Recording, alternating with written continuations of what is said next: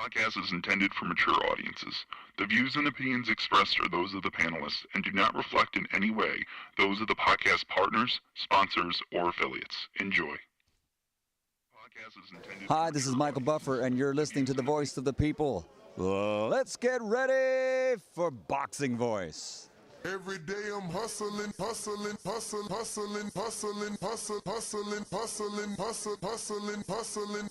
Every day I'm hustling, every day I'm hustling, every day I'm hustling, every day I'm hustling, every day I'm hustling. BoxingVoice.com.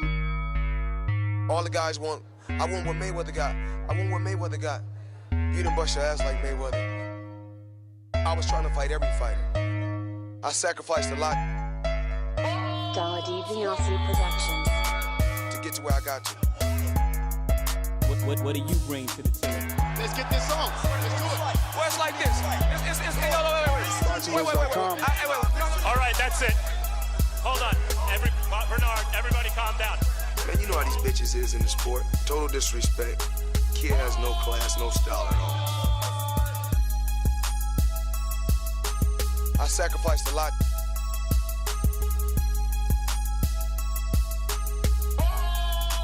BoxingVoice.com. To get to where I got to.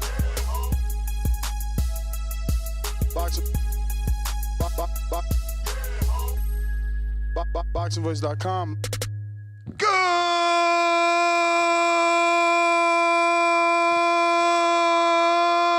morning, TBV.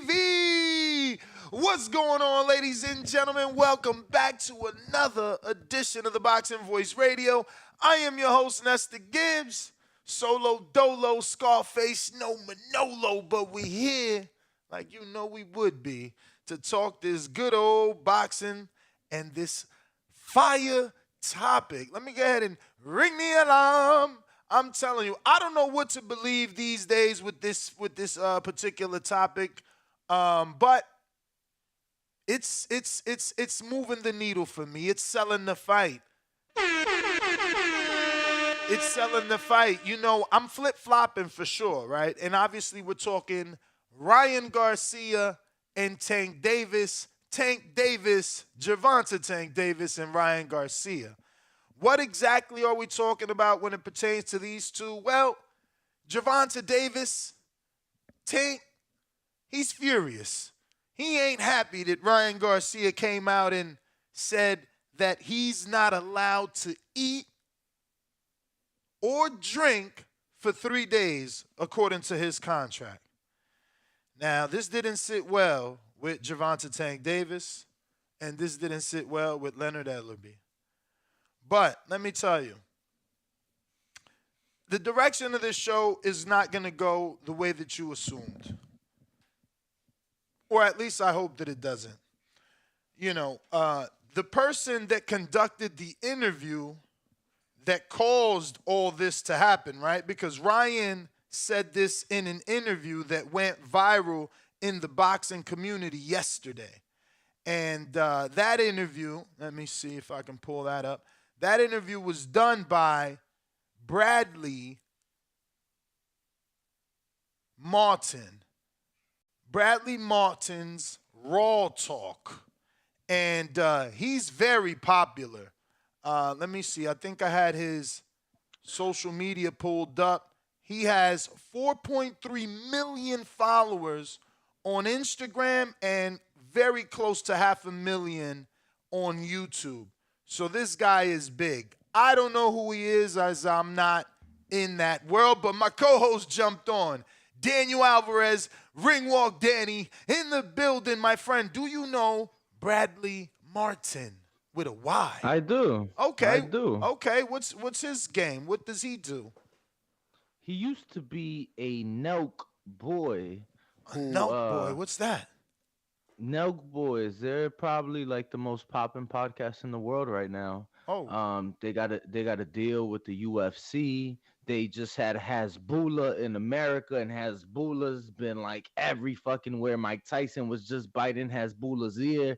I'm pretty sure I never Mike got Tyson. That, I'm pretty sure Mike Tyson it's like thinks he's a exploiting child. that dude. You know what I'm saying? I'm pretty sure he thinks he's a child. Hasbulla's a grown. He's an adult. I think Hasbulla's like 19. But yeah, anyway, Bradley used to be part of the Nelk Boys. They had a falling out, so he was like the outsider. He got cut out pretty much, and he does his own thing. I'm gonna be honest with you. I've only seen a few of their podcasts when he used to be on it because I do like some of the Nug Boy shit. And I'm really not a fan of him, bro. I'm gonna be quite frank with you. I didn't numerous interviews I saw, I You're not wasn't feeling them. of Bradley. Yeah.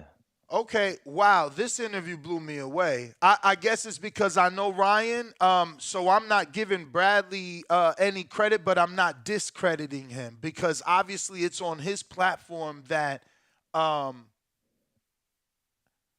he's giving me a different look on Ryan, and that's why I'm saying this show ain't going the way y'all think.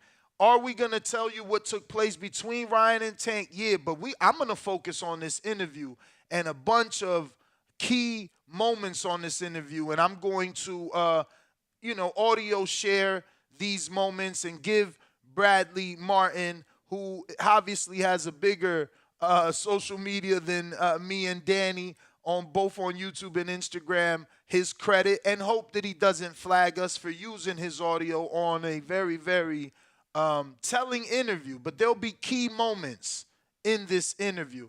I think that we have to start probably with the audio simply because we won't be able to get into what Tank said, right?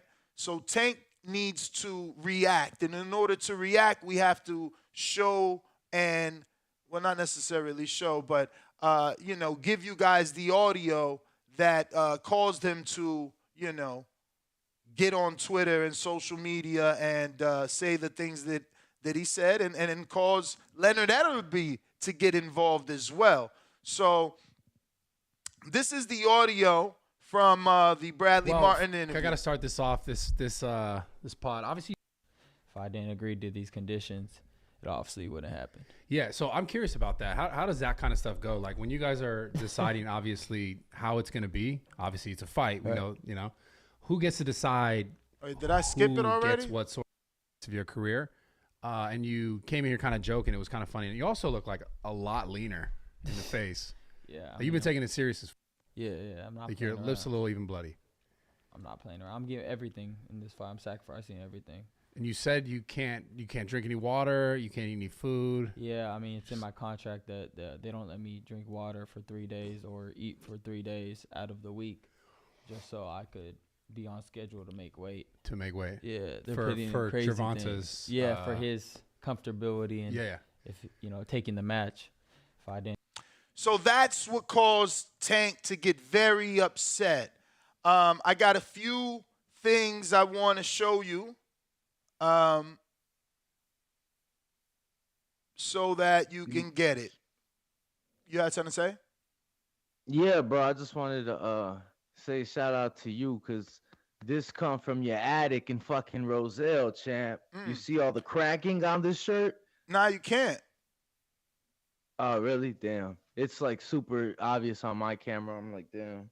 But it should, you know when the shirt's old and you done washed it a million times. Yeah.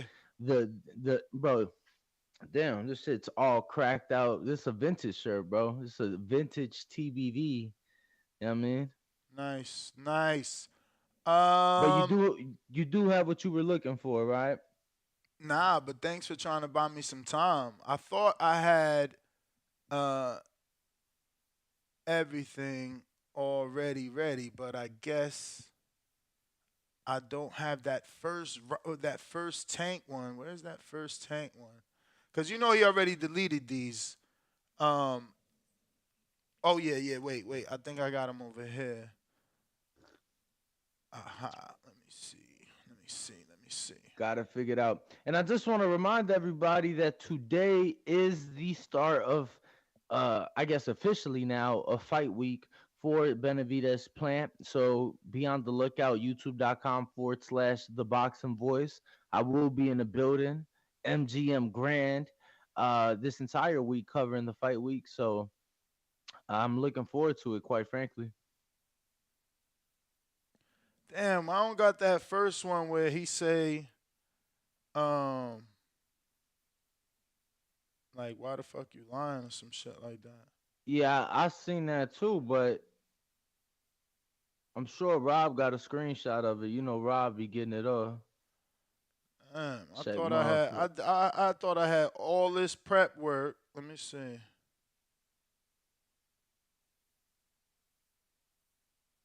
and this one. Yeah, I'm trying to see if It's crazy. I thought I had this. Wait. you talking about the one where he says no the fuck I didn't? Yeah. I'll send it to you right now. Okay, you got it? Cool. You know they get deleted. It was in the pre-pro though. Oh, okay, cool. Pre-pro, went to photos, first picture that popped up, champ. So Sent to this your is the phone. first one that caused Tank to get upset.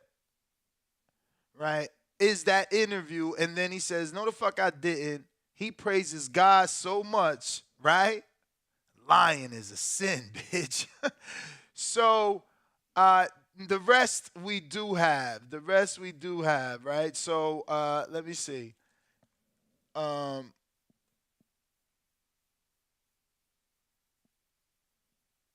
It says, so Ryan, let me put this on here. Yo, he ain't lying, yo. You know that was I'm gonna start off, you know, we 10-15 minutes in. I'm gonna start off right with Tank cuz I put it in the chat. Mm-hmm. I said, yo, my man's talking like he got us sometime about he ain't eating for X amount of time or drinking no water. And man, ain't nobody believing that. Nobody in boxing. How the fuck is that being monitored? But he convinced the casuals, and he had some hardcores question themselves. Everybody was like, "What the hell?" You know, you gotta admit it was going crazy on the internet, bro. So yeah, no, the stipulations in itself has definitely caused a lot of stir. Like, I don't want to tell you who, but another, platform that we know very well, they're at the gym the other day and they like, yo, could you believe it? Tank making Ryan weigh in the night of? And I was like, nah, champ, that got confirmed just the morning of, the first reports was a little, the wording on it, whatever. And bro, they like, what are you talking about? Who said it's the morning of? Show me. And I ain't gonna lie, that's when I hit you up and I looked for like 30 minutes. I could not find anything that has confirmed the morning of.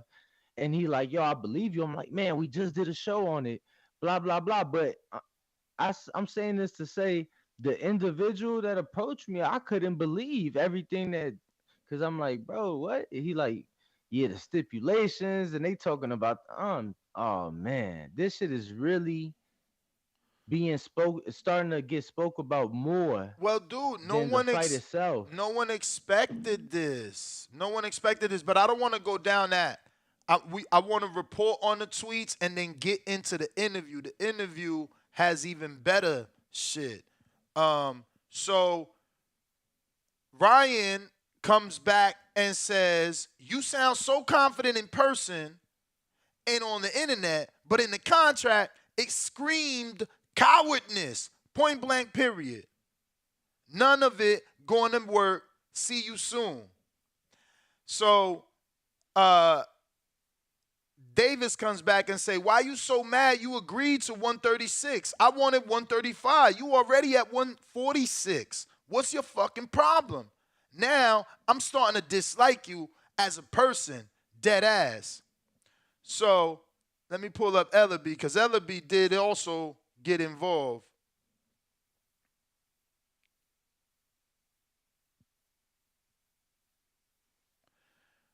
Do you have those pulled up, champ? I think I only need this one. Which one you have of Ellaby? Because I feel like I only need this one where he says, Oh, no, actually, I need the one where he says, stop the cap, bro, right? Because I got the laugh out loud, bro. I sent you 2 offers to your promoter. Does that sound like somebody not wanting to fight?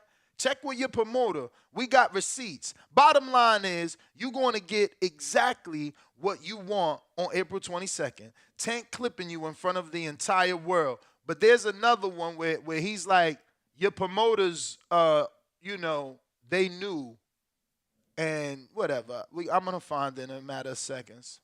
But and I just want to be on record. So it was as recent as the Pitbull fight where Floyd Mayweather, Leonard Ellerbe, and Gervonta Davis spoke after and were saying how, because I remember I was the one that asked the question, Ryan and Tank, before the press conference started, had already gotten into it on Twitter. You know what I'm saying? So Leonard's like, yeah, we sent them offers. They didn't want to fight, this, that, and the third. So this shit been, you know what I'm saying? For those that don't know, this shit been being spoke about for years. You get what I'm saying? what? This fight. And obviously Tank's side saying that they've sent an offer and that Ryan's side don't want it, and that, we've seen Oscar say that, Ryan wasn't ready in the past. So this isn't something, the back and forth and the tweets and shit like that, this ain't nothing new. Oh, yeah, you mean them having a Twitter beef? Correct. And but I'm saying, as far as also Leonard coming out saying they got receipts, this ain't the first time we done heard that. And that's what I'm saying. After the Pitbull fight at the press conference, he's on record saying that they didn't send an offer and that Golden Boy, wasn't interested in making a fight.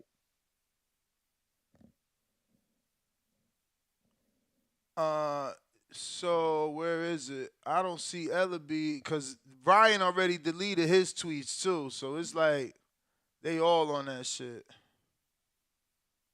Oh yeah, if we didn't get the screenshots, then oh, there you go. Can't delete them all, bro. So let me get this screen share in. This is still on his live feed, and he says, "Just business, bro. When you get a team like Tank, then you can call the shots too. Ask your promoter what it feels like. He can tell you all about it. See you soon." And obviously, that's him taking shots at Oscar doing it to Floyd. You feel me? Or you didn't feel me? Yeah, I mean. Yeah, man, what? Do you feel like they're specifically referring to that? Because I mean, Leonard ain't with said, Floyd "Ask no more. your." Leonard is with Floyd. He made that clear. You can find the interview. He just working with Tank, and they don't need no paperwork, he said. You know what I'm saying?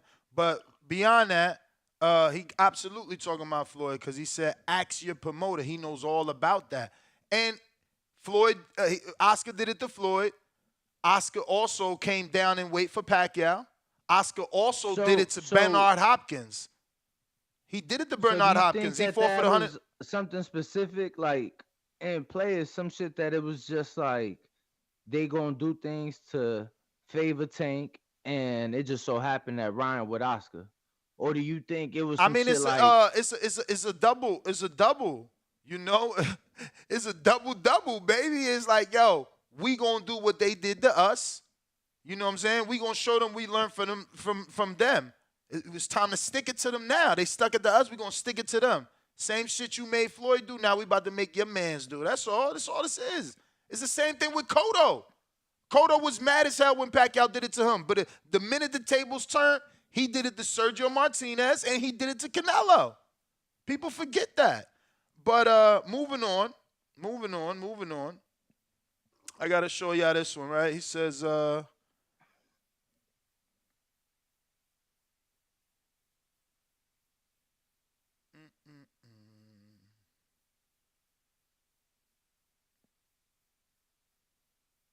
You can't find it, No, Damn, I'm just trying to get the timeline right.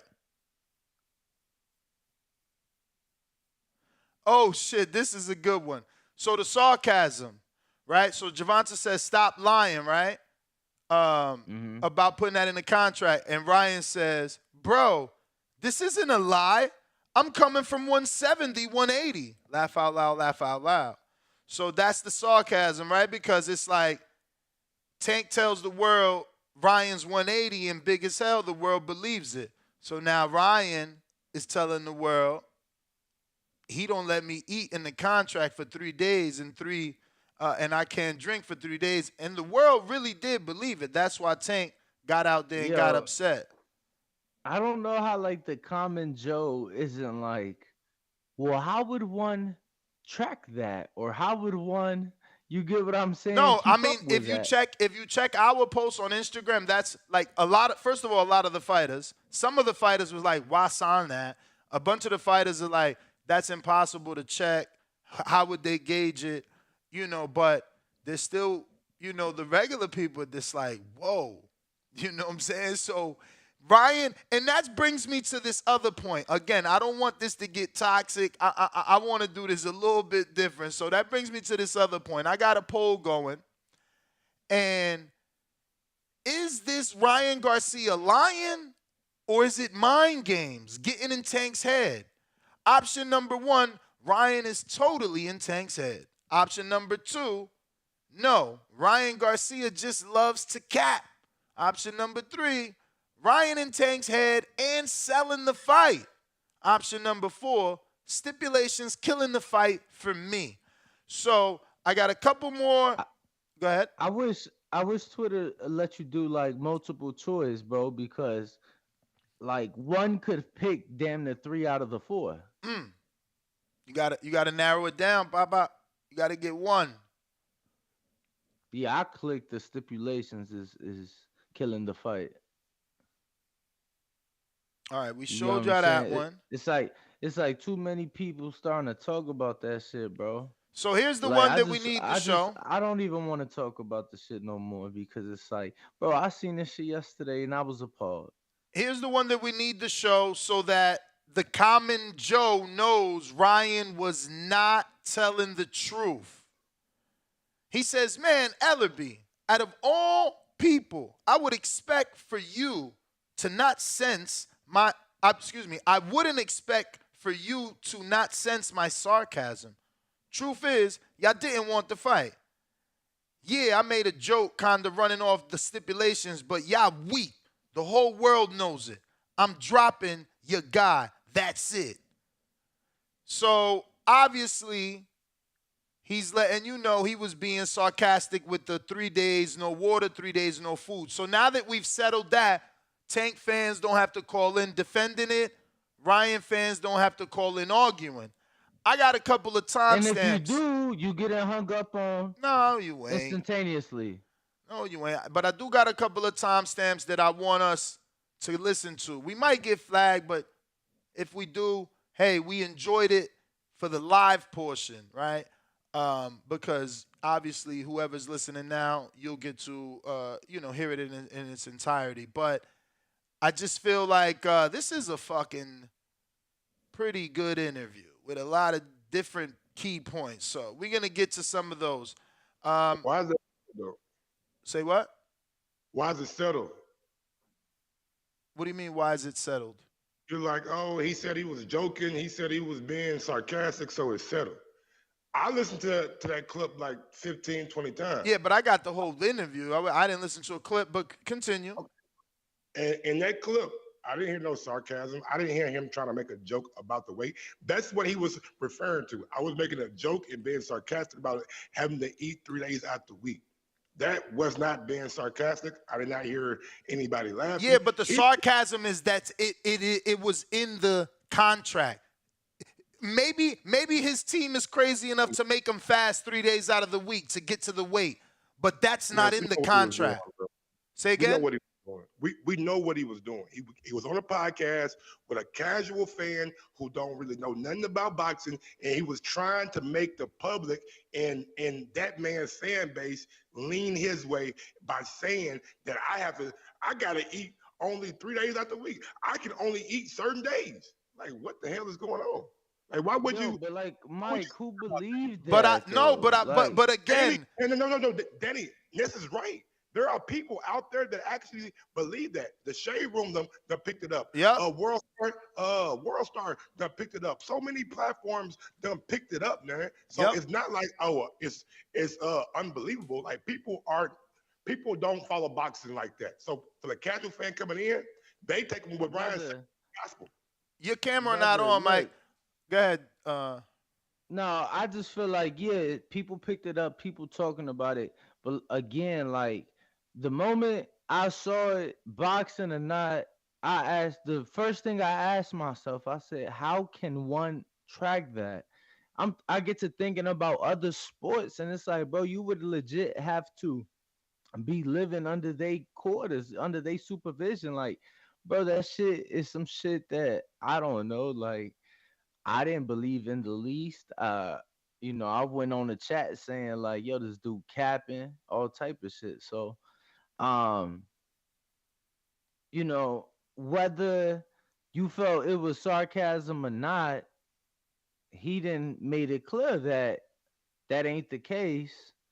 So I think that Ness was just saying like, you know what I'm saying? Don't call in saying what type of bullshit is Tank on, or what type of shit is he trying to pull? Yeah. Because he didn't made it clear that that's not the case. After he got called out for it. After Leonard LB called him out for that bullshit, after Tank got mad for that bullshit, oh man, I was just joking. It was sarcasm. Yeah, Leonard. yeah, but what did he do? But what did he do? He ain't say, nah, fuck out of here. I'm glad you took that stance. I'll defend Ryan. Yeah, He didn't. Ryan, hold on, let me finish. I gave you your chance. Ryan did not say, oh, I got caught. No. In fact, he laughed it off and said, oh, this ain't no lie. I'm coming from 180, 170, remember? Motherfucker, so if you could tell the people something, I could tell the people something. That's what the fuck he said. He ain't tuck his tail. He ain't fucking hide. Don't fucking make his tone sound like that. I was saying he came out with the excuse after Leonard. Yeah, but what was the tone you used? Leonard. No, he ain't used that fucking tone. He let their ass know. Mike, you could say, Mike, you could say that. How you know what tone he used? You using that weak ass tone? After Leonard, or you could say it was after Tank. He tweeted, Ness. There was no tone behind his tweet. Man, I'm talking about you, the way you reading it one way. I read it another then. After Leonard said, man, quit that lying shit. Oh, Leonard, you know, I was Mike. No. That's the way you view it, though. Exactly. Why you viewing it with all them tears? No, think about it, though. Because you saying that it was after Leonard came out. Another motherfucker could be like, shit, it was after Tank said that he was walking around 180. That's right.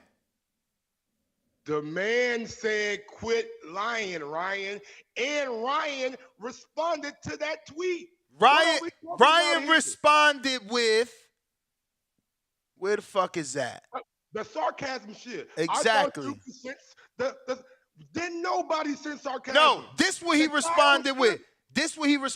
You can't help that the world's seeing your coward ways. You're not looking so tough after all. From the purses to the stipulations, you looking weak. Get out of here. And he put exclamation points. Get out of here. You trying to curl him up. Yeah, and I got him right here. Look, I'm about to it's on the screen. It's on the screen. All Ness was saying was don't call in talking about why is he making them do something that Ryan has made it clear. About. Ryan has been lying. I want people to call in and call his ass a fucking liar. I'm tired of defending Ryan Garcia. Is he a liar, Mike? Is he a liar? Yes, he's a liar, yes. So then Tank is a liar. Tank made the world believe he... No, hold on. Because you talking about perception and swaying the public. Tank made the world believe he's big as fuck and that he's coming from 180. So the world was okay with the stipulations and the rehab. Oh, but he big as hell. You heard all the goddamn calls. Now, all of a sudden, you defending Tank because he look a certain way when he fucking painted Ryan a certain way. I would Tank know how much he weighed, Ness.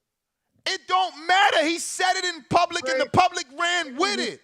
Bro, Tank did not get on the man. You know what, man? Ryan about 200 pounds, bro. That motherfucker big as hell, You man. need to be on camera, too, because the people going to think I'm yelling at Danny and shit. That's not on. Nah, we don't see you, bro. Yeah, I'm right here. I told you that. Jump in and jump out, man. I said that shit like 30 minutes ago. But listen, there's more than this.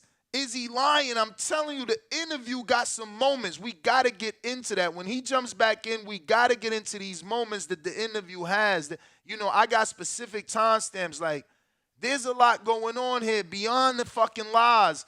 And again, I think the lies are part of the promotion. So Floyd Mayweather ain't had a million things to say about motherfucking McGregor. But that was Mike. That was Mike.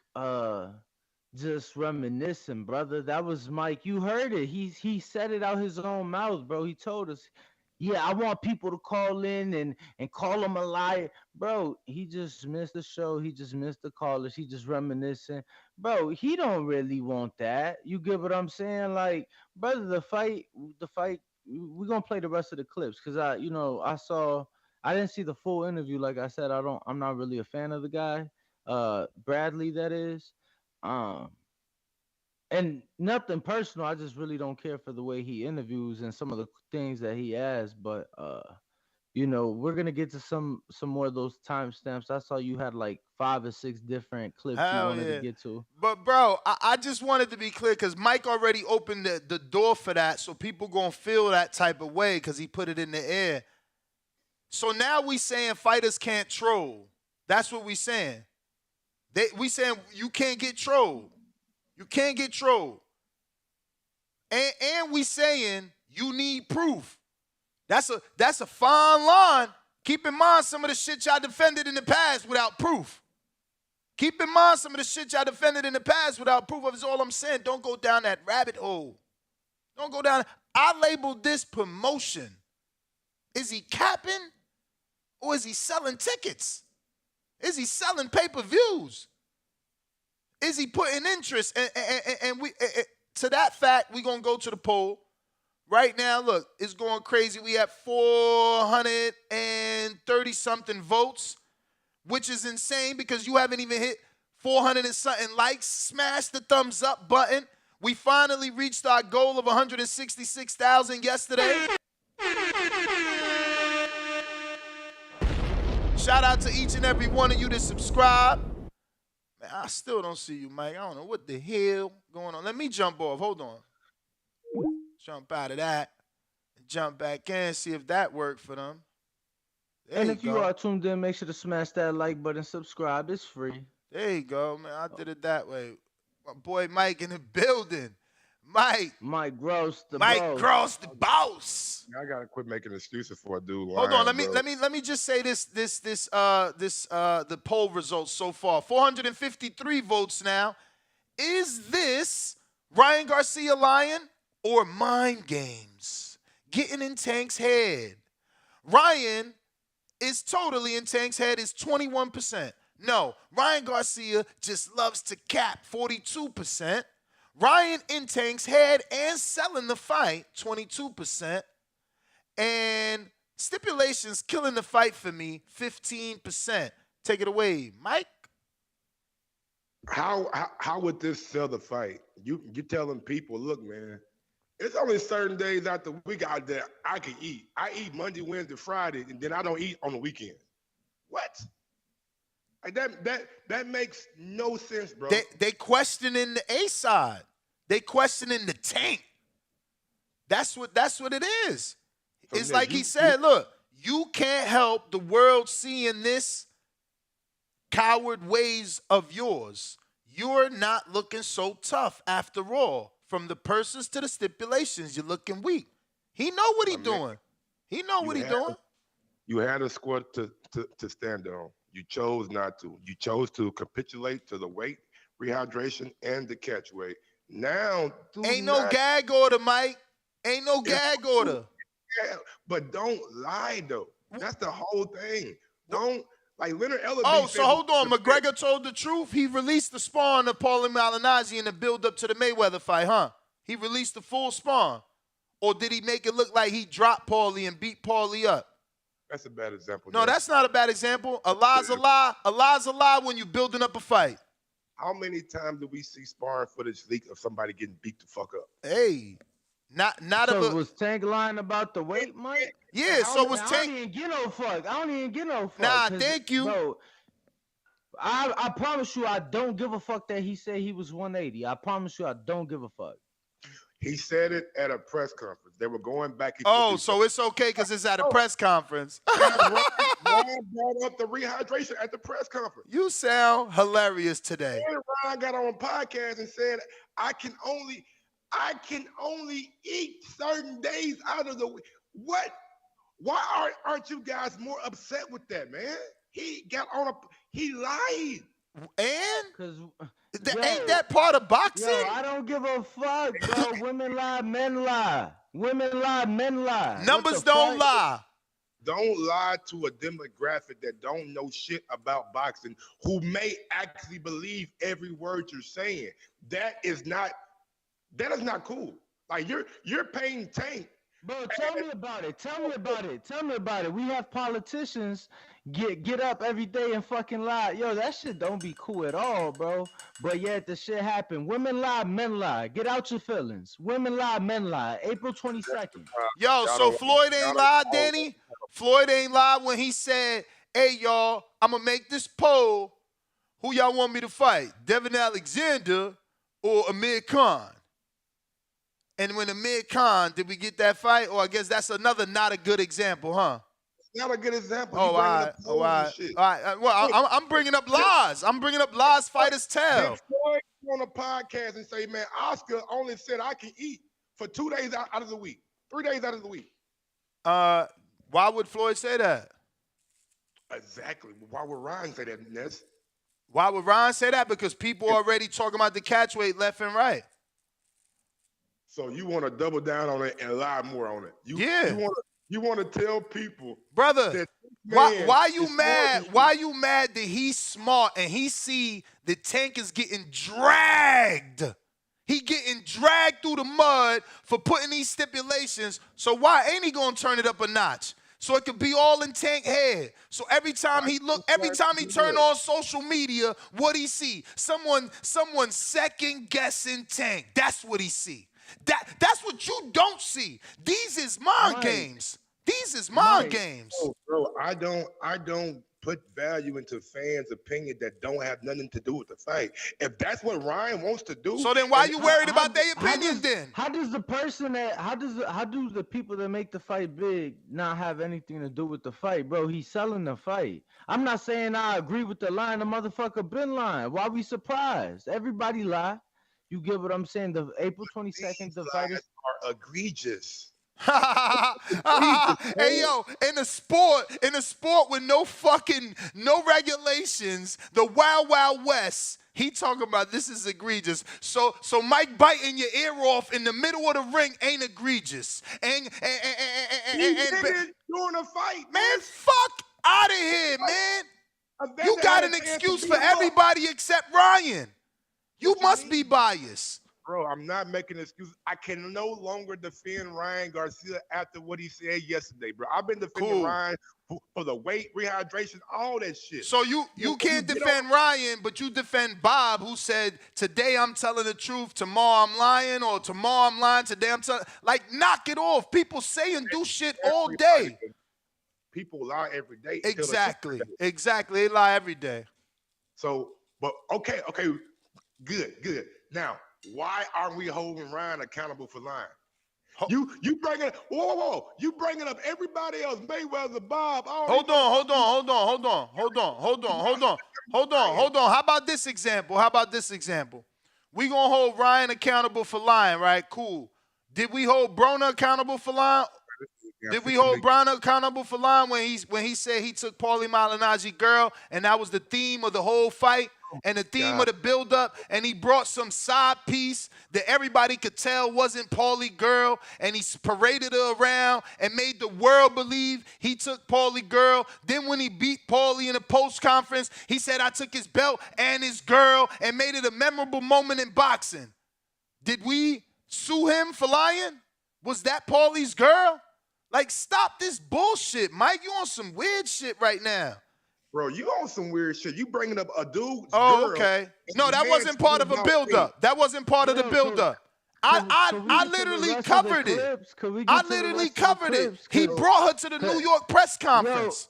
because it's just one of them things. It's just one of them things. It's like, yo, Mike, you know what I'm saying? You want to put him on the cross. We don't really necessarily have the energy or care to go watch and be on the cross. Cool, y'all want to crucify It's not that I him? don't have the energy. It's just I don't think he deserves to be on the cross when everyone else has that's what I'm done the saying. We same don't care level of to. shit. That's what I'm saying. Either don't have the energy or don't care to. Have not brought up a situation where a boxer lied on another boxer and said he put in a contract that I could only eat 3 days a week. You bringing up girls, you bringing up motherfucking shit that happened 15, 20 years ago. That has no kind of. I mean, Mike, you can't you can't want something for something to be brought up that has never happened in the sport of boxing. You know what I'm Exactly. saying? Like that's you know Tank's what I'm saying? fault. Now, what he still was lying. You get what I'm saying? But it's just the fact, like we can sit here and yell for hours and be mad about it. Tank just not. If we I mean, necessarily Ryan. care about it. It's like, for me, it's like, I really don't care. Everybody lied, dude. Everybody lied. Not only that, this is Ryan's attempt And to you said never let egregious. y'all forget it. I feel like egregious. I'm saying, you talking about like he stepping out of line and accusing him of some shit or you get what I'm saying? Now accusing somebody of steroids without having proof. Yeah. That's an egregious Damn, lie. Danny, you woke up on the right side of the bed. You a That's fucking an new. egregious lie. He's a neutral party today. He's a neutral party today. Whoa. Yes, wasn't on this podcast this week telling people don't bring up that bullshit. Yeah, but you wasn't fucking campaigning on why we ain't mad Tank lying. Why we ain't mad he accusing him of PEDs. Why we ain't got the pitchforks with the flame and everything. You ain't did none of that. I called him out. Look, you smiling. I caught you, B. Look, I got him. Got him. Now we can move on because I got hella timestamps. I'm telling you, I gonna love this interview. It was good. It was good, but I think we need to listen to a little bit more of the beginning part. Comfortability and if taking the match. If I didn't agree to these conditions, it obviously wouldn't happen. Yeah, so I'm curious about that. How does that kind of? So once again, for copyright purposes, we are reviewing the Bradley Martin Raw Talk interview where he sat down with Ryan Garcia. And these are just some key moments. They're about to get into contract negotiations.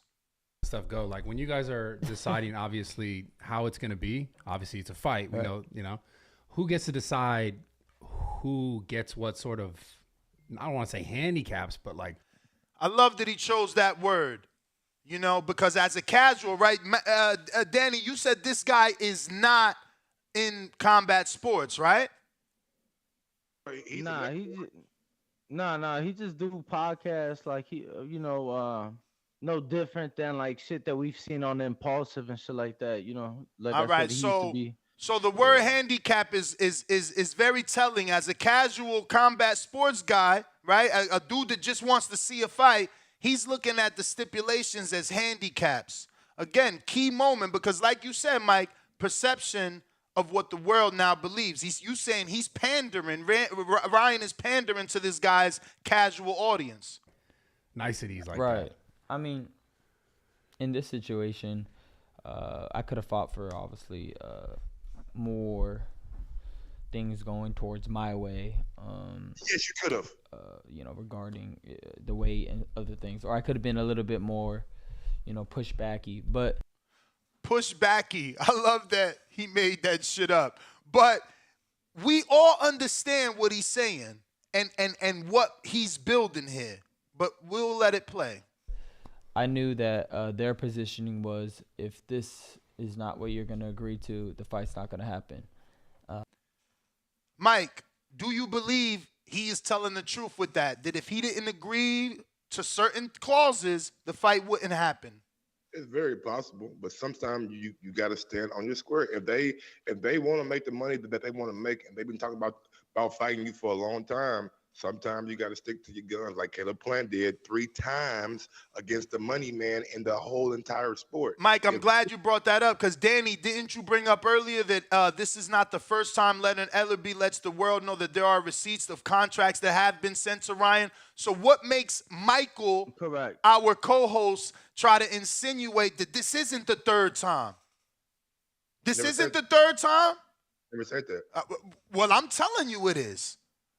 I know- Ellerbe no, I never said Ellerbe it, said he sent 2 contracts already. I know what he sent. I sent you all the tweets, Ness. I know what he said. So why isn't Ryan in the same position that Caleb Plant was in a little while ago, where he's got to take it or leave it? Because he did not stick to his squares, bro. If This the third negotiation, Mike. How he not on his square? Because he didn't stick to what, like, if he's complaining about a rehydration clause, it's either one or the other. I'm not giving you both of them. You have to know what value you bring in this fight. Ryan Garcia is a very valuable part of this fight. He's not some guy that just got out the demi side of the street. He's a big part of this promotion. And this fight wouldn't happen and wouldn't be this big without him. So sometimes you got to say, no, you only get one. You can't get both. Call me a duck. Matter of fact, have a press conference like I said the other day. Man, Tank wanted me to goddamn me rehydrate and a catch weight. I just can't do it, y'all. I wanted to fight. I really, really did, but they on some bullshit. Put it back on them. I hear you. I'm gonna move on with some more audio. So I like I've been saying is I sacrificed. I sacrificed myself not to, for the boxing fans, for the people that have been wanting this fight. Excuse me? He's not Jesus. I sacrificed myself for the boxing fans. Oh, you really not gonna like what he say next. You really not gonna like what he say next. This is the only way we can make the right fight happen now. You hear him? This is the only way we can make the right fight happen now. And check this out. Get ready, y'all. So I this is what life is about. Sacrificing for others. He playing that Jesus Christ role right there. Yo, I grew up in the Bible, baby. No, I ain't even gonna lie. This interview, he swayed me, but he gonna sway y'all too. It ain't done. There's more shit coming. Watch this. What I find so interesting about this is that you are the guy that forever on the internet, boxing fans have kind of like, not that they don't love you because they do. I feel like this guy watched our show, though. Ain't that my point, y'all? To all the people watching, didn't I fucking say I thought he was the TikToker, the YouTuber, the fucking model? I love you, but a lot of them are divided between, like, he's a real boxer. Is he this? He's fighting this. He's a social media guy. And it seems like now you're at a fight where this is going to be one of the biggest fights of your career, as well as his career. Yeah. Like, it's not as if, like, it's just a big fight for you. Both of you guys is one of the biggest. And that's another point. Like, is this not each man's biggest fight? Man, I'm still up to this point, hell yeah. The man said that's what life is all about, sacrificing for others. Yeah, but you laughing when you forget that 2 years ago he came out on social media, told y'all he gave his life to Christ. I'm not saying that. I mean, that's just Bible words. Don't try to correlate your boxing career with Jesus Christ. Oh, it's gonna be a lot of that in this interview. It's gonna be a lot of that in this interview, bro. For real. These fights possible for you guys, right? And you decided that you were gonna take kind of, I don't want to say the harder side of the coin because it's like, you heard that? Again, the casual person with this big audience is telling his audience he's doing the harder thing by taking these stipulations. Rehydration clause, not being able to kind of like get full again and, maybe feel more, I don't want to say ready because obviously you're going to be ready regardless. Right. But you took this side. Now, this is for Tank fans. Here's your ammunition. For all the YouTube channels, here's your ammunition, okay? Watch what Ryan says. For the fans, for the people. And for the sport. And for the sport. Because this is a big moment. This is one of the biggest fights in a very long time. Sport's been hurting because they haven't been able to make. Oh, no, this is the other point that I said you're not going to like. Sorry. The big fights happen. So, I came into the sport to make an impact. That was my whole, my whole, yeah. That was my whole purpose. I just want to stop and say, remember, me and Danny, we've had the conversation on this show, and we had a show about what the winner, does he become the face of boxing and things like that.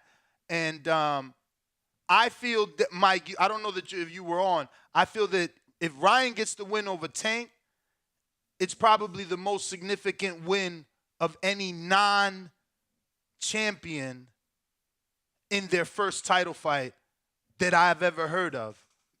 Maybe Mike, I guess, didn't Mike fight Spinks or some shit like that? I don't know. I'm not this a history. This ain't no title fight, though. Ooh, that's fucking right. It's still... Bro, how do you keep forgetting the catch weight? Yo, because he got the belt. It's just so silly, man. But listen, it still got to be up there, right? Like, this is the biggest fight of a dude that's never been a champ. Like, this is the biggest step up. One could argue Conor McGregor against Mayweather. Yeah, but that's like a circus shit.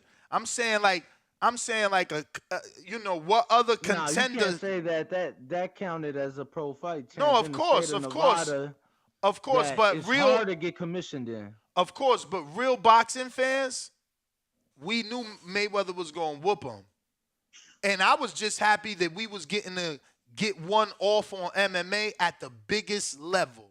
So, but we all knew what that was. Please, that shit wasn't. What was the question again? You said that Ryan is if he win this fight, it's the biggest fight. Yeah, but without a title, it don't even matter. The question's non-valid because, obviously Floyd fought Chiquinega Hernandez and, Shakur, let's say, fought Joet Gonzalez and Danny fought Amir Khan.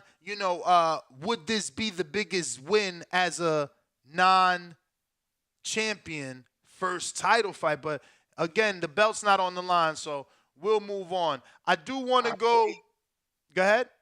I just hate that they keep saying that we haven't been getting big fights. We've been getting some big fights, but not when we supposed to. I think that's more what he's making it about.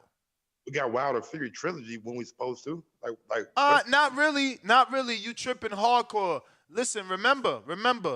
Tyson Fury got in the ring 3 years before the fight. So, You're right.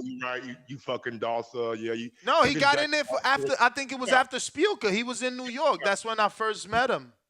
Took his little jacket off, threw it on the ground, and started going around the ring. Yeah. So you're right. There is another moment here that I want y'all to hear. So we fishing for it because I didn't write this timestamp. Why I do things is to have an impact. And in this position, this is how you start something. This is how you start, to have boxing into the right trajectory. It's not. This is the moment that I've been telling Mike won't like. Gonna happen if guys like Terrence Crawford and Errol Spence don't get in the ring. Somebody has to find a way. So I just so happen to be that guy. You said he wasn't the savior, but he throwing it on his back. He said, I got boxing on my back. Yo, why you take shots at Earl and Terrence, though? Because he ain't making that kind of money yet. That's all. Oh, you think? I mean, did he get $10 million? Did he put $48,000 in an arena? I know Earl got paid for that fight. As a matter of fact, think about it. Real quick. As a matter of fact, every time Earl fights in Dallas, it's about 35,000 plus. Danny Garcia, Ugas, Mikey Garcia. I ain't never seen Ryan put that much in an arena. I ain't never seen a headline say Ryan got $10 million for a fight. So I don't think he's getting that kind of money yet. Yo, exactly. But as a non-champion, I ain't never seen a non-belt holder do 12,000 tickets. I ain't never seen a non-belt holder get a guarantee of $2 million. Just saying. But I don't care about that. I thought Devin got $3 million. I'm sure he had a belt. Oh, yeah, against Linares. Right. I'm talking about a dude with no belt getting this type of money, but I'm a move on to where I finally said to myself, let me start writing some of this shit down. And this is the timestamp because up until now we've been fishing. So I do want you to hear this at timestamp 20. Tommy Fury got paid and Shaheen have a belt. I'm just saying. There's a correlation to this shit. No, right cool, here. cool. You Jake sound, Paul, hey, Tommy Fury, you sound Ryan like Garcia, you sound like Dakota. you sound like yourself yesterday when you said, if every time we talk, if we gonna bring up Floyd, it ain't gonna be fair. So if you gonna bring up anomalies of like Jake Paul that we know are unheard of, we've never seen a pro debut of pay-per-view.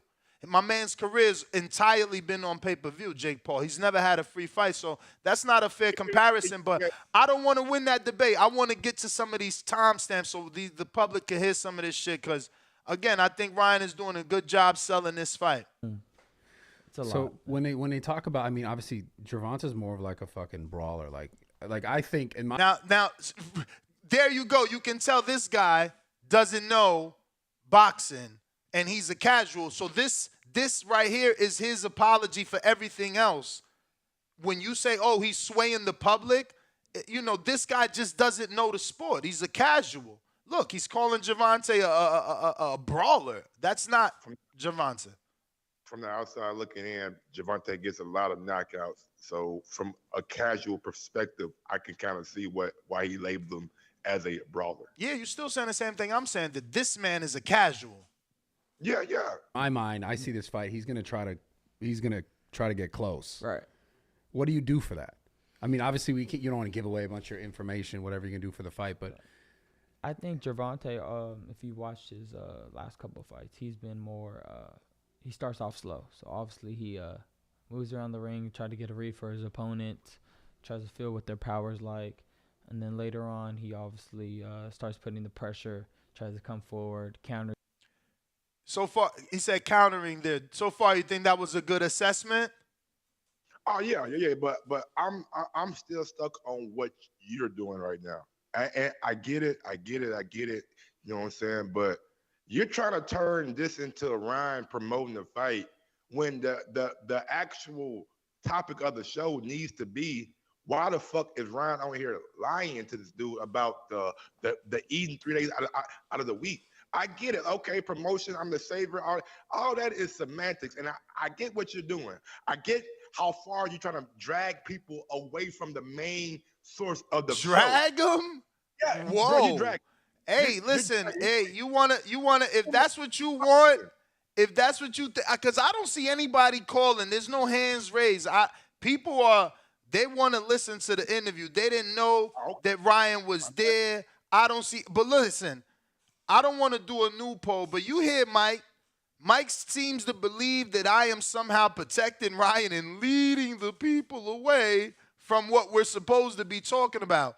If you feel you want to call in and voice your opinion now, the phone lines are open. The number is scrolling across the top, and it's pinned up there, 14255695241. Remember to press 1. If you're on Discord, remember to request. Same thing on Twitter Spaces. I got General Camino. What up? Hold off. Bluetooth. Twitter Spaces with the bullshit. Now, I wasn't saying like don't play the audio. Don't get it. Because I'm kind of curious. Yeah, you can hear me? I hear you now. Go for it. I'm good. You good to go? Well. How y'all doing this morning, man? It's good to have good. y'all around. Glorious. That's what's up. So I just wanted to get some clarification with the contracts. So Ellerby said they sent 2 contracts, correct? One of those was the 135, and the other one was obviously the 136 with the weight Yeah, correct? I wouldn't go that far assuming that, because there's audio on the Zone boxing channel of Ryan saying that they agreed to 138, and then they called them back and said, no, it's got to be 136. So, we don't know how many contracts or revisions were sent back and forth. Because I interpreted that tweet as 2 contracts, like 2 times we done negotiations, 2 times we tried to do this fight. I interpreted it as 2 times options on this particular Yeah, you see, you interpreting as 2 contracts for this negotiation.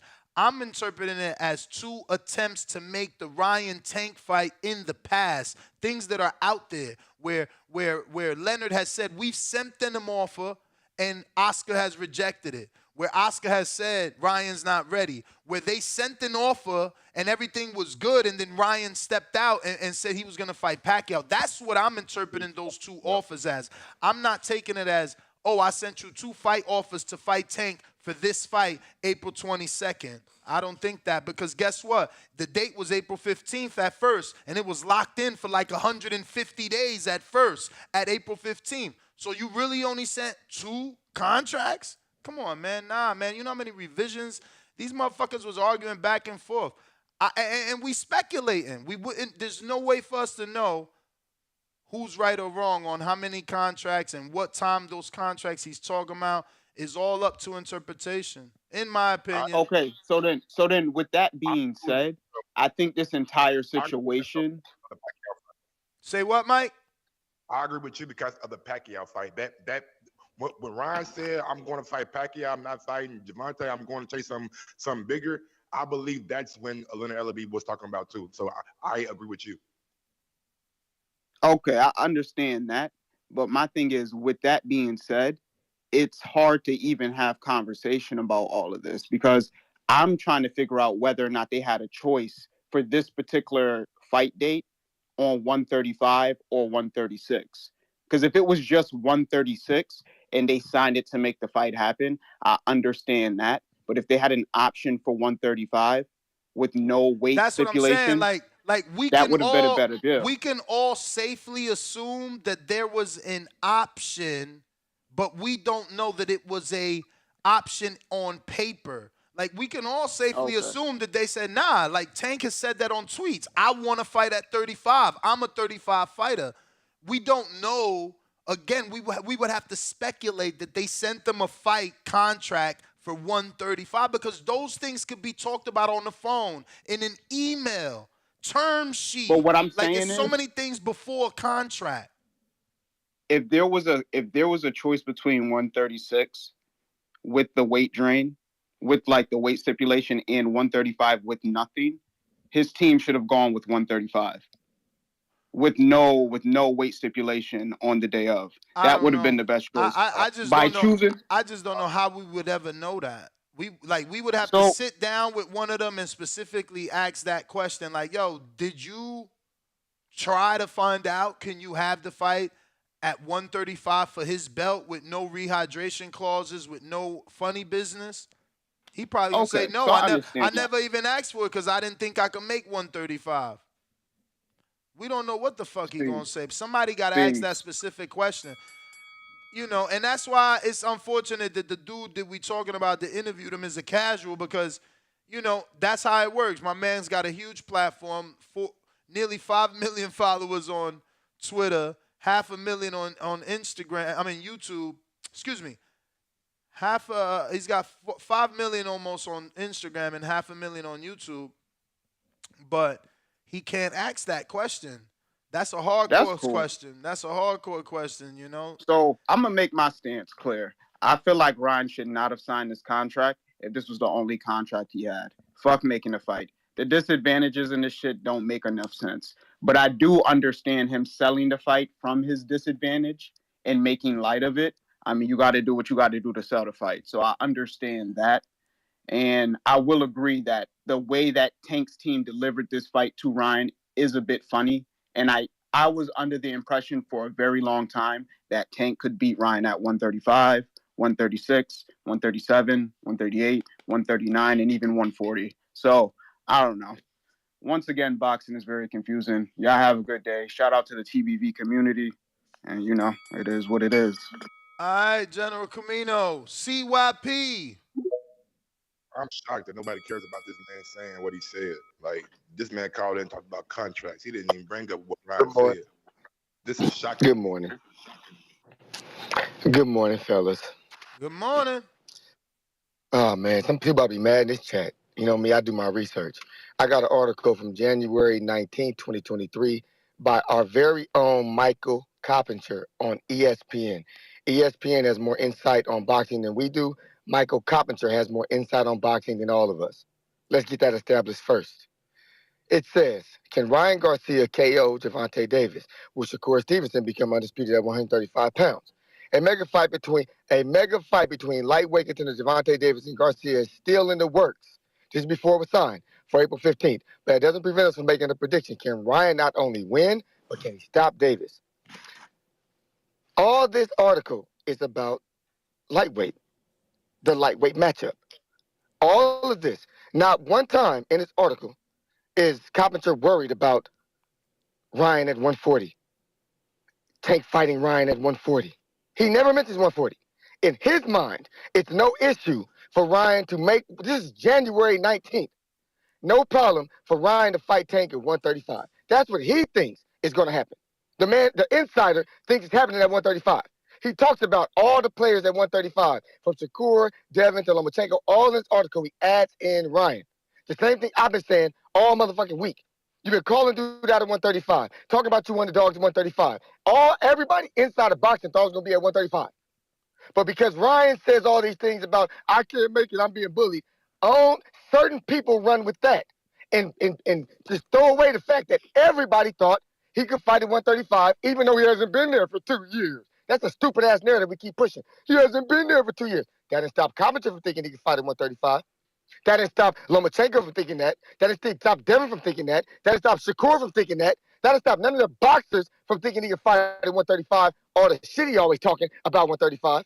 But for some reason, all he got to do is cry on TV, cry to a biased reporter, and we just gonna change everything that we fucking known for the past 2 years, as far back as January 19th. My God, I'm gonna send my article so people think I'm lying. But y'all full of shit. This dude could make. I don't agree with that though, bro. I don't agree with that because he did move up. You know what I'm saying? Like he moved up. Like yes, both he guys moved up. He moved up 2 years ago, and nobody thought that he wouldn't fight Tank at 135. So it don't matter if he moved up. If nobody thought this dude can't fight at 135, we would have been talking about this shit the whole time. Nobody was thinking it's going to be at 140. Nobody. As up to January 19th, nobody thought that. So what is the problem? Nobody. It don't matter, brothers. It don't matter. Listen, Mike, Danny, it don't matter. It don't matter what a fighter says, what CYP says. Only the person that's weighing in knows what he can do. And not even he knows sometimes. I'll point right to Shakur, who thought he was going to make weight. Okay? Let's move on. Like, it don't matter what people think. It only matters what the fighter thinks. It don't matter what a reporter thinks. It don't matter what you think. You're not the one cutting the weight. None of that matters. And both guys had a fight at 140, so I just thought that 135 of 140 could be in play. I didn't think of a catch weight. But truth be told, there is a timestamp here that may help CYP in that argument about the weight. Let me see where we at with those. And honestly, like, I don't care about the weight. Like the catch weight, the weight class, that don't matter to me. You know what I'm saying? It's the rehydration. We can agree on anything. That's fine. But once we agree to something, don't tell me what I can come back in at. That's the only problem that I had with Tank. And the problem that I had with Ryan is the whole I can only eat certain days out of the week. That just doesn't sit right with me. Because you're telling the public that I'm putting myself at jeopardy by not putting food in my body for a day, maybe 2 days out of the week. So, and I'm still training. Like, who in their right mind would bet on you knowing those facts? Hey, man, I mean, I don't understand what's the difference between telling people you are going to do what every fighter does. There's fighters that just put wet tissue in their mouth or ice cubes for days, cutting weight. So now because he's vocalizing what cutting weight is, means something, I'm lost, man. I mean, I never understood that boxing was fair and you had to, play by certain rules when shit talking. Like when? When did anybody tell Big Baby not to say shit to AJ? Not saying that. Yes, he I said mean, they put. I'm pretty in sure my Big Baby. I'm pretty sure Big Baby said everything under the sun to Wilder and his family. Like, Yes. all right. So like this is nothing new. Like you trying to like single out. But anyway, I mean, you're entitled to that. You're entitled to that. Contract. They put it in my. Like, are we skipping over that? They put it in my contract. That's how he started.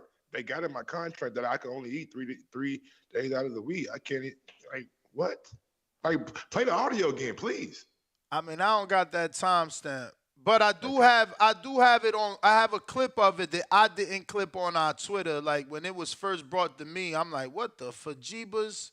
You know what I mean? This is before doing research. You said fajibas? Even bloody. I'm not playing around. I'm giving everything in this fight. I'm sacrificing everything. And you said you can't drink any water, you can't eat any food. Yeah, I mean, it's in my contract that they don't let me drink water for 3 days or eat for 3 days out of the week, just so I could be on schedule to make weight. To make weight. Yeah, for Gervonta's. For his comfortability and if taking the match. If I didn't agree to these conditions, it obviously would have happened. Yeah, so I'm curious about that. How does that kind of stuff go? Like your lips a little. So Mike is upset that Ryan said this casually and didn't verbally indicate that this is a lie. If you're upset about it, call in 1-425-569-5241. Press 1. I also have some timestamps we're going to try and get to. I guess I'm going to have to play one within every call. I forgot how good you are, man. I forgot how talented you are over there. What are you talking? Ryan said, "Don't sway the audience, man." You said casually, like he was just a walk in the park. He didn't really mean it. He did. No. I said it the opposite. He said it so casually, it looks like it's true. He doesn't distinguish that it's a lie here. He distinguishes on his Twitter, which it does. There's no indication that the audience that watches the show correlates with his. I get what you're saying. He's painting Gervonta in a bad light. But that's what Tank did to him when he called him 180 pounds. And he said, "Oh, look how big you are." And all the Tank fans called in saying, "Look how big he is. You want him to come in 160 on fight night?" Come on, bruh. Like, you defending, but you ain't defend that. Rob, North Carolina, what up? I know Rob don't what's sound like going that. on, man? Chilling, Rob. Hey, look, what Ryan did, basically, he's exaggerated. Like the same way Tank did. Tank was like, yo, I'm not stupid, so I'm gonna put this weight clause in there so he can't come in. He walks around at like 170, 180, which is a lie. Okay, words. Right? Exactly. So Ryan's saying what a person that's 180, 190 would have to do to make 135 to come in the ring with. You're a great caller, man. It's a lie, but it's countering a lie that Tank told. So it's not like he's like, well, Judge wait, him man. saying Yo, let that man get his call, the man. Rehydration clause. Hold on. He's saying in his contract, meaning the rehydration clause in his contract, but he's just being, like sarcastic about it and saying it in a fucked up way. The same way Tank ain't be like, yo, Ryan, he's really like 150. So we want to make sure he don't come in the ring 150. So we gonna put the rehydration clause. No, he said he's 180. Look how big he is. He's which he's not. Like you exaggerated. So Ryan's exaggerating. That's all that's going on, and I like it. That's right. He's selling the fight. Honest. He know Tank getting heat. Yeah, he's selling it. He know Tank getting heat. So now it's like, and then he putting all of this, the church shit in it and all that too. Yeah, that's another angle too. Like, yeah, I feel like Ryan is selling this fight. He better get in the fucking gym though. Oh, he in the gym. If Mike ever let I me hope get he to in the these gym. timestamps, he in the fucking gym. Okay. Nah, this interview, he's selling me. So, He's yeah. definitely selling. I'm still gonna always pick Tank, but shit, I'm at least gonna root for Ryan. Yeah. Ryan got an uphill battle, but that's what I think he's getting the people. People probably wouldn't have even went for Ryan or even gave him a chance. Let me shut up, because I It's told like Mike not to now cut you turning. off. And now they turn to where it's like, you know what? I kind of want him to, you know what I'm saying, pull something off, even though it's highly unlikely. But it's like we like this guy now. Yes. You know what I'm saying? Like we like how he's going about handling the business. We wish more boxers would do this shit. Yes. That's it. Rob, great call, That's my champ. call. Bro, there's another moment in this interview. Let me tell y'all. He compares himself to Muhammad Ali and Sonny Liston. He obviously finishes and says, obviously, I'm not Muhammad Ali. But remember that people thought Muhammad Ali was going to lose to Sonny Liston. So he's comparing this fight to that. No, he is doing his job selling this fight. But we're going to go to a little bit of this audio and then get right back to one caller. You, because you're a little bit more worn out, so your punches aren't going to come as fast, so he could better time you. But I think what his mistake is here is now he's in with a fighter that is not going to wear out, and I'm going to get stronger as the rounds go. He hasn't had to fight an elite fighter where they're going to come in condition, they're not going to, and they hit hard. Yeah. So he's not going to just be able to walk in my punches. Like, he's not. I don't care who you are. You can't just walk in and think you're going to keep taking them. Yeah. And you're going to be okay at the end of the round. That's not going to happen. Yeah. You get hit, you're going to feel it. So it's going to be, for me, a more strategic fight on both ends, because he's not going to, once he feels shot by mine, if he survives it, he's going to want to, take a lap. What's your thoughts on his breakdown? First of all, let me break that down. Let me ask you this in parts. Danny, mime over there. I thought you was asking Mike specifically. No. Obviously, I want to Mike, ask you. the outspoken one, so I was letting him answer. Now, I want to ask both of y'all. The fact that he says he's never fought anyone with power, do we agree that Ryan is the biggest puncher Tank has faced till date? Or is there someone else Tank has faced with the equal or greater power than Ryan?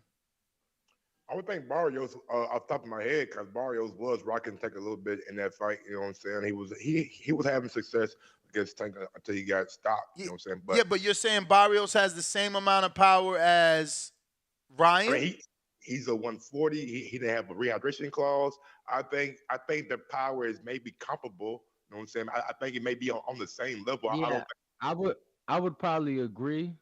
Yeah. I would probably agree. Probably Barrios. I would have to disagree quickly just to give y'all some facts. Barrios never knocked out nobody on that level. Ryan is knocked out Fortuna and Campbell. Those are names. You can't mention a name Barrios knocked out. Yeah, thank God. He knocks out the Giovanni Santiagos and whoever else sounds like that. He don't knock out the dudes that sound like the other people that mean, something. What about? He didn't knock him out, but he knocked him down twice. Who? Batiar, the one that I said, knock out. I could have told you Barrios gets a knockdown because one of the callers let me know. That's why I bet on him to knock out Giovanni. He gets a knockdown almost every fight, but that don't mean he got Rolly. That's what I'm saying. Rolly, his biggest knockout is Yigit, and most people don't appreciate it. I do, but they think he was, roughing Yigit up. It was more of an MMA fight. And he didn't knock out Marinez, and Comey slept Marinez. So I don't know. I think Ryan ain't lying. Fortuna was durable. Maybe. It's just the thing is, like, even with Barrios is like, I would hold Barrios' guys on you know what I'm saying? Like, Barrios been a world champion and fought world champions. You get what I'm saying? Like, yeah, man, I would rate I'm not saying he's not right, but I would say that right now Barrios is probably just a bit more. He didn't fall tougher competition. That's all.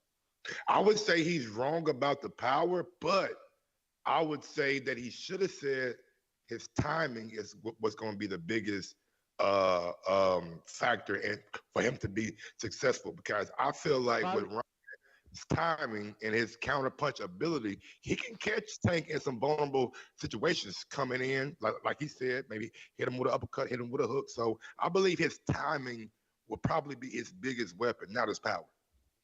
What did you guys think about him saying that the fighters he fights tire while he gets stronger? Have you ever felt that Ryan gets stronger as the rounds go by? I've never noticed that because I've just never felt I needed to dissect his fights. Well, I feel like you can probably say that definitely about the Luke Campbell fight.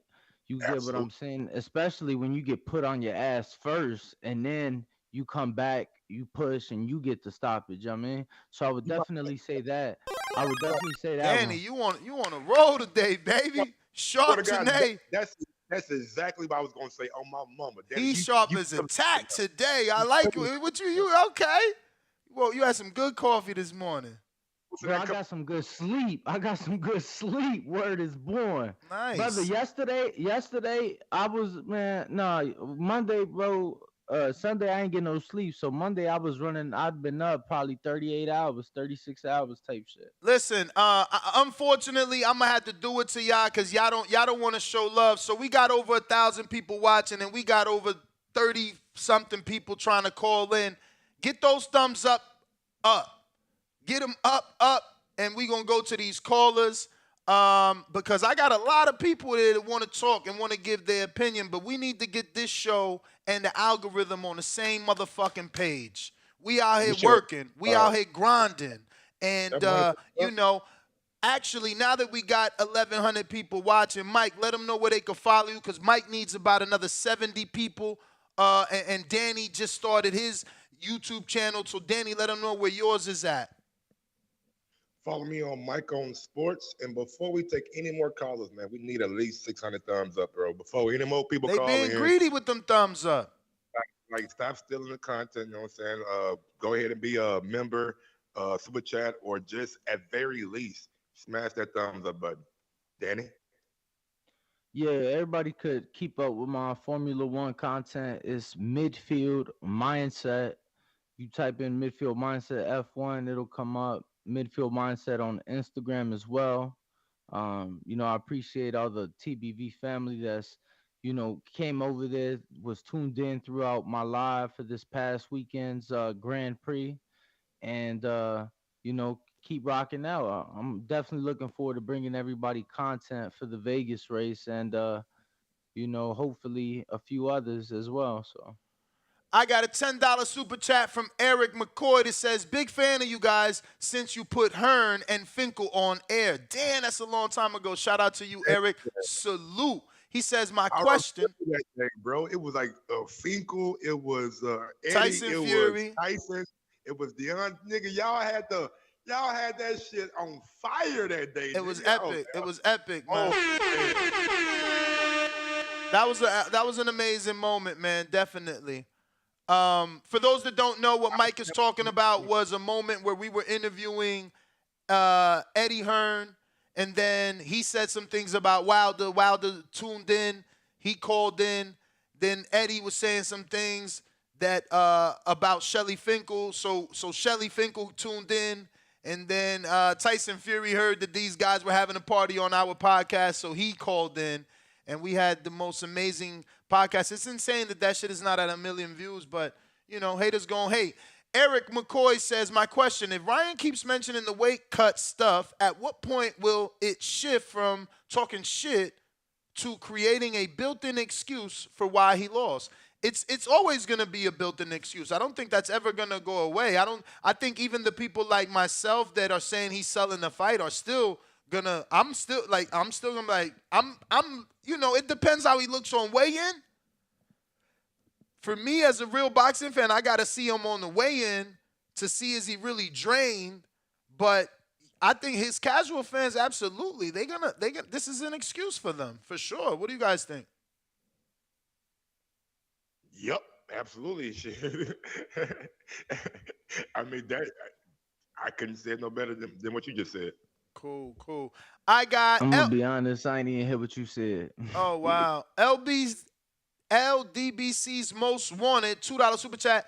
Tank said the YouTuber can't file his 22 taxes. I don't know. Mad Bent 100 Kansas City $5 super chat says Ryan is a capping, Nest defending lies. Your accomplice 1.5 million. No, excuse me, 1.5 milliliters, Tanquil. Ryan going to sleep in 5. Okay. Damn. Hey, what do we make about that tweet he had about Floyd? Tank, that is. Tweet of that he got kicked out the gym?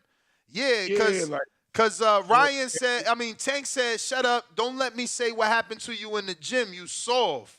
And then I think Ryan said something like, I hear stuff too. And he was like, what? That I got kicked out the gym because Floyd Petty. Actually, I got the tweet, man. Hold on. Because Shade Room picked that up. You know they did. Yeah, I made sure. Hold on, what? Floyd kicked him out the gym? Yeah. That's what he insinuated. You know what I'm saying? That's what he said. Here you go. I made last night. Here you go. So these are some of the tweets that we already talked about, but I'm going to go through the slides slow in case you didn't see this and you're just tuning in. This is some of the Twitter back and forth and some of what we're talking about today. All this did transpire on the interview that we're playing you clips of. But the one in question is this one from Tank that says, what? That Floyd Petty ass said I couldn't use his gym anymore? I don't give a fuck. Nah, it's not what I heard. It's what I know. Chomp. So, yeah. All right, getting back to it. Looks like we got a super chat from Braven 55, 2 rings. He says, look, the poll. The world seeing this boy cap. Y'all funny with this devil's advocate shit. Ryan loves this attention more than fighting. Captain Crunch. And the poll that he is talking about is the poll we have right here at youtube.com/The Boxing Voice, where I hope you're subscribed and clicked on the notification bell so you get notified every time we go live. We go live twice a day, 6 a.m. Pacific Standard Time, 9 a.m. Eastern, which is the same time, and then 12 Pacific Standard Time, 3 p.m. Eastern, which is the same time. 2 different coasts. Our poll, is this Ryan Garcia lying or mind games getting in Tank's head? 22% say Ryan is totally in Tank's head. 44% has it in the lead. No, Ryan Garcia just loves to cap. 21%, Ryan in Tank's head and selling the fight. 14%, stipulations killing the fight for me. So, looks like I got Mad Bet 100 that says, with a $2 super chat, he said, what the hell is that? Ryan on the cross upside down. Y'all funny, man. We going to Big Face in the DMV. Hello? What up? What's up with y'all? How everybody doing? We good. Can you hear me? Yes, sir. Yeah, I just think Ryan, he just doing all this talking right now because I feel like deep down he know he ain't really ready for Tank. But I applaud him for even like doing what he got to do, having the heart to take the fight. But I don't think he gonna win, and he just pushing that rehydration and this weight shit as an excuse for when he do get knocked the fuck out, that he can, have something to, have in the back of, like, get people to say, well, it's because of this, it's because of that. You know how they do every time they lose and shit. Well, all right, champ. Big Face, thanks for calling in. I got Jonathan Lambarena that says CYP said Coppinger believed in his mind. 3 laughing out loud emojis. And looks like we got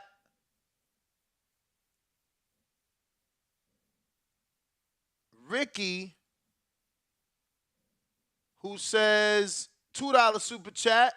Ryan already came out and said he was lying. Laughing out loud emoji. Yes, we showed those tweets, my friend. We certainly showed those tweets. And then we got CYP counterpunch.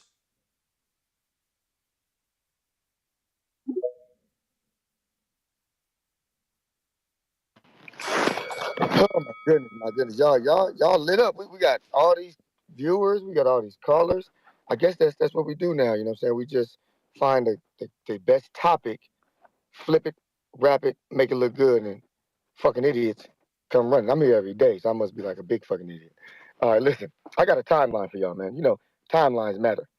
You got June 17th, Ryan wins, fight says, I'm staying at 140. I probably go down to 135 again. Never says he won't, says probably. If Tank wants to fight me, it'll be at 140. That's what Ryan says. 2 days later, Floyd says, if you want to fight Tank, it will be at 135, nowhere else. Let's make it happen. If you agree, we can get it by the end of this year. The 23rd, 2 days later, Ryan says, any weight, any time, in response to Floyd. See, we don't want to talk about reality. We don't want to do that. We don't do that. He admitted he had already moved up to 140. Already said he was there at 140 and may not go to 135. He got countered by Floyd saying what he said. He replies with any weight, any time. But now we're so worried about him being bullied and being outweighed. When are we going to hold a man accountable for what he says? No, I get it. See, y'all hate when I bring up race. Y'all hate it. But it seems to me like y'all always so fucking worried about everybody else, but never worried about the brother when he's in a situation. I don't recall us doing an everyday show, every day talking about Devin Haney's fucked up contract. We had to talk about how fucked up it was. We had to call in and defend the nigga. It wasn't y'all posting the shit every day in defense of a friend of the show. And Dave Benavidez and Plant fight this week, and David's a friend of the show. But we talking about this. We starting to turn into a real dramatic, dramatized ass show. Give David and fucking Plant some goddamn respect on these shows where 1,000 people fucking watching. Let's get that shit popping. This shit is in April. Let's talk about this next week. Let's do that. But nah, y'all like to hear this bullshit because it's making one guy look bad and another guy look like a victim because all y'all motherfuckers is victims in boxing. And guess what's gonna happen? Nighty fucking night. Somebody wrap up, tuck up this fucking victim. Next! CYP out. Technically, we spoke about David yesterday on our second show. The beauty of TBV is we do 2 shows a day, one in the morning and then one again at 3 p.m. Eastern. So we try to cover as much as the sport as possible. And not just that, Nez, but Fight Week is kicking off today, as I mentioned. So I will not be on that 12 o'clock show, as I will be, in the building at the MGM covering Fight Week. So, things will be kicking off today, this afternoon. We will have coverage on that. We will be doing shows on that. But we can't help, what I'm saying, that Ryan got on a big platform, that's outside of boxing, which led to he's on Hollywood. He's on the Hollywood Unlocked. He's on Shade Room. Yeah, that's what I'm saying. He's it led everywhere. To different other platforms picking it up, right? Which isn't boxing. So, you know what I'm saying? This shit is what's in the news waves right now, if you will, and it's our fucking job to cover it. Now, granted, I get what you're saying about people calling in, this, that, the third. I hear you. But I'm pretty sure we did numerous shows on Devin's and I quote slave contract, as we was calling it back then. So yeah. No, I mean, I don't think he was taking shots at us. I think he's just taking shots at the whole media. Like, this is being, but again, it's just Tank and Ryan are bigger than. It's not, so all these casual sites are picking it up. But what I would say to him is, he keeps bringing up all these moments where Tank or Ryan, Tank Ryan negotiations and articles of Ryan saying he can make a certain weight. My thing is, why doesn't he show one article where Ryan said he's willing to do a rehydration? You know what I'm saying? Like, you trying to make the weight so right. Why do we have a rehydration? You know what I mean? Like, why have both? Canelo's done catch weights. Floyd's done catch weights. They haven't had rehydrations. You know, don't leave that out when you're defending, you know, whatever you're defending. But Eric Mooley. I'm gonna say NCRP. It's like fight week, and like shit don't really like start like popping off until like the press conferences. Now, Danny, are they doing like grand arrivals or no? No, so grand arrivals typically are on Tuesday, which is why there was no coverage yesterday. They are not doing fighter arrivals. One thing they are doing that I'll give them credit for that they typically don't do today is the media workout at the MGM, which is open to the public. They typically do not ever include the main event fighters for that. So the fact that no, they do not ever. So excuse me. Anthony Joshua like does the public workout. I've seen Deontay Wilder do a public workout. Yeah, not in Vegas. Okay, all right, okay. Yeah, not in Vegas. You know, Vegas fight weeks, like you asked, typically do start on Tuesday because of the fighter arrival. Wasn't the case this week. So I'm glad that they did it the way they did it. It's efficient.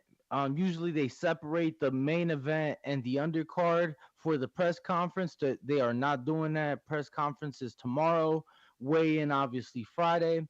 So shout out to Ness for plugging myself and Bo. We will be in the building, bringing you guys that content. And it's perfect too because it works around my gym schedule. I'm able to leave the MGM, go across the street to Top Rank. Devin's in camp, Shakur is in camp, Jared's in camp, Keyshawn is in camp, Raymond Ford is in camp. You know what I'm saying? So a lot of coverage. So make sure to be on the lookout. And for our TBV diehards, want to let you guys know Robert Merriweather is actually on the card this weekend, the David Benavidez card. Oh, nice. So we'll be getting a very nice exclusive with Rob. So, a lot of great things happening this week, but it does kick off today. And the only thing that they dropped the ball with for me with the plan Benavidez, like, why we ain't have no face-to-face? Why we ain't have them guys sitting down with Brian Custer being the mediator and have them guys talking for 20 minutes like they did Charlo Harrison? Like, that would have been great for this fight to, like, really, really ramp up that promotion. But we didn't get that, and I'm kind of curious to like why we didn't get it. I got Justin with a $2 super chat, says if Oscar Hector had power, Tank would have been knocked the F out. Huh? Who's Oscar Hector? If Hector Garcia had power, Tank would have been knocked the fuck out. He just messed up. That's all it was. Oh. But I don't know if Ryan Garcia got the skill of a Hector Garcia. You know what I'm saying? Is he as fluid boxer as Hector? Hector went to the Olympics, but Ryan had 225 amateur fights, and he did beat Devin Haney 3 times. And he did beat a gold medalist too. But I got King Boxing pound for pound, $2 super chat says, how can I work for TBV? DM me, champ. DM me. But we're going to need y'all to hit these thumbs up if you want us to get to these callers. We got a whole bunch of callers. I see people on Discord. I see people on Twitter. And definitely people on that landline. So go ahead and hit that thumbs up button. I'm going to go to some of this audio because I need y'all to hear some more. We got like 550 people who are like just watching like for nothing, for free. Hey, out of you 550, can like all of y'all just smash that thumbs up button? I would. I don't want E1 this to play no audio for y'all until y'all hit that thumbs up button, bro, because it's like ridiculous. 500 people who haven't smashed the thumbs up button. It's crazy. It's real. Go ahead, Nick. I got Parkside Entertainment. Benavidez said rehydration depends on if weigh in the morning or evening of the fight night. if weighing in the morning, Ryan can hydrate over 10 pounds after weighing in. I mean, Benavidez, he ain't part of that contract, but I hear you. I got Mike Likes TV, $5 super chat. He says, you all keep covering Davis and Garcia. The hype around it sells it. Are you all going to cover Ortiz versus Stanionis? Love the show. Brothers, glove emoji, Yeah, we cover, fire emoji. We cover everything, man. And we should have, it won't be me and Nez, but we should have some representation in the building. That's a Texas fight, so shit, you better say something now. We should have been applied for that. Tell me, bro, that shit 2 months away, a month away. What the fuck?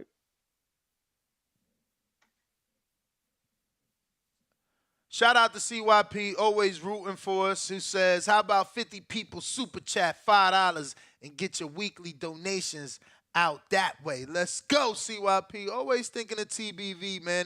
They try to villainize him, but he definitely loves us around here. But I need y'all to get them thumbs up. I do want to get to this audio, though, because there are some more key moments we need to listen to.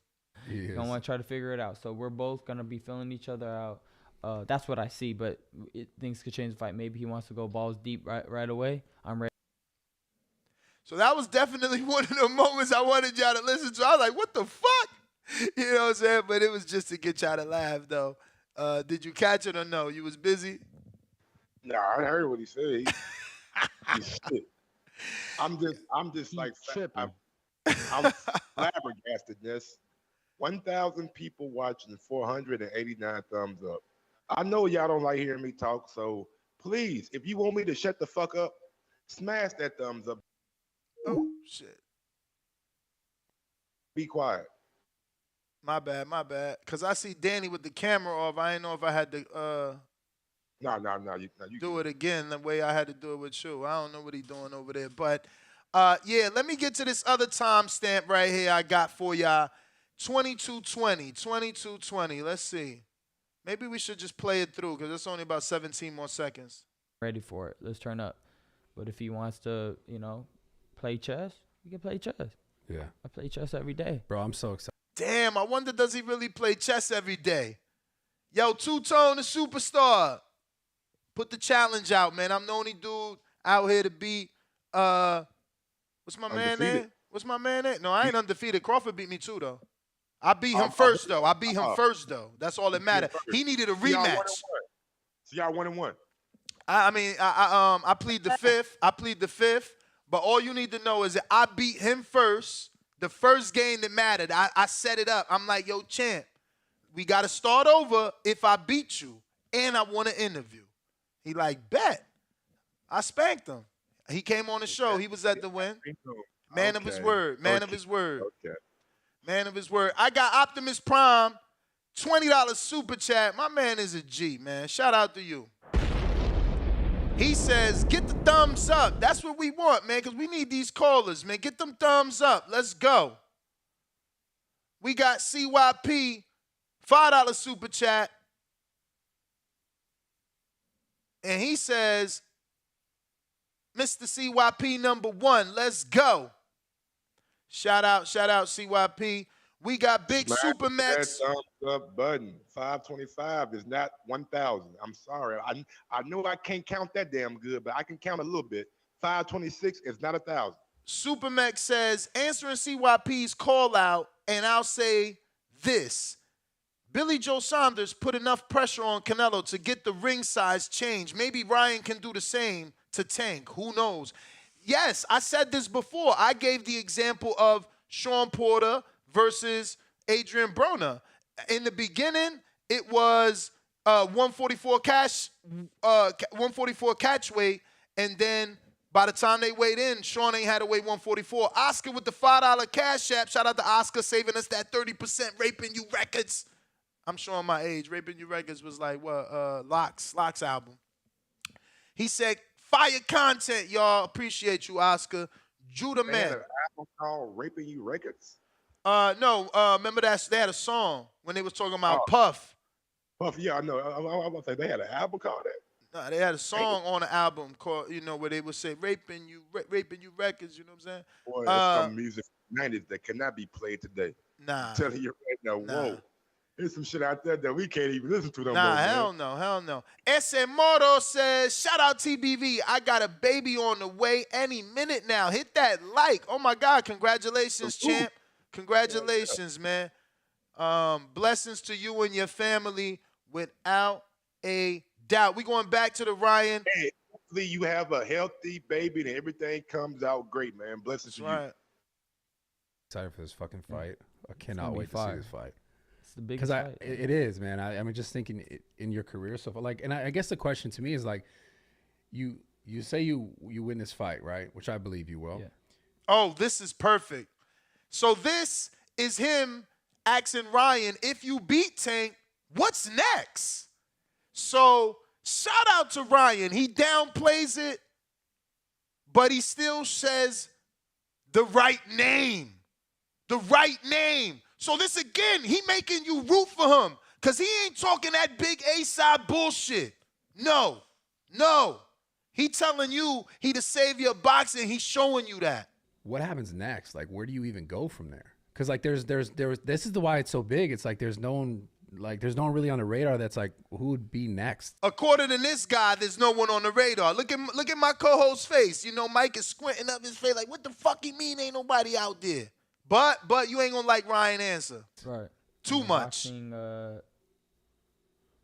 hype builds up fast when you're that guy. So another guy. I love that part. He said hype builds up fast when you're that guy. He sound like Floyd. Floyd said something like this. Floyd, what did Floyd say, Ness? Floyd said this. He said, Whoa.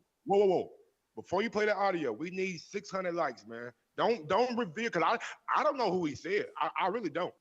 I don't. So we need 600 thumbs up. We had 545. 545 is not 600.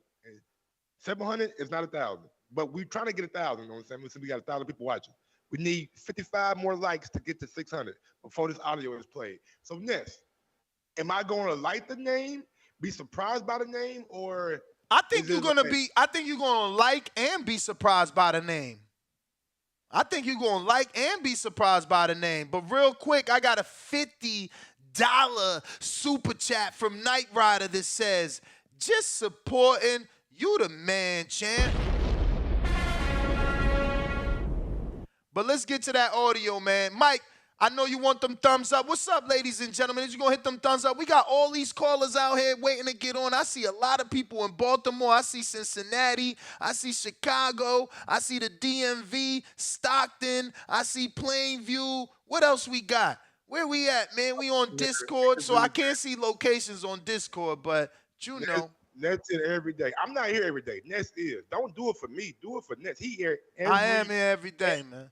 Giving y'all boxing content for hours, not no 30-minute show, not no hour show, 2-3 hour shows. Show the man y'all support. Now, yesterday we did like 5 hours. That first show was 5 hours. Then I still came back. I got Nosa who says, how much did Ryan weigh? That's a $5 super chat. He says, how much did Ryan weigh the night of the fight in his last fight? I believe he weighed 148. Ryan let himself open for the 136 to 140 weight limit. All right, check this out. This the grand reveal. We ready? Audio, please. Guy's gonna win a good fight, right? And then there you go. You got a pay-per-view. It might not be a mega fight like Gervonta Davis. This is huge, yeah. But it could be, Devin Haney. Shout out to Dev. Shout out to Ryan. Let me ask you, though. Could he have chosen a more commercial fight, or is Devin really the next fight? Is there another fight? Like, is he showing us that he wants all the smoke by saying he wants Devin next, or is there really no one else if he beats Tank? He kind of fucked up on this. I'm going to tell you why. By saying Devin Haney name, what is Devin Haney? The undisputed champion at 135 pounds. You made all this hoopla about the catchweight, but in your very next fight, You willing to challenge a man at 135 pounds for all his belts? He ain't say 35. He ain't even say the belts, bruh. And I'm remember, just saying, his stance.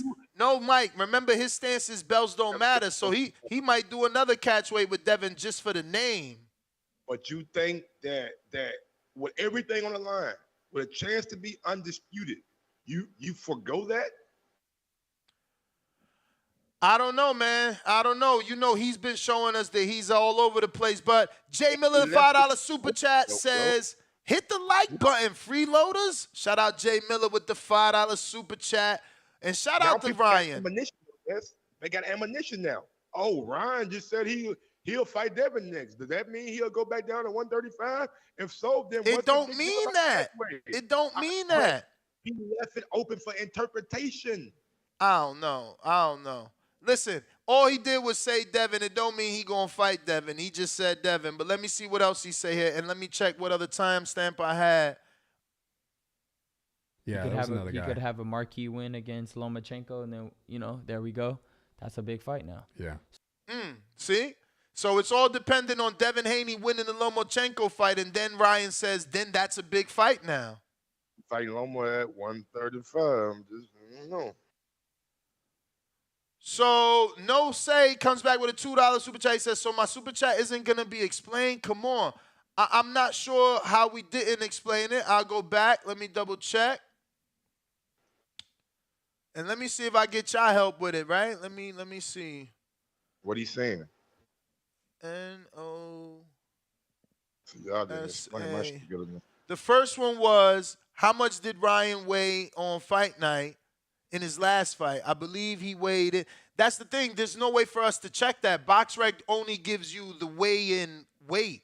So in order to get... HBO was good about that, though.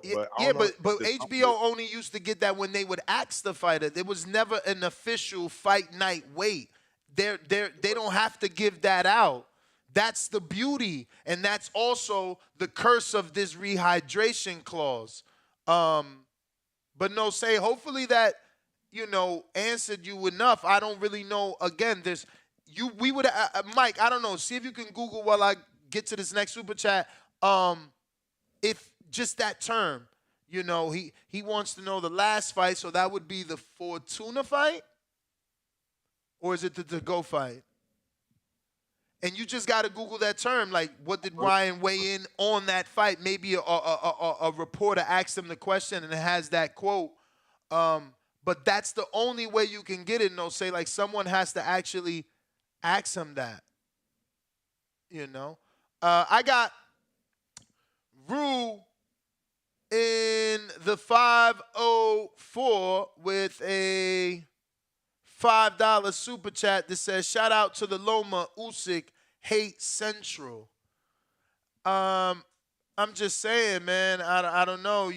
Guys are really mad that we not covering the Usyk Tyson Fury shit. But it's so much, bro. If we cover that shit, it's every day with the every day. Shit. Like, they ain't making it's all. Then Frank Warren sticking to his guns. Oh, it's not off yet, but Usyk promoter is saying, like, bro, they want too much shit. It's every time we go back and say yes, they want something else. Like, I don't know what's going on, but I just know from the outside looking here, if they talking about April 29th, that's not a realistic date. It's not. Like, they are tripping. I got some more audio. Let's be real. Like, are we really feeling the buzz for Usyk and Fury? Like, if we really like, oh, no shit, buzz, no buzz. That's what I said. I don't feel the buzz for that. But let me get to some more of this audio here. So I feel boxing is kind of always been like that. Some guy. I'm gonna just go skip to the next stamp. I think I got it at 24:35.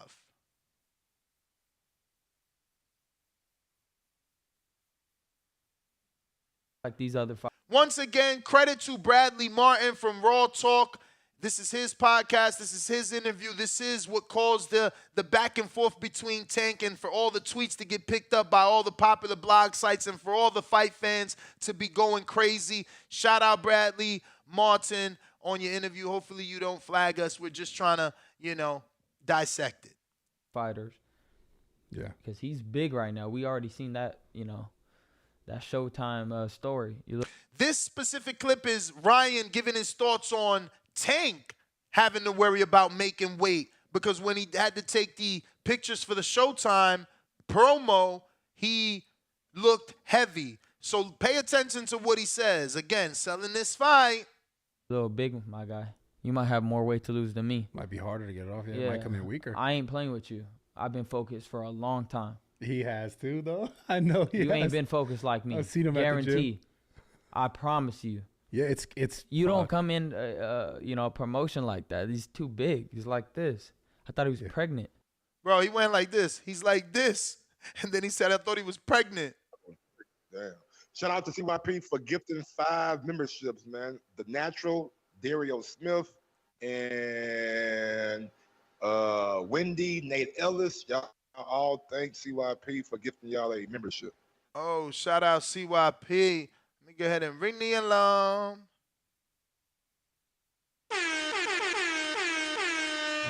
Um, 92 more likes to get to 700. What did you think? What did you think of him saying Tank looked pregnant for that Showtime? I mean, did you see that clip of Tank? And absolutely, he didn't look like he was in the best of shape, but I wouldn't say he looked pregnant. Like Tank is in pause. I'm gonna say some crazy shit. Tank is a thick little motherfucker. You know what I'm saying? Like he's not one of those guys that has like that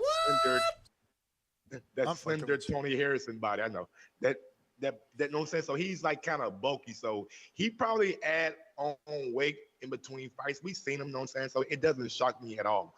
I just know when he comes up to do his business, he normally looks like he's in damn good shape, and he normally does his business on the fight night. So I'm not worried about Tank's weight or shape 5-6 weeks out, well, even a month out from the fight. Cause that photo is from the press conference, and I believe it was like 2 months out. So I'm not worried about that, because I know on fight night, Tank comes in, he looks great, and he always performs great. Besides the fun sake of fight, that's the only fight where I was like, he didn't look like the Tank of old. Let me see here. We going to DJ Keith. What's up? What up, Keith? One time. Unmute, Keith. Keith. Chief Keith, Chief Keith. You. Let me see something here. Yo.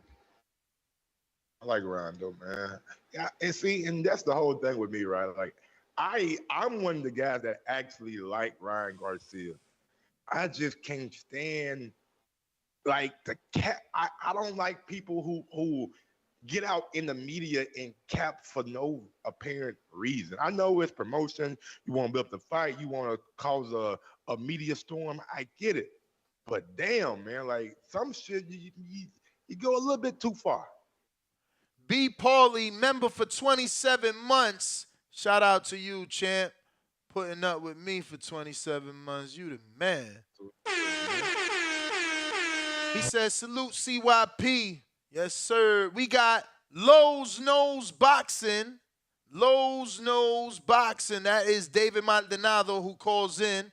He says, TBV went from Haney voice to Ryan voice, and Hot Sauce Gross went from King Bud Tender to Gervonta Sexual. Laughing out loud emoji. Damn. They was called me a hater yesterday, though. Like, that's what I'm saying. Every day they flip.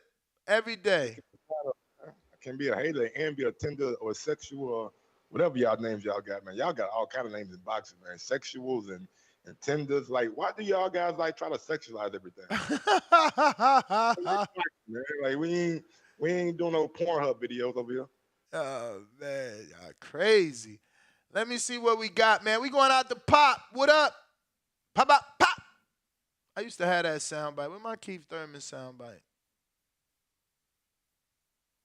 Man, damn the soundbite. What Keith Thurman at? Bro, you seen where he at? He had a newborn. Pop, you there? All right. Pop, pop, pop. Pop, pop, pop. I just wish I could take Keith's personality and just spread it around boxing, man. You just talk that shit. I got Two-Tone, the superstar. Two-Tone. What up? Two-Tone? Yo, what's happening? What up? What up? You follow on Twitter. I'll tell you that. What'd you say? You are a damn good follow on Twitter. I'll tell you that. Oh, thank you, my brother. I appreciate it. But Mike, you gotta relax, bro. You gotta relax. Respectfully, you gotta relax, man, because you ain't have that same energy when Gervonta Tank Davis was saying Ryan walking around at 300 pounds and 200 pounds. And if you watch the video, you could tell Ryan it's dark humor. You could tell he's being sarcastic. This just the internet where every nigga is motherfucking soft. Now niggas talking about the stipulations killing the fight. You niggas is soft in this generation. Wake up. This is the type of shit Bud and Spence need. Maybe if Bud and Spence had drama, that fight would be fucking made. This the shit that we need. We need this type of drama. And once again, Gervonta Tank Davis gets carried on another pay-per-view. Ryan is carrying the entire promotion the same way Rody carried the entire promotion. Gervonta is the worst marketer ever. Trash. I say that respectfully. And salute David Benavidez on getting that ESPN interview. Yes. That was huge for his career. With Stephen A., right? Yeah, with Stephen A. Bro, unbelievable. Huge. Unbelievable. That's what they been should do. And it's sad, too, because he a PBC fighter. Like, ESPN don't put their own fighters on there. That's crazy, man. Stephen A. need to open that door for more fighters, man, and help our sport. Yeah, that was huge. Like, you're not getting on First Take being, like, a regular-ass dude. Like, it's Ryan, it's David, it's Gervonta, it's Earl, it's Bud, it's Fury, it's Wilder, like. Right. Devin. Yeah, that's true. What do you think? Do you think there's any? I don't know if you're talking about this on your second show, but is there any truth to Mayweather kicking Tank out the gym? I mean, Tank said it, so we gotta believe it. Just like Tank said, Ryan is 180. We gotta believe it. Also, Mike and Ness, I want to ask you guys: are they missing another 600 pay-per-view buys by Floyd Mayweather and Oscar De La Hoya? You mean 600,000? Yeah, are they missing an extra? Are they missing an extra 500,000 buys by Floyd and Oscar not being involved in this promotion? Them two going back and forth with each other. I mean, that's yesterday's news, but it does bring out older people that, have kind of left the sport. I mean, yes, I'm going to say, yeah, it can't hurt. It definitely can't hurt. Because we seen Creed 2 with Drago and Rocky. That Drago and Rocky sold Creed 2. I mean, look, it ain't going to hurt. Yeah. But yeah, man, y'all have a good day. Y'all stop being soft out there in the boxing world, man. We need drama. This the shit that we need. We need casuals to get hyped for the fight. All right. This is what we need. Again, man, I don't understand how people can perceive something by watching it. He said he had dark humor. Mm-hmm. I didn't find anything remotely funny about that. Like, I wasn't laughing like, oh, Ryan, that motherfucker, that's funny, boy. He said he gotta wait. No, I didn't detect any sarcasm. I took a dude who was spilling his guts to a guy on a podcast, tell him how much he has to overcome. And by saying that, he started to create some fictional tales about the eating for 3 days and things like that. So for him to say dark humor, I don't know, man. All I know is that he got motherfuckers talking about this shit. Motherfuckers gonna tune in. They gonna tune in to see do Tank get killed, rather if Tank kill him or do the scales kill him. He got people talking. I got Ronnie Reyes, $5 super chat. He says, keep up the good work. CYP, the co-host got me sending my lunch money. Laughing out loud, money emoji, money with the tongue out emoji. Mike, stop hating on King Ryan. Laughing out loud. Love the show. Respect emoji. I got some more audio. I can remember a time where I was the only person on this show taking up for Ryan. Years ago. When was that? When was that? But you gotta understand, man. You gotta understand, and people gotta allow that to happen. Like, we as people are allowed to change our mind. And what Tank did, it got me like, oh, hold up, what's this for? I thought you was a killer and a gorilla. You know what I'm saying? Like, that's how, excuse me. That's how I feel. Like, yo, you ain't need this. Everybody get called in on, we say the same, man, he was going to knock him out anyway. Now it's tainting that win. It's tainting that win. But let me get to this audio. Yeah. I thought he was about to give birth. Yeah. I was like, damn, bro. You also thought he fell through a fucking rainbow. He was dancing with a unicorn at the. All right, so that's just him after the whole, talking about the birth. But there is another one coming up in a few more seconds, so I'll speed it up to 25:57. Just start early. So it was like, okay, I'm in my element. It was nothing. So when he was like, oh. Yeah, this is him still talking about the shit talk. We should be right here. You can't say that. Like, literally, and it was one of the little purses, too. It wasn't even like a good purse. I thought it was a little Barbie. He had a little purse. handbag. Yeah, a little handbag. I'm like, damn, all right. But I got to see the interview, right? Because when he talks about the purse, he's like, he's holding the imaginary purse like this, but keep going.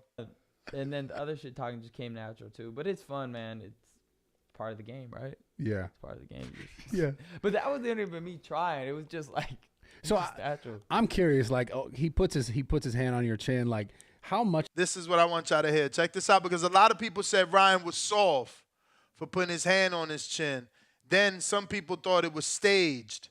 Much of this stuff, like, is act? Is some of it act? Oh, Do they no. tell you, like, yo? None of it's act. I didn't even know he was going to do that. I just didn't react because I'm like, I'm not even worried about it. Like, okay. So there's no one in behind the scenes you pulling up to like, yo, do this and do that. He was really getting pressed that I kept saying, I'm going to knock you out with the hook. He just doesn't like hearing that. Like, genuinely. Like, generally, you just say you're going to get knocked out by Ryan Garcia's left hook. He just triggers him, gets pissed off. He's mad about that hook, He gets man. mad. Like, bro, what do you, I mean, you just don't want me to throw it? Is that also in the contract? Yo, that's. And on that note, we gonna take another caller. He said, "Yo, is it also in the contract? I can't throw the left hook." Yo, he's selling this fight. I found He that funny joke. as hell. I found that sarcasm, but in the previous clip, it wasn't there. Like that level of sarcasm wasn't in the first clip. So yes, it was. Come on, Ness. Come All on. right, go ahead, call us, man. It's funny. He's like, yo, he can't throw hooks. Last minute, like, bro, cannot throw a hook. Yo, last minute contract inclusion. Yo, bro cannot throw hooks. We going out to Big Boss Nino. He's selling the fight, man. This tickets and this pay-per-views. Yo, what's up, gang? Y'all can hear me? Yes, sir. Yeah, I ain't even hear the audio to the Ryan shit till just now. But I know the homies was talking about it in the group chat. Like, you feel me? They don't keep up with the sport as much as me, but them niggas was in there thinking he wasn't eating for real for 3 days. It was like, bro, you seen this? Whoop, like Tank killing dude. All that shit. And I don't, like, shit, you know, they don't really keep up with the sport. So when I seen the headline, I ain't pay no attention to that shit for real, no way. But I did believe, like, shit, he had to, you feel me, keep his diet a little more strict, you feel me, due to the weight restrictions and shit like that. Like, he ain't eating as comfortable as he want to.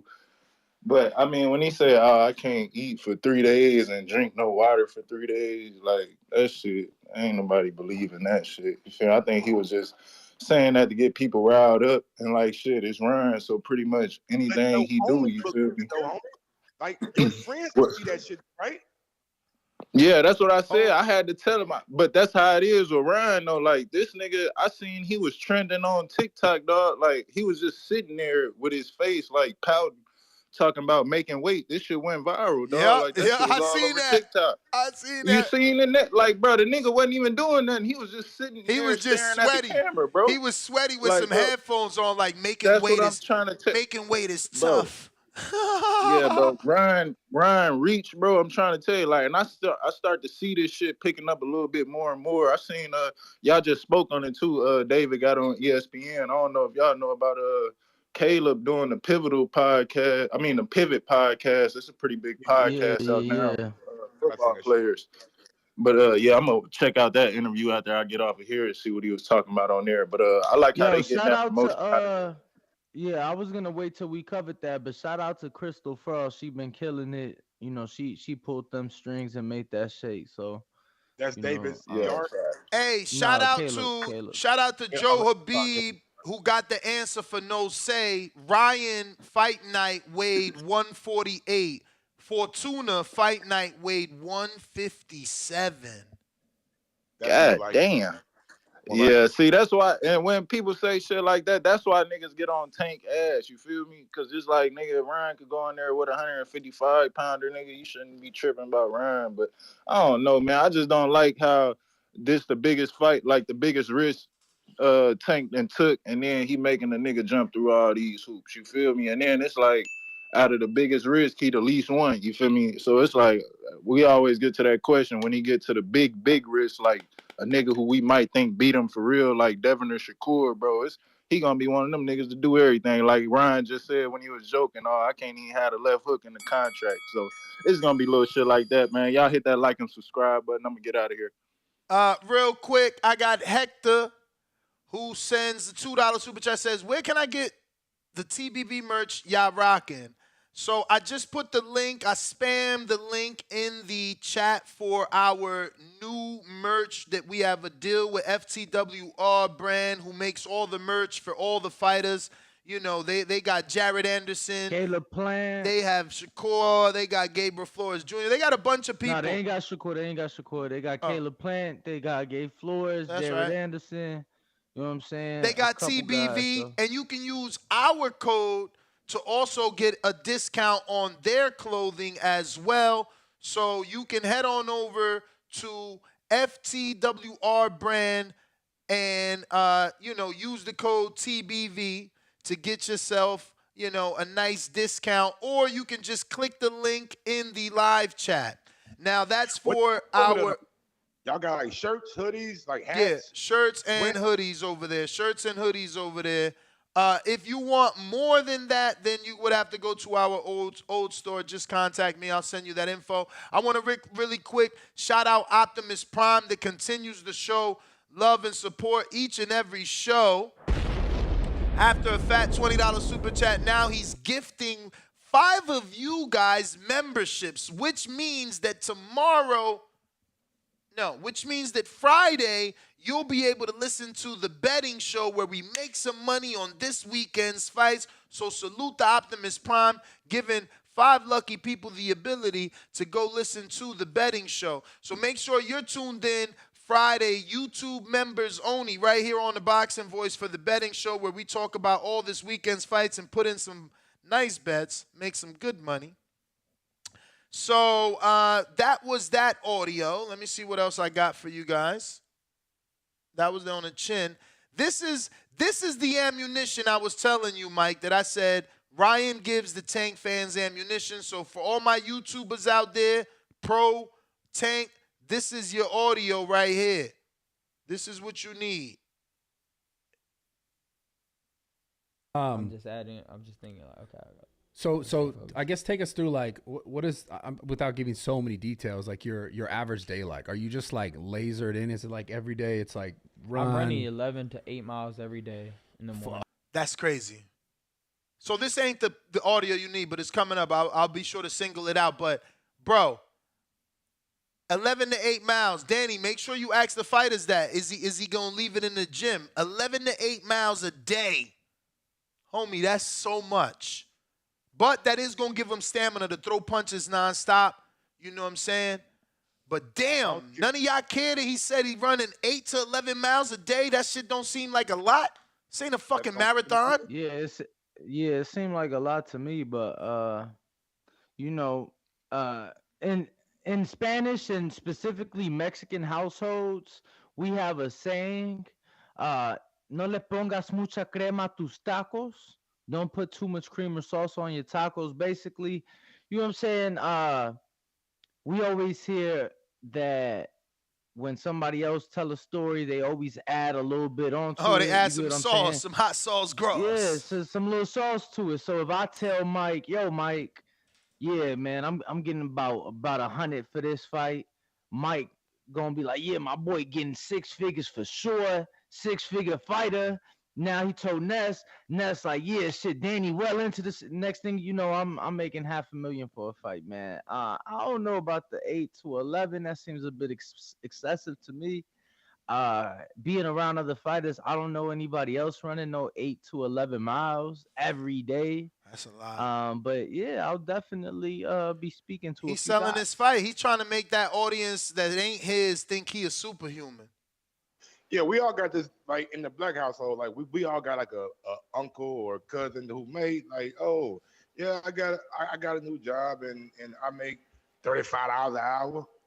And we really know you make about $20, $18 an hour, you know what I'm saying?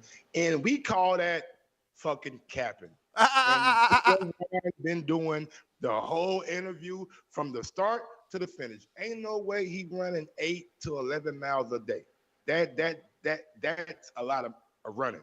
Are you doing 2 of the days? Are you doing 4 in the morning, 4 in the evening, or are you training in between? If you are, then you may overexert yourself in training camp and might not have it on the night of the fight. So I hope, for fans' sake, that he's not running 8 to 11 miles a day, because that's too much. I got Mad Bet 100 $5 super chat. He says, prediction: Ryan slept inside a 5. Fortuna was dragged from a bar when he fought Ryan. Yeah, I mean, he still was 157, and he ain't had no rehydration clause and no catchweight. You know what I mean? Ryan let him come in at his weight. Shout out to Mad Bet 100 with another $2 super chat. He says 1.5 milliliters of Tanquil for Ryan, Devin, and Shakur. That's definitely his third super chat. Get them horns ready again, Ness. We got Demo on his first ever super chat. Oh shit! Shout out to Demo. Man, how can I bet from Texas? Plug me in.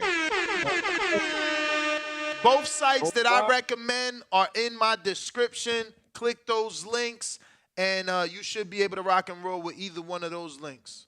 Are they American sites? Because in Texas, like, they have like restriction on betting, just like Arkansas. Like we can't use DraftKings, we can't use my links usually work in places that you can't use them, but check them. They both in the description. Those are the both betting sites. The only 2 betting sites that I use on my weekly betting show. You know, you see my kitty go up and down. I trust them. I get bread with them. That's who we rocking out with. But shout out to Demo with the $2 super chat. We going out to what looks like Cincinnati. Let me double check exactly who is this. Man, big ups to Ohio. I stayed there for like 6 months when I was in college. We got new caller. No, wrong place. I'll be looking at shit all wrong. Oh, no, it's not. Shout out to Alumni Sony. What's up, champ? Been a long time. Yo, what's good, Nas? Can you hear me? Hell yeah, man. I got a smile on my face, man. How you been? Man, I've been good, bro. I've been good. Been blessed. Happy to hear that, yo, man. Hey, yo. No doubt. Hey, yo, I ain't even gonna hold up the other callers, but hey, y'all wanted to chime in, bro. Hey, y'all ain't gonna do my man Mike like that, and I'm gonna try to make this quick. All right, so I hear everybody with Ryan trying to sell the fight. I get it, but there are certain things you don't do in boxing. And the way how Ryan phrased that whole, they put this in my contract, the way he put it out there, it's like he wanted that perception out there.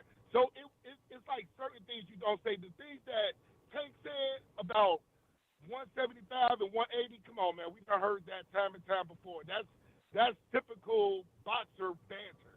But what Ryan said, yeah, that was a little off the rails to say that. Because like Mike said, it got picked up by all the outlets as if it was golden. So somebody got to call Ryan out on that. So I agree with Mike totally on that. And to everybody out there trying to, discredit CYP, look, bro, take it from a TBV alumni. That's a long, dark alleyway you don't want to go down, bro. My man carry knives, yo. Peace and love to the Bat Channel, TVD, Universe, and everybody. Peace and love. And Sony, you the and man. the one reason I respect like CYP, man, like, cause I see him like actually like putting in the work. Like I follow him on like IG. He trained kids. Like a lot of his kids go out to college and shit. You know what I'm saying? He does track and Yep. field. So the man gives back to the community. So like he can come on and say whatever he want to say. I might not agree with him every time, but I respect him because I know the actual work that he puts in his community, and knowing like where he started in life to like where he is, man. No, sir. $5 super chat says, notice Ryan Wade 148 in a 140 bout in his last out. What is the problem with 146 max? Also, Ryan says Tank looked heavy. That means Tank drains himself. Come on, no, sir. What up, man? And anyway, hey, yo, this is the problem with non-boxers. And I'm not saying I'm one, but at least I fucking am empathizing with them. Like, he's like, Ryan weighed 148. Why can't he weigh 146? What's the big deal? Like, champ, like, that's day 2 pounds. That's the difference between a fucking full meal and not a meal. Skipping the meal and eating the meal. Like, stop minimizing that, man. Like, if you not cutting weight or haven't cut weight, don't do that. Don't do that. And it's a super fight. Why do we want this bullshit in a super fight? Why can't we just get a normal, regular fight with a normal, regular outcome? Like, nah, that ain't what y'all want. Y'all don't want a fair fight. Shit, I'm crazy. cool with the catch weight. Just don't give me the clause behind it. That's it. That's it. If you're gonna give me a clause, then don't give me a catch weight. That's what I said. Why both? Why both? That's exactly what I said. I'm glad we on the same page there. Looks like I got no say again. He says no. Oh, that's the same one. Shit. What the fuck? What the hell's going on? No, that's brand new. He just sent it again. I mean, we read that, champ. I know, but he just sent it again. No, I know. I shared it again. I'm screen sharing it as well, but I'll do it again. Notice Ryan weighed in 148 for a 140-pound bout in his last out. What is the problem with weighing 146 max? Also, Ryan says Tank look heavy. That means Tank drains himself. Yeah, I don't know that that's what that means. But I get you. I told you it was ammunition, and you can see Nosey's already using. I told you I was going to give y'all some ammunition for the Tank fans. We got Demo that says, finally got my super chat working. Shout out TBV gang. Forever, but I tried Bovada and DraftKings. What? So the other link, use the. I know because Bovada work everywhere, but use my other link for my bookie. That works. Believe me, that works. Man, shout out to everybody. I'd admit what I've been with TBV, man. We met some cool ass people, man. My guy, Caesar out in Las Vegas, bro. What's good, man? I know you're listening. Oh, yo, Caesar. Oh my God, bro. Oh my God, you should have seen him, bro. I wish Border Wars would have happened. The boy turned into a fighter, bro. He was training every day. His body looked different. Everything. He was spawn every other day, sometimes every day, because he was with a trainer that he had a big circuit. He's a trainer? Oh, yeah, no. He paid for a trainer. He was there every day. He was there every day, bro. It was dope. Wow. Nah, yeah. Good dude. Shout out to C's. We got Georgie Porgy, Boston, Massachusetts in the house. What up? What up, man? Hey, yo, what's happening, people? Mr. Gibbs, Mike, nice seeing you around, bro. What up? Thanks for blessing us with your presence, Mike. Thank you, Listen, man, this shit brewing. Yo, this shit is brewing. Everybody love an underdog. Everybody feels you got to go against the odds, as you should, you know? So Ryan could be making like a genius move. Like you said, selling the fight. Oh, these dude got me in these claws, taking this shit at fucking end of the contract. Whatever the reason it is, like if you ruling just because you Mexican American, or you Latin, or you just a girl who like the dude, whatever it is, everything is combining together, just like a crescendo, baby. We're making to that part of the symphony, baby. It's beautiful. The reason don't even matter, bro. Doesn't matter the contract, doesn't matter these, doesn't matter everything. It's like, yo, like being just flowing towards it. This could be the biggest event we have in our hands, bro. Look at everybody coming out with all the support, all the love for TBB, donation, thumbs up, these views, the whole nine. This shit been carried by the force, baby. And it's something about Ryan that makes you believe, dog. It's like Luke Skywalker going to fucking old school to fucking the Empire Strike Back, Cloud City, about to lose a fucking hand by believing on it. Yo, shout out to TVB, shout out to the Force, shout out to Make Believe, shout out to this fucking fight, bro. Beautiful. I'm out. Shout out Georgie, Boston, and real quick, don't forget to check out our sponsor, Kenichi Bear. Head on over to KenichiBear.com. Use the code TBV to get a big, fat saving on the #1 gaming headset. Let me tell you, some of my callers call in, especially my truck drivers, with clear audio quality. You would think they would have Apple headsets on. No. It's easy to promote Kenichi Bear. Why? Because Danny's wearing his right now every time you see him on the show. That's how good they work. All your favorite fighters got them. That's how good they work. And most of your favorite callers call in using them. Why? Because they got a detachable mic that you can put on or take off. They also double as a gaming headset. So even Mike needs a set. Word is born. Use the code TBV. Check them out. The link is pinned in the chat. Plus, you know I spammed it. So the link is definitely in the chat. I'm going to the callers. I got DJ Keith. We trying you again. Well, good. DJ Keith. Why his mic don't work? The numbers you played me, man. What's up with that? I got hella callers. Let me get to some of these numbers now. Let me see. Don't forget, man, smash that thumbs up button. We need 37 more to get to 700. I know we got 200 and about 300 people who ain't smashed it yet. So please, if you haven't, smash that thumbs up button and get us to that 700 mark. Yes, sir. We reached our goal yesterday of 166,000, so it's a celebration for sure. But the grind don't stop, and we on to the next one. We want 167,000. So if you haven't already subscribed, make sure you do. If you did, grab another device in the household and subscribe with that. Click the notification bell. We go live 2 times a day. My wife did inform me I ain't going live today. I got a pack. We all flying out of Florida back to Las Vegas, get back in studio and crush it for fight week. So I forgot about that, even though I got the thumbnail made. But depends on how things work out when I land, since I'm landing back in the past and not the future. Hey, man. Yo, so yeah, I wanted to ask you when you back, cause you know. Yeah, I leave tomorrow. So morning show tomorrow or no morning show Hell tomorrow? no. There's no way. I'll be in the air. Okay, no, you know we just hadn't talked, so.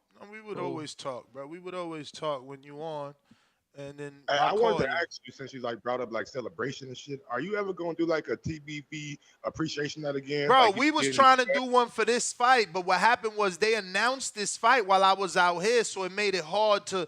Danny locked in a venue that I couldn't go see, so I couldn't put a deposit. Now when I get back, we literally got 30 days to the. Yeah, it ain't happening. Not for this one. I think it still could happen, honestly. I think if me and you, do 7 days of seeing who we can invite and who's going to be there, take 7 days to who we can invite and who we know is going to be at the fight, because that's what makes it easy. As long as they're going to be there that Friday, we can invite them.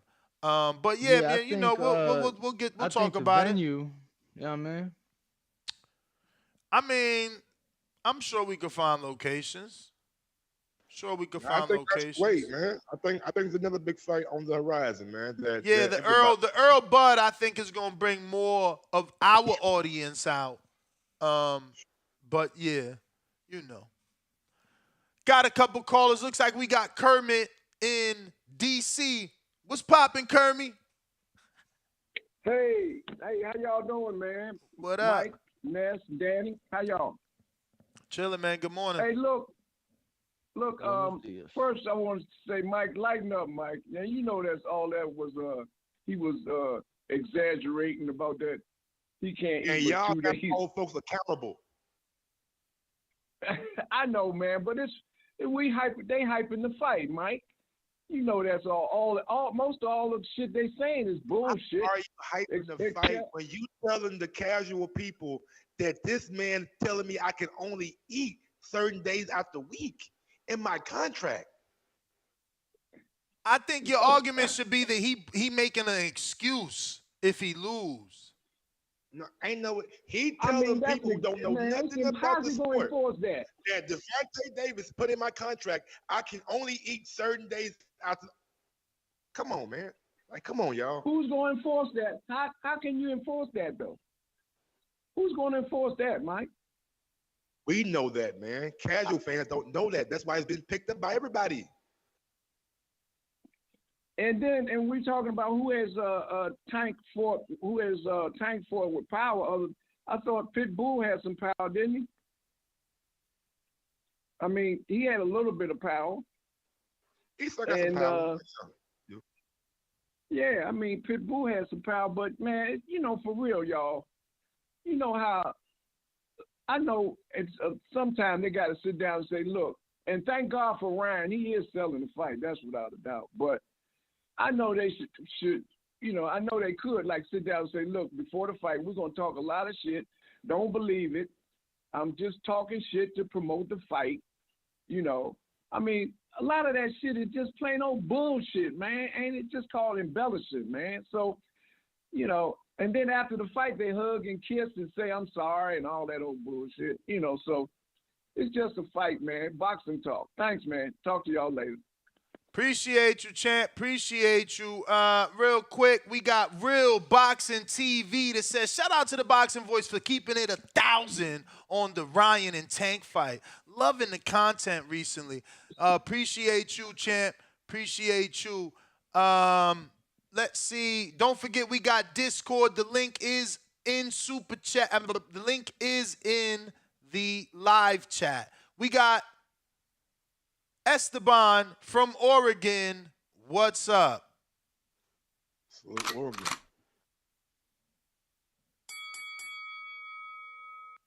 Good morning, guys. Good morning. Can you hear me? Perfect. All right, bet. I'm just calling in, give my energy, tell everybody what's up. So we got Danny, Ness. You're breaking up a little bit there, Esteban. Hello. Esteban. Yeah. Go for it, man. My fault. Can you hear me? Yes. Okay. I feel like listen, but it's not just boxing because like becomes symbols and things like when y'all was talking about how they had to wear a purse, or y'all said that they chose it, but in my view, these are, you know, they're like puppets at this point. They even tell them what to put on. They have, you know, designer people, and then they brought about all this feminist and masculine and all that type of talk, which is weird to me. But this is what is brought to when the stage is so big. They're trying to display other things. And it was like, I feel like Davis is the most exciting fighter to watch besides Deontay Wilder. It's like when Deontay Wilder fights, the symbols come out too. They're doing all type of, you know, uniforms and outfits. I be peeping all that, but inside the ring is true. see, I think Ryan. Esteban, we're gonna have to get back to you in a really bit, was brother. You going in and out, man. You got that bad service out there in Oregon with that love. But yeah, we'll get back to you and try to get you back in here. I'm gonna go to another timestamp. I think I'm about 10 seconds early. Bigger, I but don't it's want him all as right. big. Bro, I'm little. I thought I'm little as shit. What are you talking about? You tall. So this is the host Bradley Martin of Raw Talk talking with Ryan about Tank and Tank's perception of Ryan being a bigger man. Taller than him, though. Yeah, I'm taller, but like I noticed that right away. my frame, like, bro, look at me. I'm not a big dude. I'm Yeah, I just know. taller than you. Yeah. No, I get it. And it's not, it's not saying much. It's not that big. Yeah. Shots fired. Did you catch that? He said, dude, I'm not a big dude. I'm just taller than you. And it's not saying much. I mean, look at you. You're small. You didn't catch that? No, you ain't. Oh, all right. I think he might have a harder time with the height. All right, guys, this podcast. Oh yeah, he about to hit us with the. I think you just like Ryan a lot, bro. Everything he say, oh man, you what the fuck, bro? Bro, let me tell you, he's not that good, and it's sad because I've seen him do interviews with people of certain backgrounds, and it was like super hard to watch. And I'm like, damn, I wish it wasn't so and so, because they'll do interviews with big names, but his shit be hard to watch sometimes. I'm not gonna lie. But Like, I'm pretty sure he was part of that Donald Trump interview. They got Donald Trump and like YouTube removed their interview from YouTube and all type of shit. Taller guy like me though.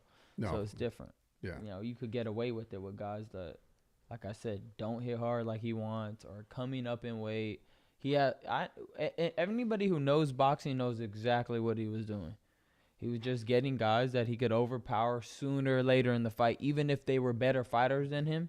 He just knows he could overpower them. Yeah, this is what Nate was talking about. What do you guys think about that? I mean, this has been something fight fans have said, that Tank has brought guys up, or that Tank has fought guys with no power. What about the way that Ryan is phrasing it? Agree, disagree?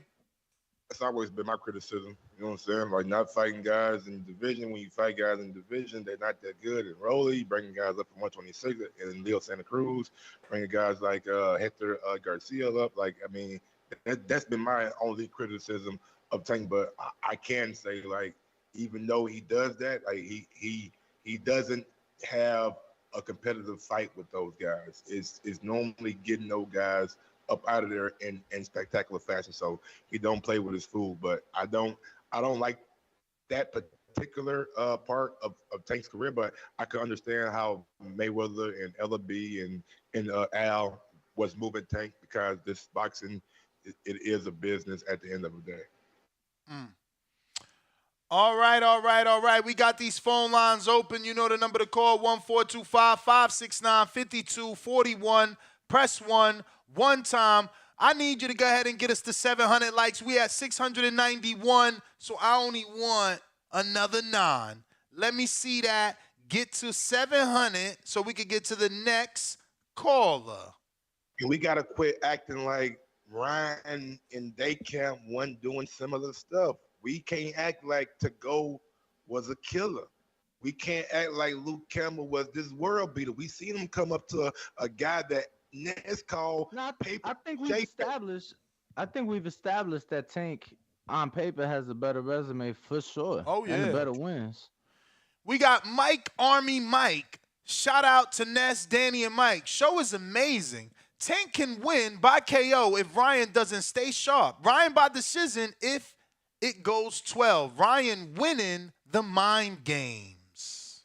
Shout out to my Army. I don't agree with that statement. I don't approve it, but shout out to my Army. Word.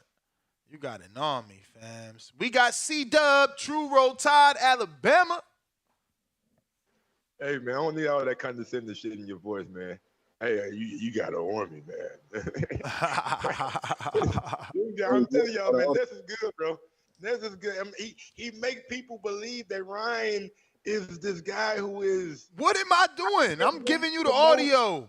Playing Yeah, a yeah. whole. He just playing the clips for the people, man. That's all he doing. Thank Okay, you, go ahead. C-Dub. Go ahead, C-Dub. I'm sorry. It's all right, Mike DeGross, man. The boss. Shit, shout out to the panel. Danny, Ringwalk, Ness, TBV, smash that like button, it's free. I was on earlier, but I had to dip, so I don't know if I'm just regurgitating shit. Hopefully I'm not, but man, I picked C. I wish I could have combined B and C because it's both. He capping and he's selling the fight. And he in Tank get all of it put together. He doing all of that. And even if he wasn't capping, I took it as, some people can't handle the truth, man. I don't know why. I don't know, man. I didn't come up with the best, I didn't silver spoon, but the truth don't hurt me, man. It's something you got to deal with. I thought he maybe could just was telling her what he got to do to make the weight. Yeah. So shit. We hear fighters say they sucking on ice for 3 days every day, B. Right. Some people don't know. I actually had to cut weight when I played my sports. So when I had to cut weight, I drank a lot of water. I chewed bubblegum to trick my stomach, to trick my brain to I'm eating. I swallow my own spit, shit like that. You can Google that. They tell you to do those things to trick and to lose weight sometimes in an extreme way. But yeah, man, you're not eating your regular meals. That's just what you're doing to cut weight, to make the weight. But Ryan is also doing all this, and he catching the attention, showing that this why he a special B-side, man. He know how to work the media. He know how to drop the hot packages in the streets, like my boy King Born would say, man, to get the media talking. Look at the show, man. When I left, it was at 400. It's at 1,000 now, so shit crazy, man. I guess they like it. Even if he lose, he getting people. It's an excuse, so he getting people on his side, so he can already have sympathy. I wonder, is he getting coached to do this, or is he doing this on his own? Because it's very clever, But I think he's just doing it on his own because it's easy. It's low hanging fruit to say, okay, look, I'm about to lose because he's doing all of this, So it's crazy, man. But I kind of hate it. And look at it. My man said, conditions, sacrifices. He got the harder side of the coin. Like he got the dude. It's like he paid the dude that's interviewing him to be on his side too. But I don't know, man. It could be bigger than what it is. It's kind of disappointing that it's taking some of the shine away from the Mexican Monster and Power Plant. This supposed to be their weekend. This supposed to be their week. Nah, fight week don't start till today. Literally. Okay, boom. So yeah, for that fight. Just, normally in Vegas we do get fighter arrivals, but they didn't give us that yesterday, Tuesday. Okay, so the fighter arrivals today. No, they ain't doing fighter arrivals. Period. They going straight into what they doing, Danny. Wow.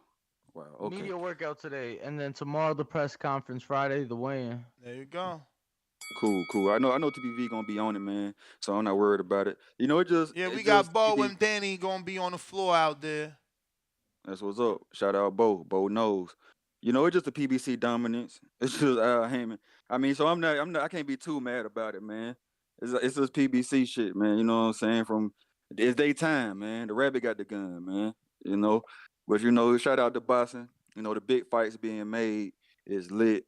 Smash that like button. It's free. Do something with yourself.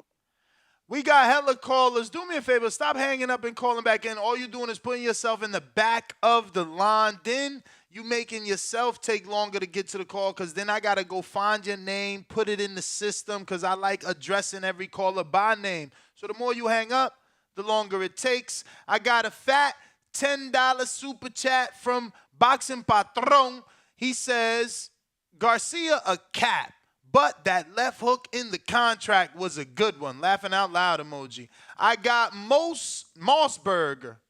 $10 super chat, fat one. He says the purse gang really taking this one to the heart.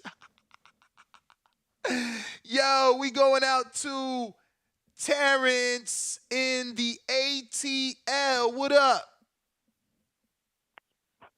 What's going on, yeah? What's good? Shout out to Hannah. Shout out to everybody. All the kings and queens out to y'all. Continue to grind, stay down. But I just want to get my little 2 cents on this. All these stipulations in this contract, and the people that have done it throughout the time. But that shit lame as hell. Let me just say that.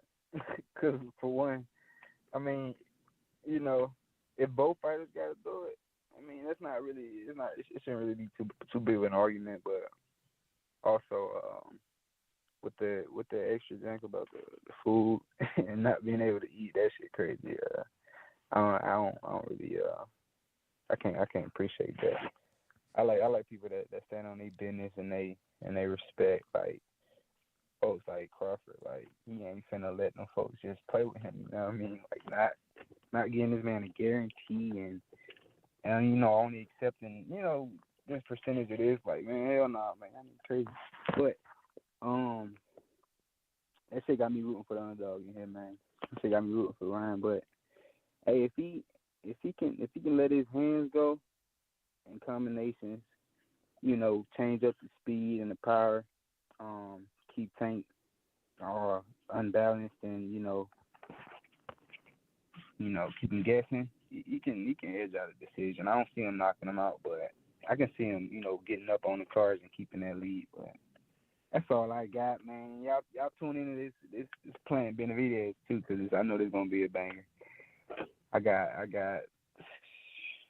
I like both guys, but I don't know. I can't even pick, but yeah. All right, champ. Y'all continue to appreciate you, man, for having me. Appreciate you, ATL. Stand up. I got the numbers with a $5 counterpunch cutting the line. If you don't know what a counterpunch is, obviously it's a secondary call. We give everybody one free call. You see how many callers we got, but if you want to get more off your chest, a $5 cash app to the $ The Boxing Voice, THABOXINGVOICE, number one, the number one, not the word, the number, the numerical number one, or you can do it to the Cash App right there on screen, $NES GTO, or a $5 super chat here on YouTube with the words counterpunch or abbreviation CP. Shout out to the numbers for clearing up his debt. What up? My mic on? You all there? All right, good shit. Hey, bro, I sent you 15 to clear up that tab, man. I had some, I got a VPN and it's like fucking with my Cash App for Washington and Oregon, so that's why I wasn't able to send it yesterday. I'm gonna just move on from the CYP thing, bro, because I'm not hating on the dude. I'm not trying to put a negative vibe out there, but it gets annoying sometimes. I don't give a fuck what he's doing in the community on his day-to-day basis. Just like how he don't give a fuck if I'm sobering or doing my thing or whatever. But it's just sometimes the boxing takes, they just retarded, bro.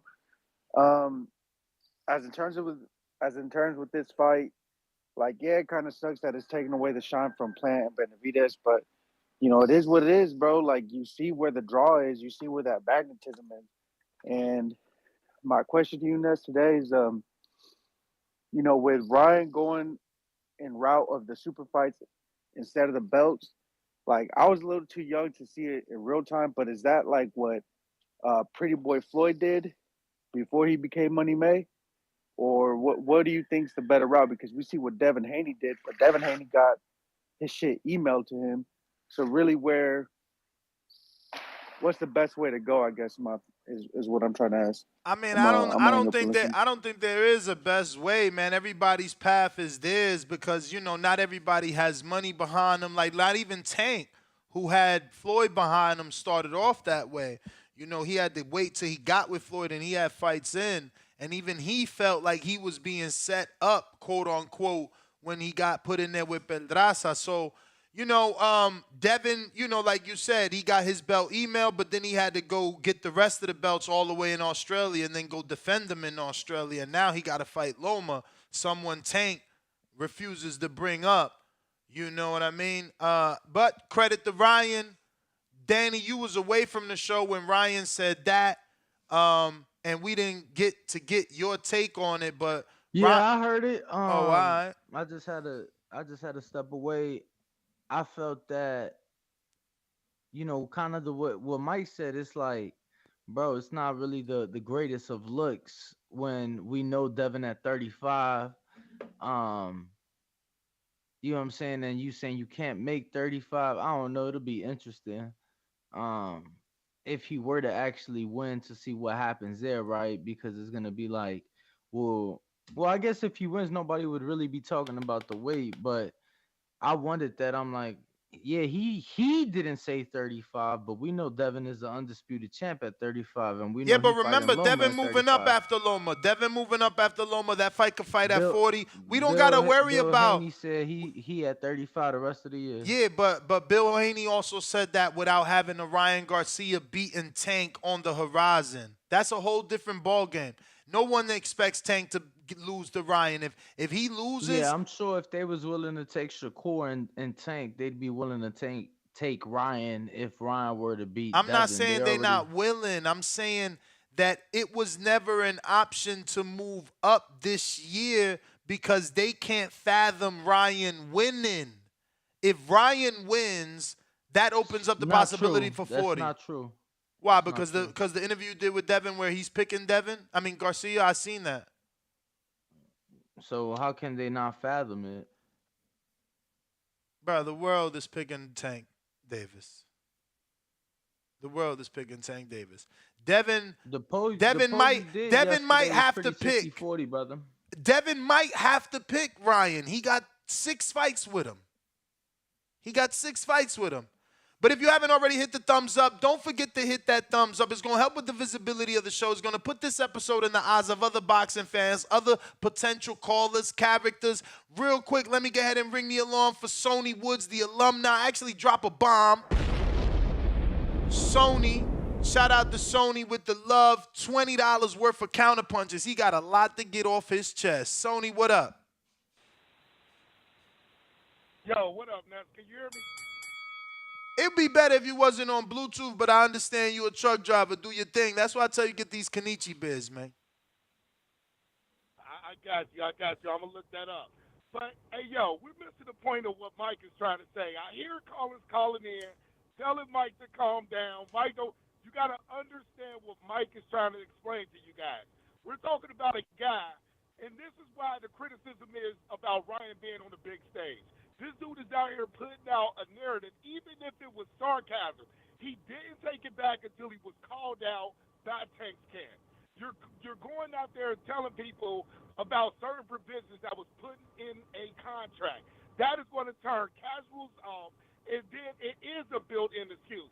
Then when Tank whoop his ass, Tank is going to have to answer questions like, hey, was the provisions in the contract, was that real? So you're putting a false narrative out there to where if you lose, that's still going to be thrown in Tank's face.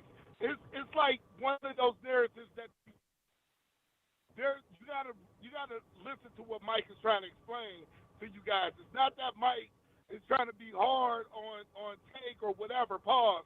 It's just that this is what the criticism is of Ryan. This is why this dude has never been on the big stage. And to me, he fell under the pressure underneath the light. And he knew he fucked up when he said it. That's why he came out and had to put that bullshit sarcasm tweet out there after he was called out on it. Peace and love, everybody. Shout out to Stainless. All right, champ. You got 3 more left. Just let me know when you're ready. I got a couple super chats I need to get to. We last stopped off at Moss Burger. We got Jay Miller that says, imagine if Ryan actually wins after painting this woe is me narrative. How does losing with these advantages affect Tank's career? Ooh. Danny, you've been sharp as a tack today. How you going to answer that? If Ryan wins this fight with all these clauses, how's that look for Tank? I think it just depends on the type of fight that is produced on the night of, man. Everybody thinks they know the answers or think that they know what's next, and we keep being shown time and time again that the shit we think we know isn't always necessarily the case. I've been on record. I got Tank in that one, but nonetheless, if Ryan were to pull it off, I just think it really depends on the type of performance, the type of fight that is produced on the night. Tank is still a star. He's still been on pay-per-view. I don't think that one loss would define him. But, again, I don't think that he loses this one. So All right, all right. I got Checkmate Boxing, Phoenix, Arizona. Stand up. Yo. First of all, am I speaking to what's going on, Danny? What's up, Mike? What's up, Ness? I think I'm speaking to Ryan's attorney, aka Nestor Gibbs Esquire. Like, dude, come on, man. Listen, the Tank put out yesterday the things I've always been saying is that they're both 135 fighters. And why should he fight a 135 fighter at a catchweight or 140? He said he wanted 135. Ryan refused to take the fight at 135. And just like Danny said as well, now he's calling out another 135 fighter after this. He's never calling out a 145. Well, there's obviously plenty of interviews stating that Devin is willing to move up after Loma. There's plenty of interviews that indicate that. Well, he ain't gonna move up if he's undisputed. If Ryan want to go for the undisputed, see, again, you're assuming. The fact is, he called out a person who was never fought at a catchweight. Devin's never fought at a catchweight. Devin was looking like, he was on a bed of death. People look like him cutting weight. If Devin can sacrifice, Ryan can do it too. Now, I'm going to say this one last thing as well. I spent my time, I sent you a video with all this information on it, Ness, and you didn't even look. Did you look at it? Did you look at it? You ain't sent me nothing, brother. On Twitter. You should have DM'd me. On Twitter. Come on, how you gonna just tag me on Twitter? You know how many people tweet? You yo, gotta DM me. and how, Ness is I'd this have kind been of guy used it. anyway. Hold on, Ness is this kind of guy anyway. So not that you have to necessarily worry about it, but how can you assume that he just gonna make time to see what this random? Yeah, I'm gonna just take time because out my day he usually that's his handle. seconds. His handle is Checkmate. He like to check people, so I usually do check his shit when I run across it. But yeah, if you want me to you want my attention, you gotta DM me that shit. All right, I'll DM you, and when you see it, it's gonna shut off. I mean, it's too late now. Ryan already said it's all over the Shade Room. He already said he was joking on the podcast. Okay, but no, I'm not talking about that. I'm talking about the fact that even at the New York, remember the New York presser, right? When Ryan 60 came out with seconds. He's trying to weight drain me, but in the same presser, Ryan's in the interview, and I got it in that video I sent you, that he says, he's perfectly fine with the 146 catch weight. He's fine, it's not a problem because he walk around at 148. Yeah, but two things could be true, bro. Two things could be true. Like, Tank, listen to me. Just hear me out. Just hear me out.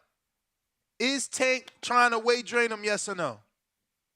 No, he is not. How you gonna try to weight drain a 135? Oh man! Ryan has been. When the last time he fought at 135? All right, that's the bell. That's the bell. That's the bell, and that's what he don't get. Two things could be right. Like Tank is trying to get him down and weight drain him, and Ryan does think it could be easy to make the weight. Based off this last interview, absolutely, he thinks he can make that weight. Seconds. He's been working hard. He's saying he running 11 miles. So yeah, he gonna make that way. He on track. He motivated. I got King Pound for Pound Boxing with a $2 super chat. Tank gonna wear a emoji dress and say it's a toga. I got CYP $5 counterpunch. Uh-oh.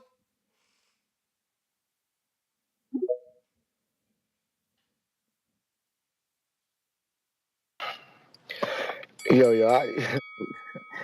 I'm gonna talk about what y'all wanted me to talk about in a second, but listen, my man said Devin Haney, another guy who's at 135. He's fighting Tank, a guy at 135. But it's crazy for us to ask, why don't you just fight at 135? See, I'm gonna leave that there. I mean, if y'all want to argue that, go ahead. Whatever my dude name is, the natural, the barber, I don't know what his name is, but homeboy. You called it. It says you want to drop beef. You don't want no beef. Then you call me retarded, right? I'm like, come on, my man. Goddamn. I'm trying to be nice to you because the truth of the matter is this: if there had to be an IQ test between me and you, one of us will come out as maybe a genius. One of us would come out as maybe an infant. It ain't you. You ain't the genius, and I ain't the infant. Leave me alone, and I'm not gonna go no harder than that on you. But the only 30th is you. It ain't me. You the only 30th on here. You the one that seem to can't get right. Leave me alone. Please, let's make this the last time we have beef. Now, I don't want to be your friend, but I don't want to declare war with you. Sony already told you I'm not the guy to go to war with. You're gonna be stalking me, looking me up, and doing all other kind of shit because you cannot beat me in this debate shit. I'm undefeated. I'm a motherfucking stalker mastermind. It kills people to try to fucking defeat me. Leave me the fuck alone. Y'all have a good day though, man. We raised a lot of money. We still ain't got to my goddamn goal. I want to get 500 for the show. So let's keep going as long as they on this show. Let's do that shit, man. Represent right. CYP out. CYP, salute. We got Alvin. Alvin, where you calling in from? That's an area code I don't see every day. Minnesota. Alvin, what up?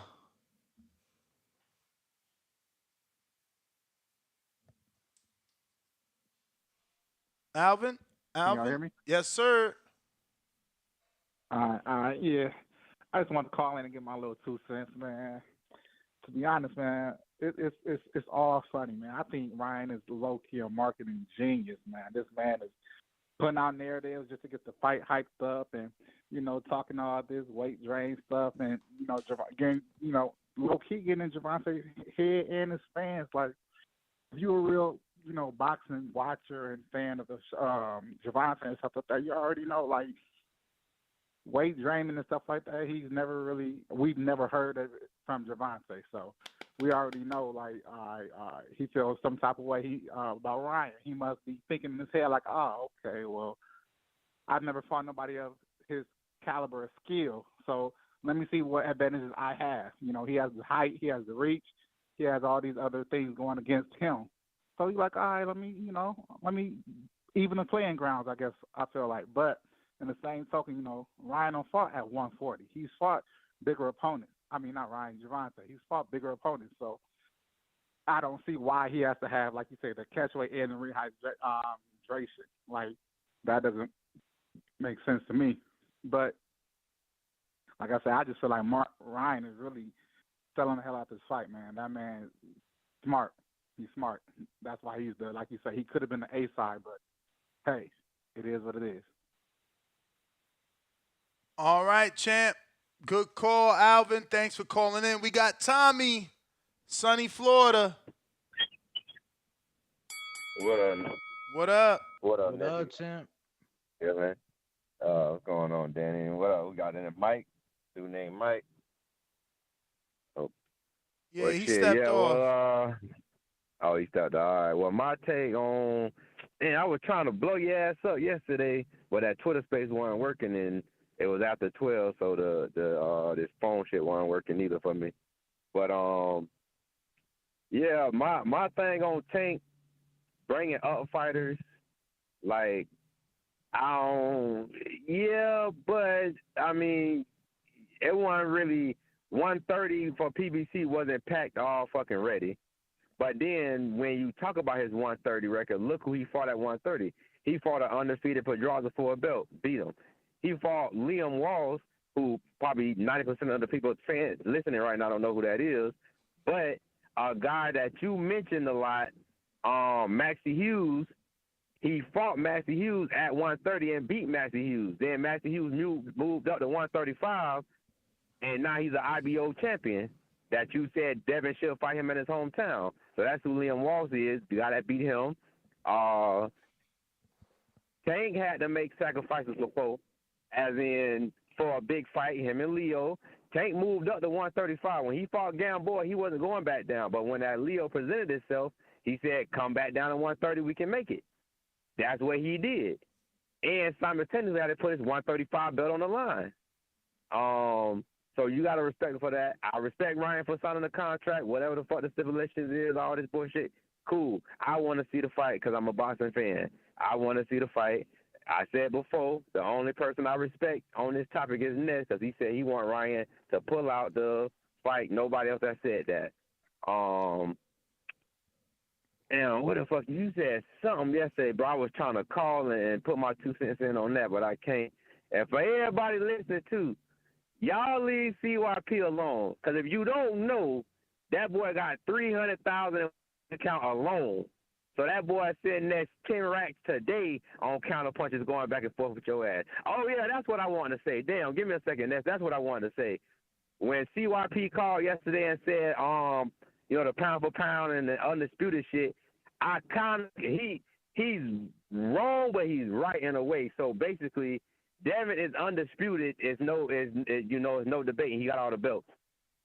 But when a guy like Joshua, like Charlo, Inoue, and Stephen Fulton tried to, but couldn't make it, couldn't make all the fights happen. But or Earl, when you fight individual champions and collect their belts individually, it's a better look than fighting one guy with all the belts. That's all. That's what I'm gonna say. But that's my call. Y'all boys be easy. Tommy, thanks for calling in. Great call. JP Las Vegas, what up?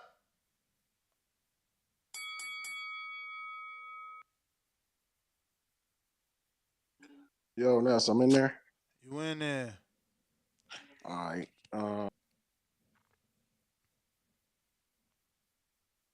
My bad. But yeah, Ness, man. Look, man, you got a future in the orchestra. You ever heard of the Nutcracker Suite, man? You've been playing a violin. I didn't know you was this good at playing the violin, man. You've been playing the hell out of it. You leading the pity party for these people, man. It's getting excessive at this point. But I did want to focus in on some words that were said. Because words matter, right? Because I don't think this is promoting the fight. I think this is taking away from the fight. The people who are casual and they're hearing about this, they're saying, Ryan's going to be weak. This guy, Gervonta Davis, is going out of his way to make him weaker. That, to me, doesn't sell the fight. I think it's almost borderline defamation towards Tank.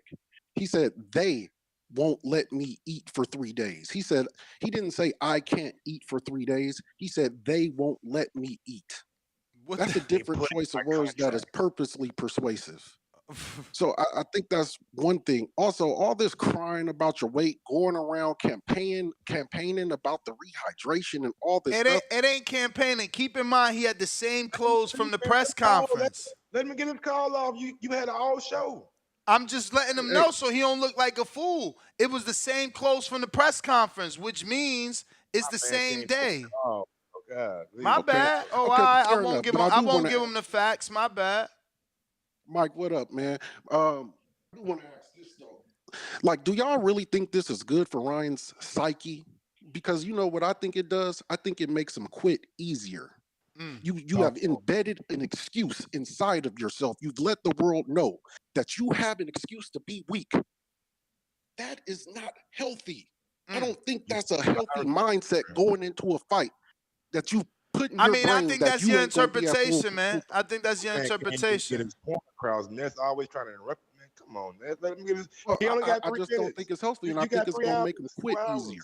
I think it's going to give him a way out. I think it's going to give him an easy way out, and it's going to allow him to quit easier. Think about it. Would you do it with your fighter? Would you be going around parading saying how you're going to be weak and how you're not going to be at full? Yes. How is that? Because the win will look greater. The win will look glorious. I agree with you. I agree with that. But at the same time, you got the other end of that spectrum where you're telling yourself you're weak. You're weak. No. That's how you interpret. That's how you interpret it. The other end of that spectrum is we in Tank head. We in his head. We in his head. Nah, I don't think they in Tank's his head. But bro, yes, you seen all the tweets to manipulate people, man. They said I can't eat for 3 days. That is a direct manipulation of the verbiage, directly. But if you don't catch it, you know who said it? You know who said it? He probably talking about his team. Like, we gonna make this weight. No, he talking about they meaning Tank them. He talk about Tank them. And that's bullshit, well, of course he man. is. Of course he is. Of course he is. Of That course is he is. misleading, and that is borderline defamation. That's borderline. Hold on. So again, I asked you the same thing I asked Mike. So Broner wasn't misleading with the Paulie Malignaggi buildup? That's different than something that's written in the contract. It's different. We're talking about contract. He said in the contract they said I can't eat for 3 days. All That right. is utterly ridiculous. And a lie is a lie. Was it misleading? Was it misleading when Tank told you that Ryan weighs 170, 180? Look at him. He's 170, 180. Well, the nigga came into the fight, the last fight, 157. No, he came in 148. We just got it on record. It's in an article. Didn't Stop Beeb it. just say he came in at 157? Beeb said Fortuna, which shows that Ryan isn't afraid to fight a motherfucker weighed almost damn near 160. Okay. I'm giving you too much free time. Your bell rung and I got counter punches. You the man though, JP. Shout out JP. So we got a counter punch from Nino DeBose on Twitter Spaces. Yo, we 38 away from 800 likes. 38 away. And we got Bill Haney that says, send me the motherfucking link. Bill wants Yo. Is he going to answer the question this time? Yo, Hold on. go ahead. Is he going to answer the question this time? I don't know. If he was Ryan, would he took the same contract? That's all I want to know. Go ahead, big boss. Yo, I was just listening to the last caller, man. I was gonna speak on some other shit real quick too, but the last caller, he was talking about that's defamation and all that shit. Like, fuck he mean, man. He Tank team talk about he can't eat for 3 days. Like, is it gonna be a nigga from Tank team around Ryan 24/7? Be like, oh, this nigga had a honey bun, yo, in the fight. Like, come on, bro. What is this nigga talking about, bro? That's the only reason why I was like, yo, I gotta counter back on that. Cause I'm like, bro, what is this nigga talking about, G? Like, bro, that nigga was clearly joking. Like, yeah, we know it's a joke, but like Mike said, like, should it do give him a bad little look? You feel me? Just cause he playing around like that, but shit, nobody take that shit for real, man. You feel me? No, I didn't at all, cause I didn't take it serious. Like, I didn't take it serious. Anybody laughed though. Yeah, that's why. Like when he said the left hook shit, that was funny. I'm laughing at y'all.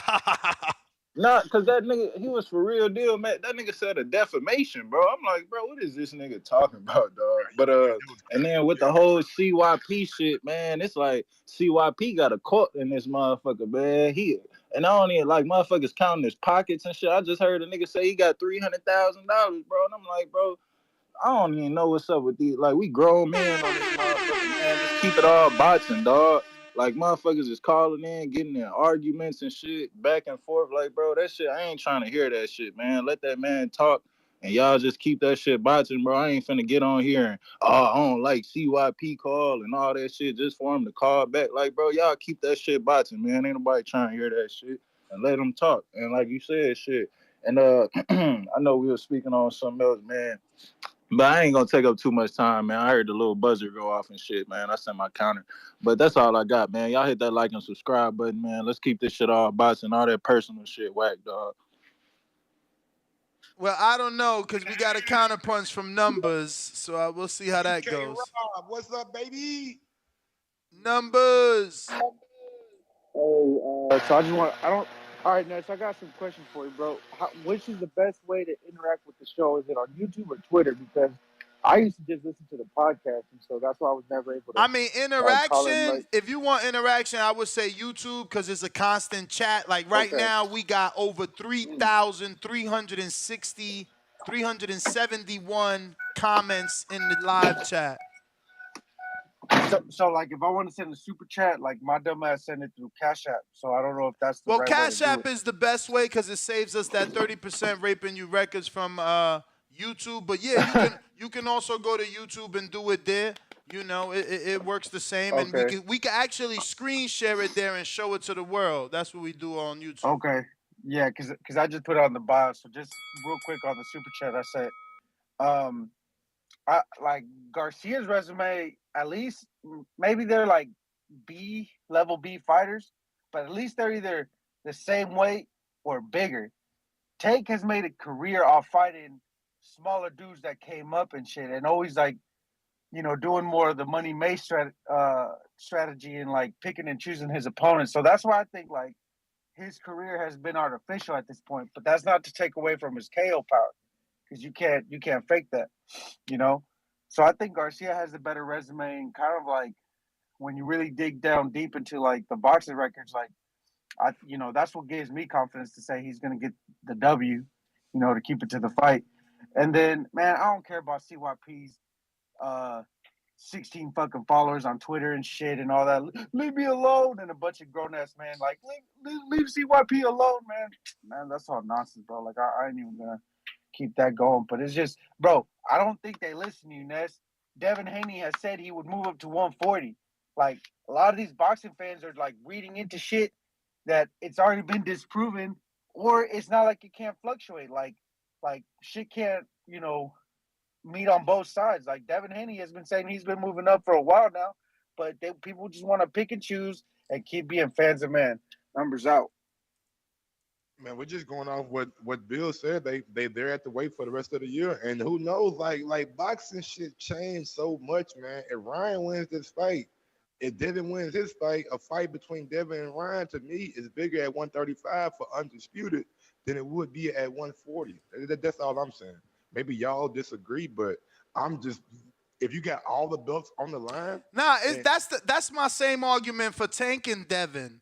Like if y'all both at 135, y'all might as well, fight for all the belts because Devin got them. Like to vacate them belts and make this fight somewhere else for nothing, I don't know that makes sense. But we got free smoke. Free smoke. What's good?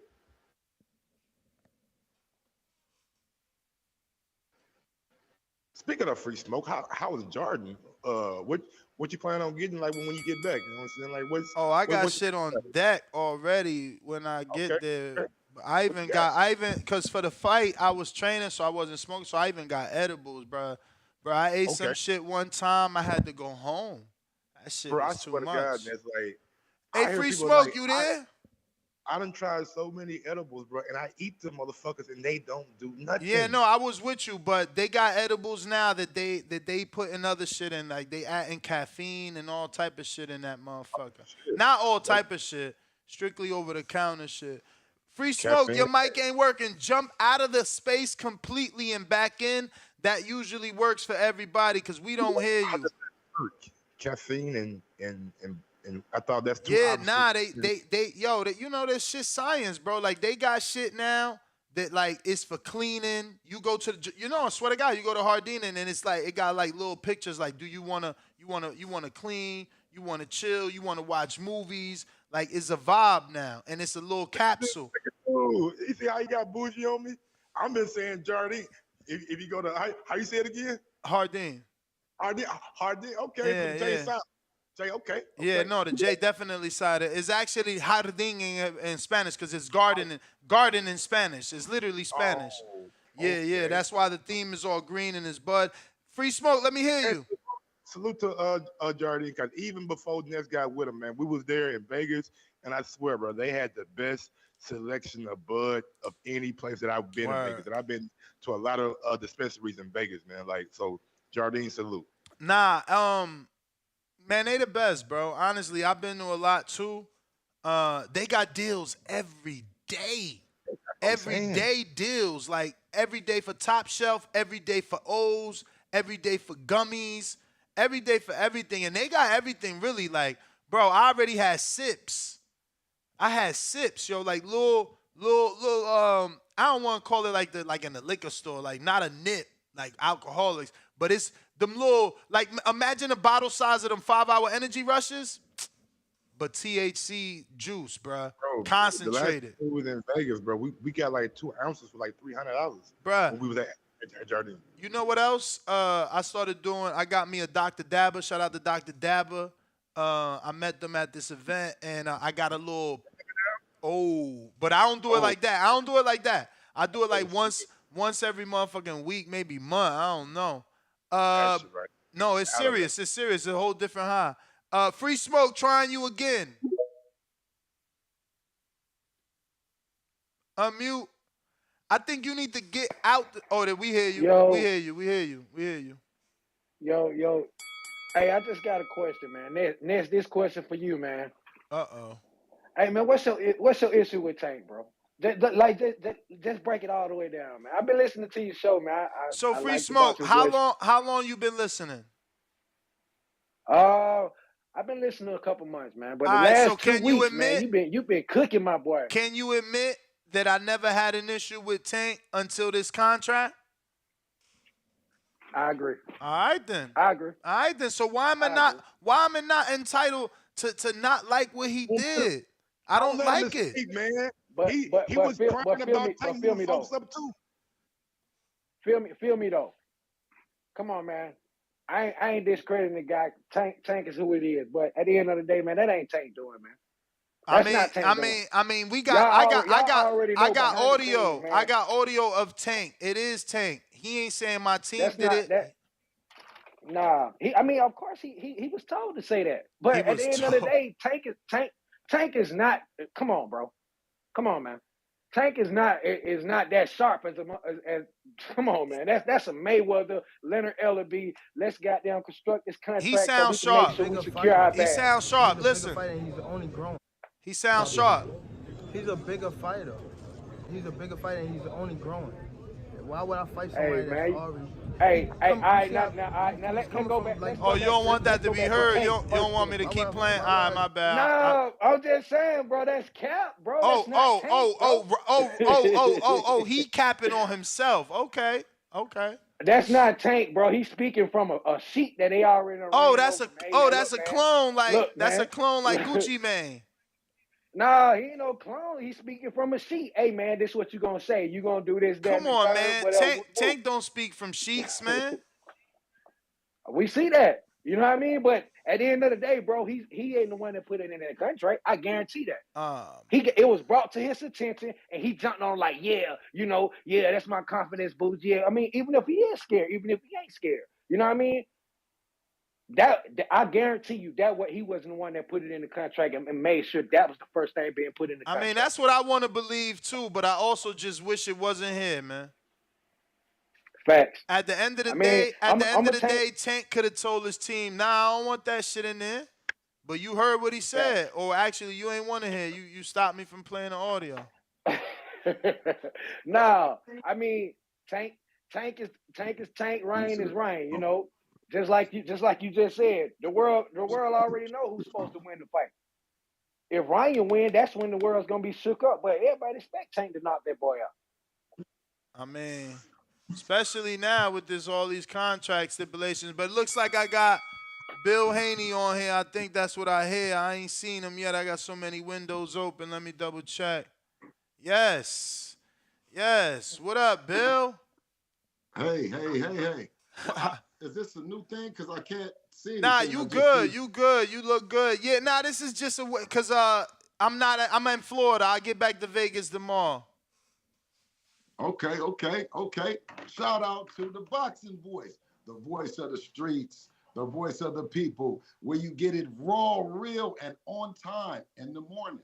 The boxing voice. What's happening, Ness? What up, man? We just talking, man. My old co-host who's not here, he seems to believe that we should be mad at Ryan for saying that he can't eat or drink food for 3 days because he's misleading the casual fans into believing that that this stipulation is in the contract. What's your thoughts on that? You think this is fair game? Is it fair game, or is it disrespectful to lie on a man like this and in this particular manner? Well, I think that it's an exhibition. We know that it's an exhibition. And in exhibitions, you can expect the unexpected. Wait, why is it an exhibition? Well, it's an exhibition. You expect, because for one thing, the contestants they're making up the rules as they go along, which makes it an exhibition, right? And that's fine, right? It's an exhibition, right? I'll take a look at it. I don't know. I heard something that it was going to be another weigh in at the after party. Is that true, Ness?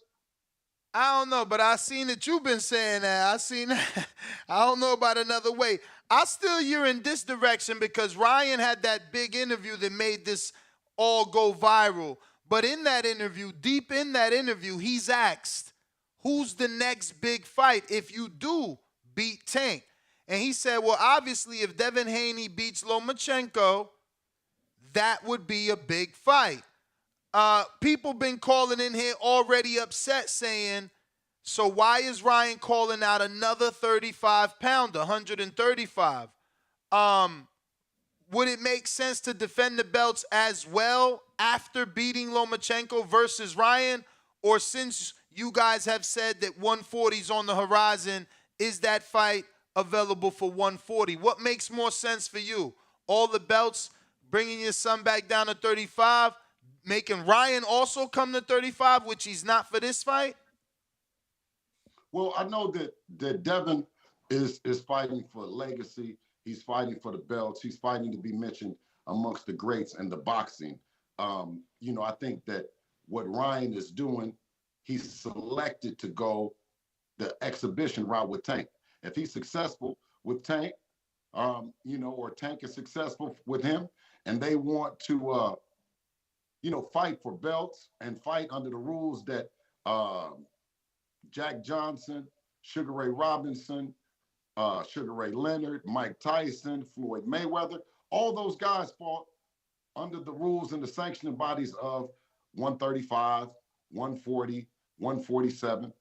And in all fairness, when you have a fighter like Floyd, who's had all the belts, who's had a lot of the boxing supremacy, he's on the Mount Rushmore of boxing, well, you can't be mad at him for having an exhibition. He's a retired fighter. So when I say that to say, just like this gentleman here, I heard that he was wanting to ask me a question. You can't wait to ask me a question about some shit that's not boxing. Would I accept an offer sent for an exhibition? If we consider an exhibition, right, that's you look at a contract as that. Devin is a legacy fighter, prize fighter. He is the undisputed champion of the world, and that's what we own. We're not on fooling the people and sending out false narratives. Thank you. I think you were clear. Like you guys wouldn't even entertain it. You guys are about legacy at 135 and moving up to 140, and it's not about these catch weights and rehydration clauses. Excuse me, Mike, because you're absolutely right. But what you carefully didn't reiterate, what I'm saying is that some fights are exhibition, and then some fights are legacy, and the fights that are legacy are traditionally sanctioned fights. They're sanctioned fights with the sanctioning bodies under the weights and rules of the greats, whether it be, like I said, Mike Tyson, Roy Jones, all of those guys. When you talk about those rules applying, and are you the best in your division pertaining to those rules? Bill, it sounds like you standing on y'all not fighting on catch weights and rehydration clause. No, when you fight, that's an exhibition. We will do exhibitions one day, not today. No, obviously not today, but Ryan is saying if you beat Loma, he wants Devin next. Are you saying if he wants Devin, it's only at 135? Does he want an exhibition fight, or does he want to fight for boxing supremacy? Okay, so give me a straight answer. Are you saying if he wants to fight Devin, it's going to be at a real weight class, not a catch weight with a rehydration clause? Absolutely. What Devin is the undisputed champion of the world. Do you understand what I'm saying? Yes. But what I'm saying to you is, if Devin came today and said, Dad, I got 5 midgets and they want to fight, we're going to fight. We're going to go to Saudi Arabia, or we're going to go to the UK. We're going to go and we're going to do an exhibition, right? Well, I'm going to say, Devin, who are the 5 midgets? You know what I mean? And what's going on? What is the stipulations, right? You've seen fighters fight 2 or 3 fighters in one night. These are exhibitions, sir. You can't take the fight. You can't take the opportunity for a fighter to be in an exhibition, but you just have to call it what it is. See, Ness, what we carefully forget is that the lightweight division was considered the hottest division in boxing. We had 4 kings, right? We had these people. You got a call? We hear you. No, can you hear me? Yep. Yeah. So we had 4 kings. We also had an emperor, and we also had I forgot about George and the Emperor. yeah, we had 4 kings, an emperor. Yes, we had, you know what I mean? Then we also had a veteran champion in Lomachenko that was saying, that his name, he should be in the mix of there, But when we talk about the 4 kings and the lightweight division, right? I just want the people to know, and in particularly my brother, you know what I'm saying, here, is that it meant everything to us that we weren't leaving the division because it was the hottest division, and everybody was carefully going out. Like T.O., he got beat and he left. You had Ryan, who was our mandatory. He left. You have Tank.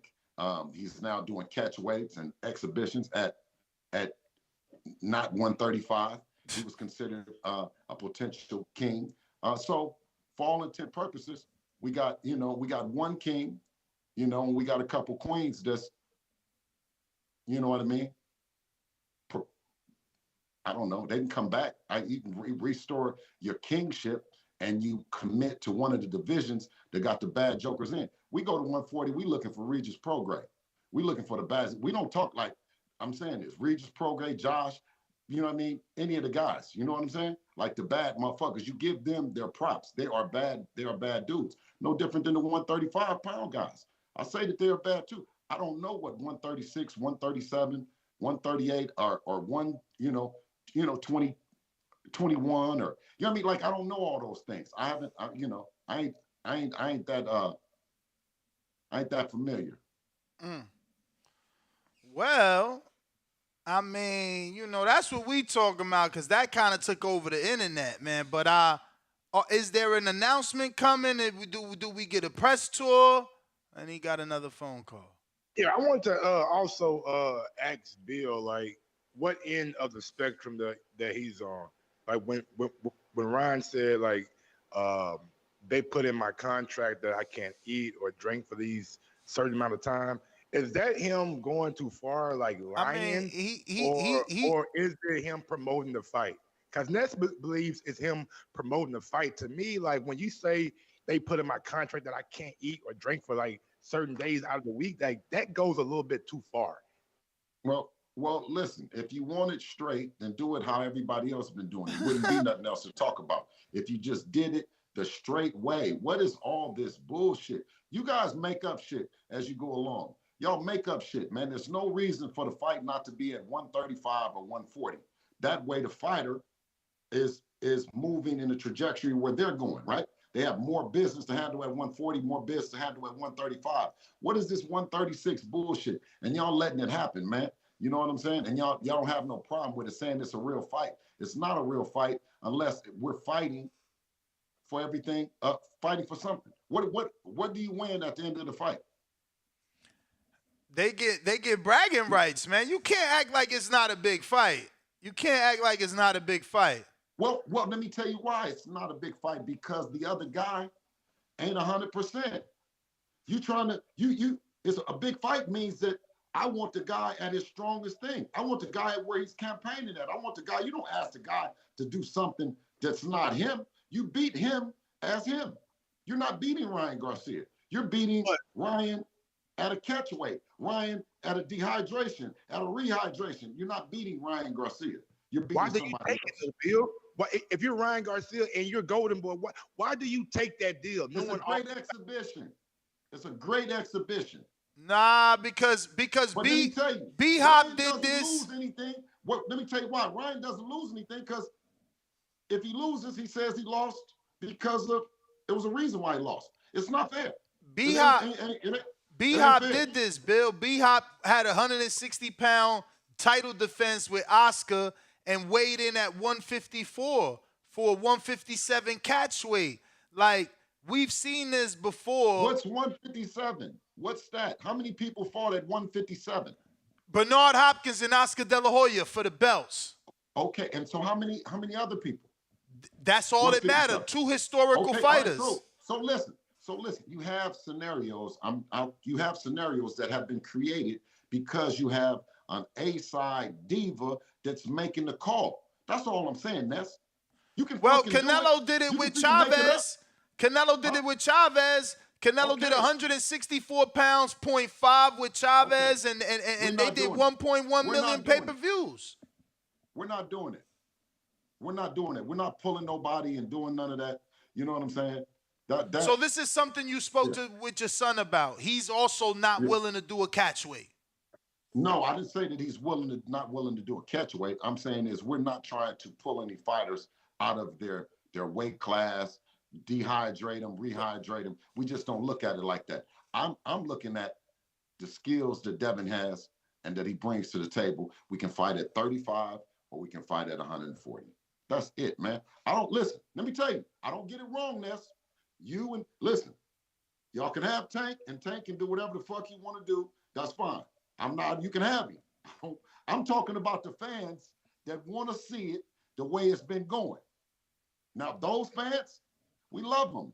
We appreciate them. Listen, and if you want your fighter to fight, that's good. If you don't want your fighter to fight him, that's good too. Have you ever received any offers like this? No, I've never seen anything like this on paper. I mean, I can go what you're saying, like go in yesteryear, but I haven't seen anything like this. Are we getting an official announcement? Because when I asked that, you seem to got a call. Absolutely. We're getting an official announcement very soon. They're going to announce the venue. It's good. How soon? But it's May 20th. How soon? We getting a press tour? Multiple cities? How many cities? I'm not sure about what the rollout is going to be, but they definitely said that they're going to do something that's going to be special and unique. Is there a rematch clause either way? One-way rematch clause for Devin. Okay. One way for Devin? Oh, wow. Yep. A-side shit. That's crazy. No, it's not. Yes, it is. No, it wasn't. Yes, it is. No, let me tell you. No, it's not. It's not A-side. That's what I'm telling you. What I told them is if you make Devin have to do that with Lomachenko, with Kambosos, if I sign to do that and we go over and do that, then that's what they said Lomachenko signed up for. Remember? You go back, he says, this is what I said, okay, so when we beat him, then that's what Lomachenko gonna sign for. The same thing he signed that he was willing to sign for with George Kambosos. That makes sense. That makes sense. People saying ain't no multiple city press tour for that fight. What you thinking? Listen, the people that's talking, they might know a little bit more than I do. You know what I'm saying? But that's not what that's not what you envisioning. You're not envisioning New York, LA, or New York, Vegas, or New York, Oakland. What's your vision? This the big fight now. This the big fight. No, it is. No, it is a big fight. It's a big fight for the real boxing fans, the real hardcores. It's a big fight for our family. It's a big fight for just the boxing community. You know what I'm saying? So I'm dialed in. I'm 100% dialed in to that. And, if we do more than one city tour, or if we do one city press conference or whatever, right? Neither way, man, you're not going to get me down about this shit. I'm totally up about this fight. I think that this is if not, it's probably the best fight, the best matchup so far this year. So when's Ramadan officially start, and is that going to affect training camp? Well, it starts in a few hours, and it definitely will affect training camp. Oh. We will be much stronger and much better. So when did it start? Date-wise? It starts at midnight tonight. Oh, so today's the first official day? Well, tomorrow will be the first when it starts at 12. Okay. I gotta commend any athlete who does Ramadan and still does his daily stuff, because that shit is not easy. You can only eat when it's dark, right? If I'm not mistaken. Right. You can eat from from sun up to sundown. No eating or no drinking. when the sun is up. No eating or drinking of any kind. You know, but for someone that's working or someone that's you know, on medication or things like that, then there are other things that the person can do to still observe Ramadan, and then you make up the days that you weren't able to fast. So can you confirm if it's gonna be pay-per-view? Pay-per-view, definitely pay-per-view.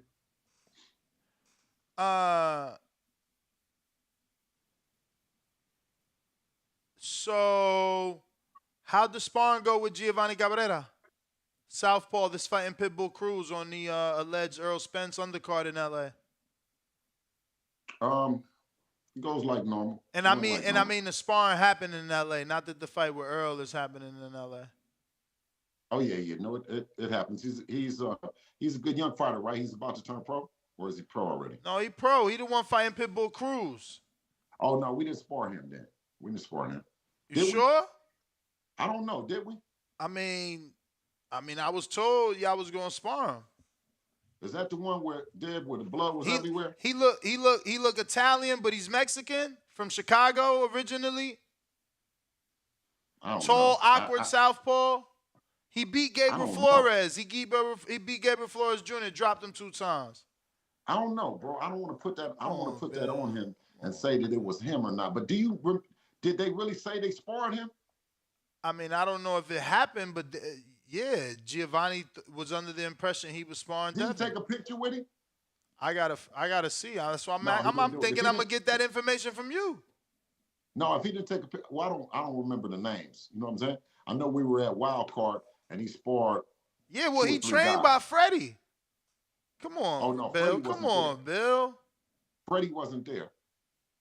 Oh well, if you want to say how did the sparring go, Deb whipped ass. That's what Deb did. I don't know who the fucking name is. He whipped ass. That's just what he did in LA the other day. Hey, nah, he didn't post. I don't see Giovanni post something. That sounds normal. But hey, can I get a prediction for Caleb Plant and David Benavidez this weekend? How you got it going? Fireworks. Absolute fireworks. You have the Benavidez, Coach Benavidez, very good friend of mine. We talk every now and then. We used to talk a lot. He was very instrumental in Devin going pro early on. Yeah, he was very instrumental in Devin going pro. Always answer my phone call, always with good advice. So I'm pulling for him like no other. Then you have Caleb Plant, who's also a good friend of the family, him and his wife, one of my favorite couples in boxing. Pulling for them too, man. You know what I'm saying? It's just like, you know, that I got a lot of emotions in that fight for both of them. And I just want them both to come out healthy and may the best man win. Do you feel like PBC did a good job at promoting that fight? Because a lot of fans in our chat saying they ain't really feeling the buzz for the fight.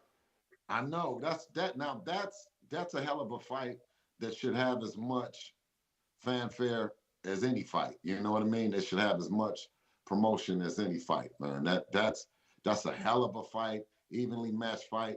I think by Benavidez being undefeated and Caleb not, there's a blueprint to beating Caleb, but there's not a blueprint to necessarily beating Benavidez yet. But Caleb, man, I'm talking about he got that different dog in him that, you know what I'm saying? And he only lost to Canelo, right? So, right? Is that his only loss? Canelo, yeah. Right? Yes, yeah, yes. So that's hard. That you can't put any shade on him as far as that goes. If Canelo's a top fighter, right? And Caleb is, Benavidez is, it's just gonna be a great fight, man. I can't say enough about that fight. And the last question that I got for you, man, like we've been seeing online, like for like it seems like months now, that Usyk and Fury just cannot come to a deal. Like what on the outside looking in, like should it be that hard to make a fight for undisputed at heavyweight when you know like the world loves heavyweights? I don't know. Maybe they need a catch weight. Ah! Hey, can you have a catch weight in heavyweight? Wilder had to fight Fury just like that. Yeah, see, so that's what I'm saying is there's that the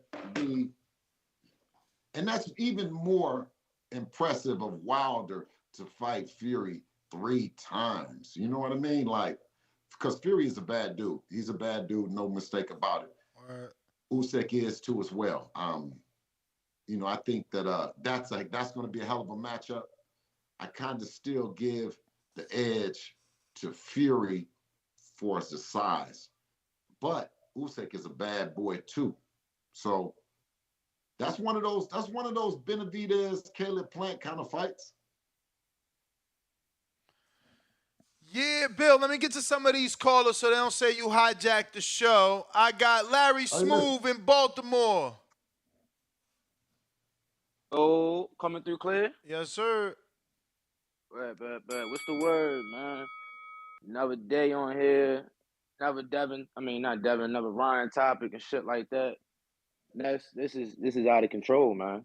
This is out of control. Like, bro, literally for the last, I don't even know how long the show been going, 3 hours, almost 4 hours now. People been calling in to. Oh, you went through a little dead spot there, champ. Why? You said people been calling in what? Defending the lie. Oh. Like this promotion. Like, come on, man. Like, let's be real. Like us boxing fans know that it ain't no shit like that in no contract, but it's a lot of people. The people that's going to be coming into this fight from Ryan Garcia's side, 9 times out of 10, is going to be casual fans.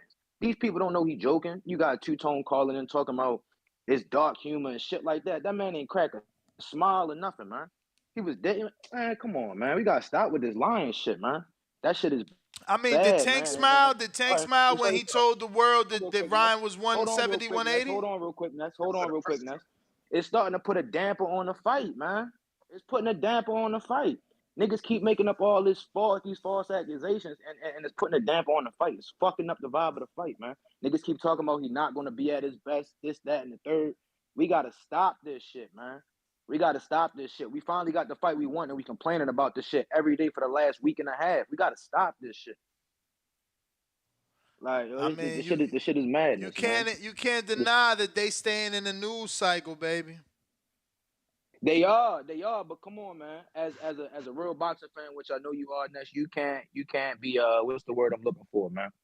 You can't be a proponent of this shit, man. I mean, I'm gonna be real. I'm gonna be real. When I seen it, I was shocked. It took time. I had to watch the actual interview to know that it was a lie, and then see the tweets to know that he was being sarcastic, like you said. Absolutely. Like you said, the audio and the video tells a different story. But luckily, I follow Ryan on Twitter. I seen the tweets too, so I knew he was being sarcastic. So that's why I'm doing the show, because it's like Tank fans gonna be mad that he's getting lied on. So we got to make sure we say Ryan admitted it was a joke. He used the word joke. He admitted that he went too far and he exaggerated shit. Well, he didn't say all that. We got people that's been riding all day for this man, talking about his promotion. Come on, how we calling a bold-faced live promotion? I mean, it is promotion. Like, that's not promo. This not. Hold on, bruh, stop, man. Broner was lying. Broner was lying about fucking Paulie and his girl, man. Knock it off. This shit not scripted, man. This shit not scripted. This real life. Neither was Broner. Neither was Broner scripted. Stop it, man. This man said it's in my contract that they say I can't eat. But real quick, while I'm about to get off the call. Real quick after the bell. Before I get off, hey, Bill, we need the Devin Tank fight at the end of the year, man. Devin gonna be a free agent after this Loma win. Let's lock it in. Let's get this shit done, man, so we can really see who the man from Baltimore. Make sure he don't put no rehydrations in there. Hey, listen. Hey, man, hold on, Ness. Come on, man. I done called in and told you to sit there after that. You gotta stop with this narrative that he gonna put a catch weight rehydration calls on niggas that fight at 35. Bruh. You know what I'm saying? Bruh, like, Floyd tried to do it to Canelo. Hey, listen, man. I'm not going for that shit, man. And Oscar did the same shit to Floyd, but Floyd came out on top, man. I'm not trying to hear none of that shit niggas talking about. Hey, man. Hey, Bill. Let's get that Devin Tank shit lined up for the end of the year, man. Can I ask you a question, King? If we gave Tank the credit for going up and beating Barrios at 140 and quote unquote becoming a regular champion, what is all this bullshit, bro?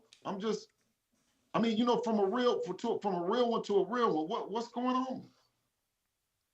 To be completely honest with you, man, I can only go off, you know what I'm saying, the shit that's public information. And after the Barrios fight, he was in the ring and he said he wasn't doing 140 no more. That was 2 years ago. You know what I'm saying? So I don't know why people were acting brand new as if that shit ain't been out there already. You understand what I'm telling you? And Ryan ain't fought no 40 pounders. He been fighting 35 pounders. So we gotta stop with this shit, man, for real. But yeah, I ain't gonna hold y'all up no longer, man. Great show. Appreciate y'all as always. Hey, Hey, can I ask Bill, you let's one lock last it in. question? Let's Let lock me it ask in you end of one the year, last man. question. If with all the heat at 135 pounds, everybody's at 135 pounds, why would you go pick a 140-pound fighter and bring him down? Ain't Ryan been calling him out for the last 3 years according to Ryan?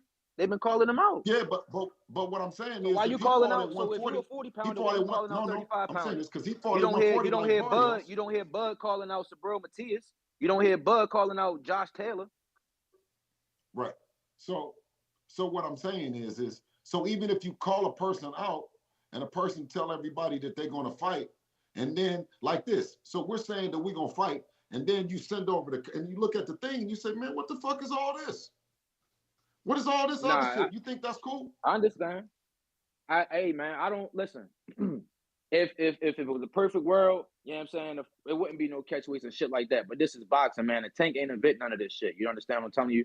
So, you know what I'm saying? Like LB said in the tweet, man, it's just business.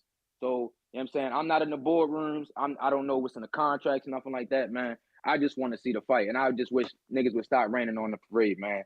And really lift this fight up, man. That's all. Man, I appreciate you. I appreciate you. Yes, sir. I appreciate you too, Bill, man. Let's get the Devin Tank thing done, man. Much love. No more shitty contracts. Yo, Venom. Sean Garcia, what up? Yo, you hear me? I hear you. Yo, I just need to ask Bill. Bill, you double dutching, Bill. You keep saying, that's you. Would you take the 136 catch? You say, I never said we ain't gonna take it, but then you say you don't do exhibition. You gotta pick one. Let your nuts. No, pick a no, side. Okay, let me pick for you so you'll understand, good brother. What I'm saying is the exhibition. When you accept the exhibition, you tell the world this is an exhibition. This is, and whatever it is. I like the way Floyd can look directly at you and say, it's an exhibition, right? You're not trying to fool nobody. You're saying, look, I done been in the biggest events. I done had all the belts. This is an exhibition. That's all. It's be honest with the people. Okay, now keep saying Ryan. You keep throwing this bag on Ryan. Ryan ain't doing nothing to y'all. He's giving y'all credit. What you trying to do? No. I give Ryan his credit, but what I'm saying is when he wants to get back, and him and his mom and dad, what they've been doing is fighting for legacy and belts. We fought for national titles and everything with them. So when they get back to the essence of that part of it, then that's a conversation I'll have about boxing. When you let Tank and you going with this Tank shit and you keep calling out these people and you become an exhibition fighter where you'll fight Manny Pacquiao, you'll fight Tank at catch weights, you'll do strange stuff. I don't say that he doesn't have the talent, and I don't say that Tank doesn't have the talent. I just don't understand what they're doing right now. You know what I mean? With all that everyone has did, pushing boxing forward, right, to legitimize boxing, right? Right, to the best fighting the best, the division and all this. I just said, what are we doing right here, right? If it's not an exhibition, we can't say that it's a real fight. We can't say that it's a fight for something. Just leave it as it is, and when either of the fighter get finished with their exhibition and they want to do something, then we'll talk about it. Well, listen, Devin, that's all I'm going to say. I'm not Devin, Bill. That's all I'm going to say. You sit tight. We're going to take care of business with Tank. We coming straight after. You better not try to go to 140. We coming for you now. I'm telling you that right now. Well, listen, if you were coming for me right now, you would call my telephone number and be talking to me with a hypothetical situation because you wouldn't allow me to have someone else give me a call. So what you're saying is you. What's your name? What's your name, sir? Venom. This Venom. Huh? Venom. Who? Venom. See, call him Garcia. Venom? Yeah, we call him Sean Garcia because we think he's Ryan's brother. So, Sean, do you have a date, time, or would you like my email? How are you going to come for me? April 22nd, around 12. We gonna be calling son's You name breaking out. up, Sean? Yeah, man. I was trying to hear what you were saying, Sean. What'd you say? On April 22nd, around 11 p.m. Eastern, we're gonna be calling your name, son, out. Oh, why don't you just call my telephone number right now? Nah, because that's not how we do things. That's not how we do things. All right, okay. All right, Sean. All right, got to get to some other callers. I got a counterpunch from Tommy in Florida. And not with Tank now. Actually, before I go to that, I got Numbers says Ryan's opposition isn't bloated, smaller guys. By the way, I think. And then we got Tommy with that counterpunch. What up, Tommy? Real quick, we need 66 more likes to get to 900. Oh, I like that. More. Let's 66 more. Make sure you subscribe to the YouTube channel, too. We are trying to get to that next goal of 167,000. Tommy, you connecting or what? Uh-oh, Tommy. Get out the space. Come back in. We got Decatur's own. Lids low. Well, good, homie. He ain't connecting either. Why are you mad about it being an exhibition? I mean, because we know that it's not. We never called Canelo fights an exhibition. Or Floyd versus Canelo was 152. That ain't no exhibition. Well, what was their fight for? Tran, what up? Hold on a minute, Tran. What you said, Bill? No, I said, were they fighting for anything or just bragging rights? I believe there was a WBC on the line. Okay, so that's not, they're fighting for something. But it was a 54-pound belt at 52. But what I'm saying is... And Pacquiao did that too with Margarito. But what I'm saying is a sanctioned fight, right? Is this a sanctioned fight? I'm sure sanction, not by a sanctioning body, is a commission fight by the Nevada State Athletic Commission. So it's a commission fight, but not a sanctioned title fight. There's no title on the line. There's no title on the line. Okay, but what I'm saying is there's been a title for Dev from youth, international. Yeah, Bill. But what I'm saying is there's always comes a time in your career when you do a non-title fight. Like Floyd fought non-title with McGregor. You know what I'm saying? No, that was an exhibition. No, it wasn't. It went on his record, just like this going on the record. If it goes on your record, it can't be an exhibition. The exhibitions that Floyd's doing in China and all that shit, them shits ain't on his record. But the McGregor fight, that wasn't an exhibition. Okay. So I got a better understanding that if it goes on your record, then it's considered a fight versus. It's a pro fight. It's not right. It's on your box rec. Okay. All right. I got it. Bill, funny. Shout out to Bill for rocking out with us. Go ahead and send some love. You never seen Bill over here taking calls. We got a $5 super chat from Rada of the Storm that says, Bill Haney sound like a bitter baby mama. Hey, listen, let me explain something to everybody so there's some bitter. I've been driving Rolls Royces, having fly shit since 1988, maybe 86. Spending money since 88. Listen, since 88, since the 80s. You know what I'm saying? And the biggest thing that I've ever did in my life is put all the bullshit to the side and just be a dad, just be a father to my sons. You know what I'm saying? I have fun listening to you guys, going back and forth with you guys. But I'm definitely not crazy. I'm doing my job. For sure. Tran, what up?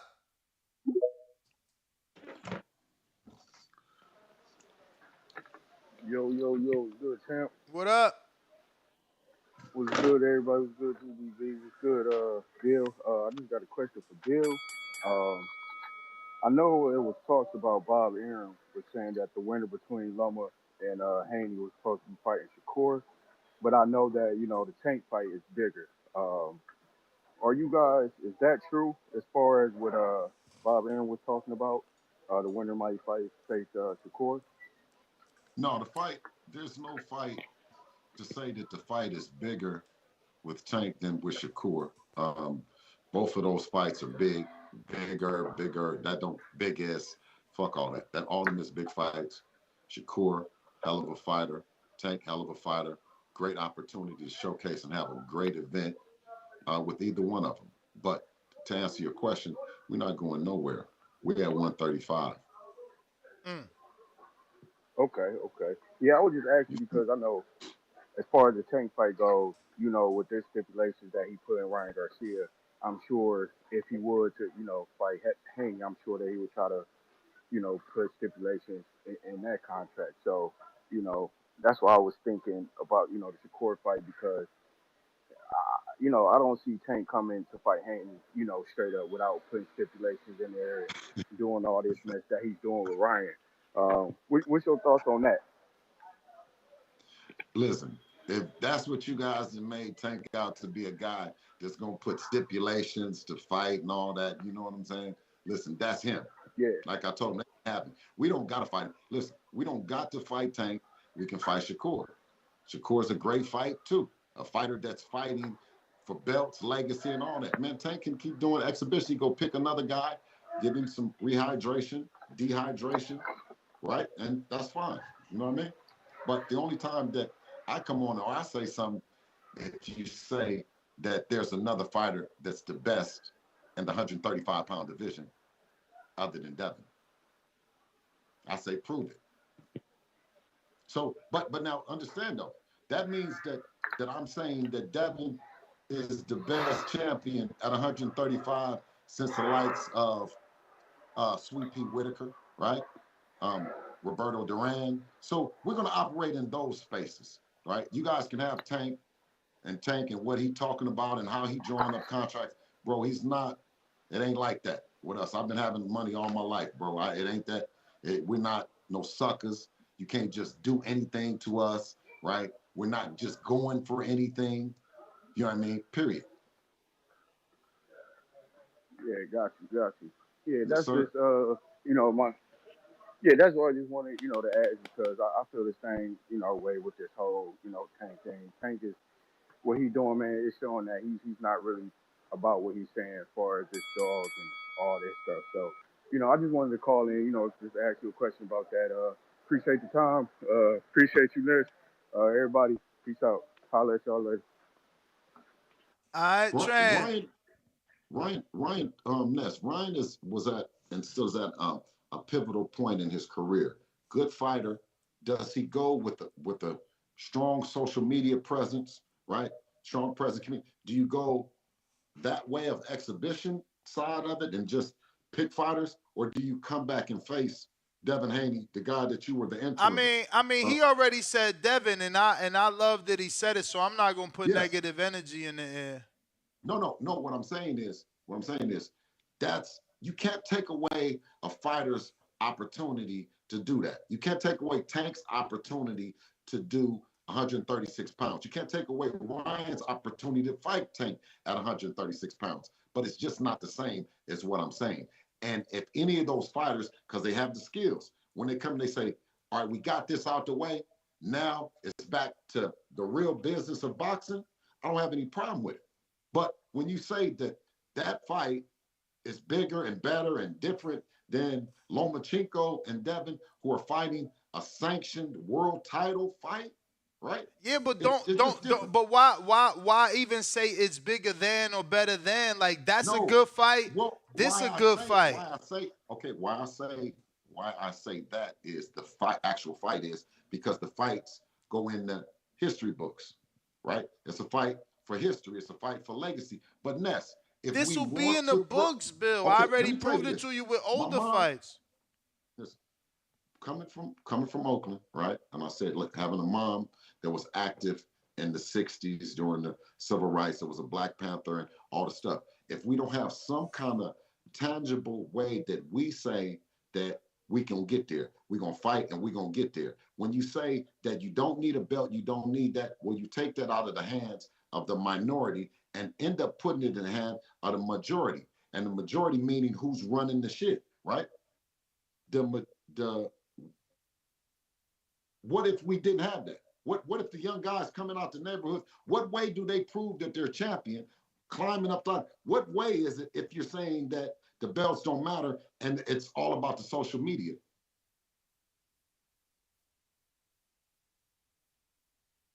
It's just the world we live in, Bill. We used to do we used to do multiple city press tours. Now we doing virtual press conferences. We begging for press tours. You know, we used to get the best fight and the best. So like you can't complain about the direction the sport is going, and it's gonna the trajectory of the sport is always gonna go where the money is, and the biggest fights always is the money. That's just how it is. It's regardless of division. Look at Roy Jones. Roy Jones moved up the heavyweight. That was considered a big fight. We knew that wasn't his weight class. Like when Kell Brook fought Gennady, when Khan fought Canelo, people come out probably because of the allure of the catchweight, of the guy moving up and what down. What I'm saying is you're getting away from the structure, right, that makes up boxing. For a long time of yesteryear, there wasn't any kind of structure, right? And not to say that it's complete structure and it's complete fair, everything is completely fair. I'm not going to say that either. But I'm saying when we just take and we throw out the sanctioning bodies, right, and we say that we're not fighting for anything, we're just fighting, we run a risk of starting something that we can get blackballed from, that we won't necessarily be the ones that are always the A sides. Tank is the A side, but this could set precedent that Jake Paul could be the face of boxing. I mean, he kind of is doing his thing. When you got that power, you do what you want. He just had a fight in Saudi for $30 million, bro. A non-title fight. Tommy Fury made more money than the average boxer makes in a non-title fight in his 8th fight. And they saying they sold 800,000 pay-per-views globally. Let me get to some calls. I got Saquon, New York City.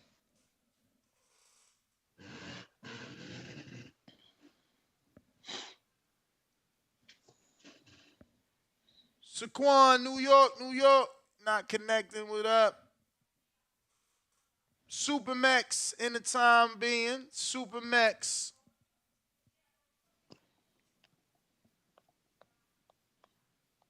Okay, am I unmuted? Yes. Okay. Am I coming through clear? Yes. Cool. What up, Ness? I don't know if Mike and everybody's still on. What's up, Mr. Hanky? How you doing? Bill must have got a call. No, yes, sir, I'm here. Oh, all right, because I ain't see you on camera. Salute to you, King. Salute. Honestly, man, I think this is I didn't understand why Mike was so heavily upset about it. You know, it's fight Because promotion. he was lying. That's why. Okay, so is Ryan Garcia 180 pounds? Is he on steroids? It's the same thing. I do. Okay, I get that. And again, I never commended Tank for any of that shit. But when you get on a podcast, you ain't condemn him either. You ain't pop up doing all this PR work. I was on your show this week saying you can't come on and accuse dudes of PEDs. You have no proof. Like I said, I don't think it was that big of a deal personally. But I do what I think put it in my contract. Bro, he came out and said he was lying, so it's not like he's sticking to it. If he was sticking to it, it's a different story. So Ryan agrees with me. He was lying. He said he was lying. So why are y'all defending him then? Because he already admitted it. He already admitted it was a joke. So you It's not admitted that big now, of a deal. now we defend you. No. Bruh, he said it was a joke. And the only reason he came out is because Leonard Ellerby called him out on that shit. He was like, Leonard, I expected you to detect sarcasm. Nobody detected no sarcasm because nobody laughed. You had a straight face. I mean, Look, regardless, like I said, it ain't that big of a deal, man. I mean, look, the only thing I'm hoping this can do is apply pressure. And let's keep it clear. I'm not a Ryan fan. I've been on this show for years calling him Victor Ortiz 2.0. I'm not a fan of Ryan. I'm not nobody like him, to be honest. But I hope this applies pressure for Tank to take this off. And you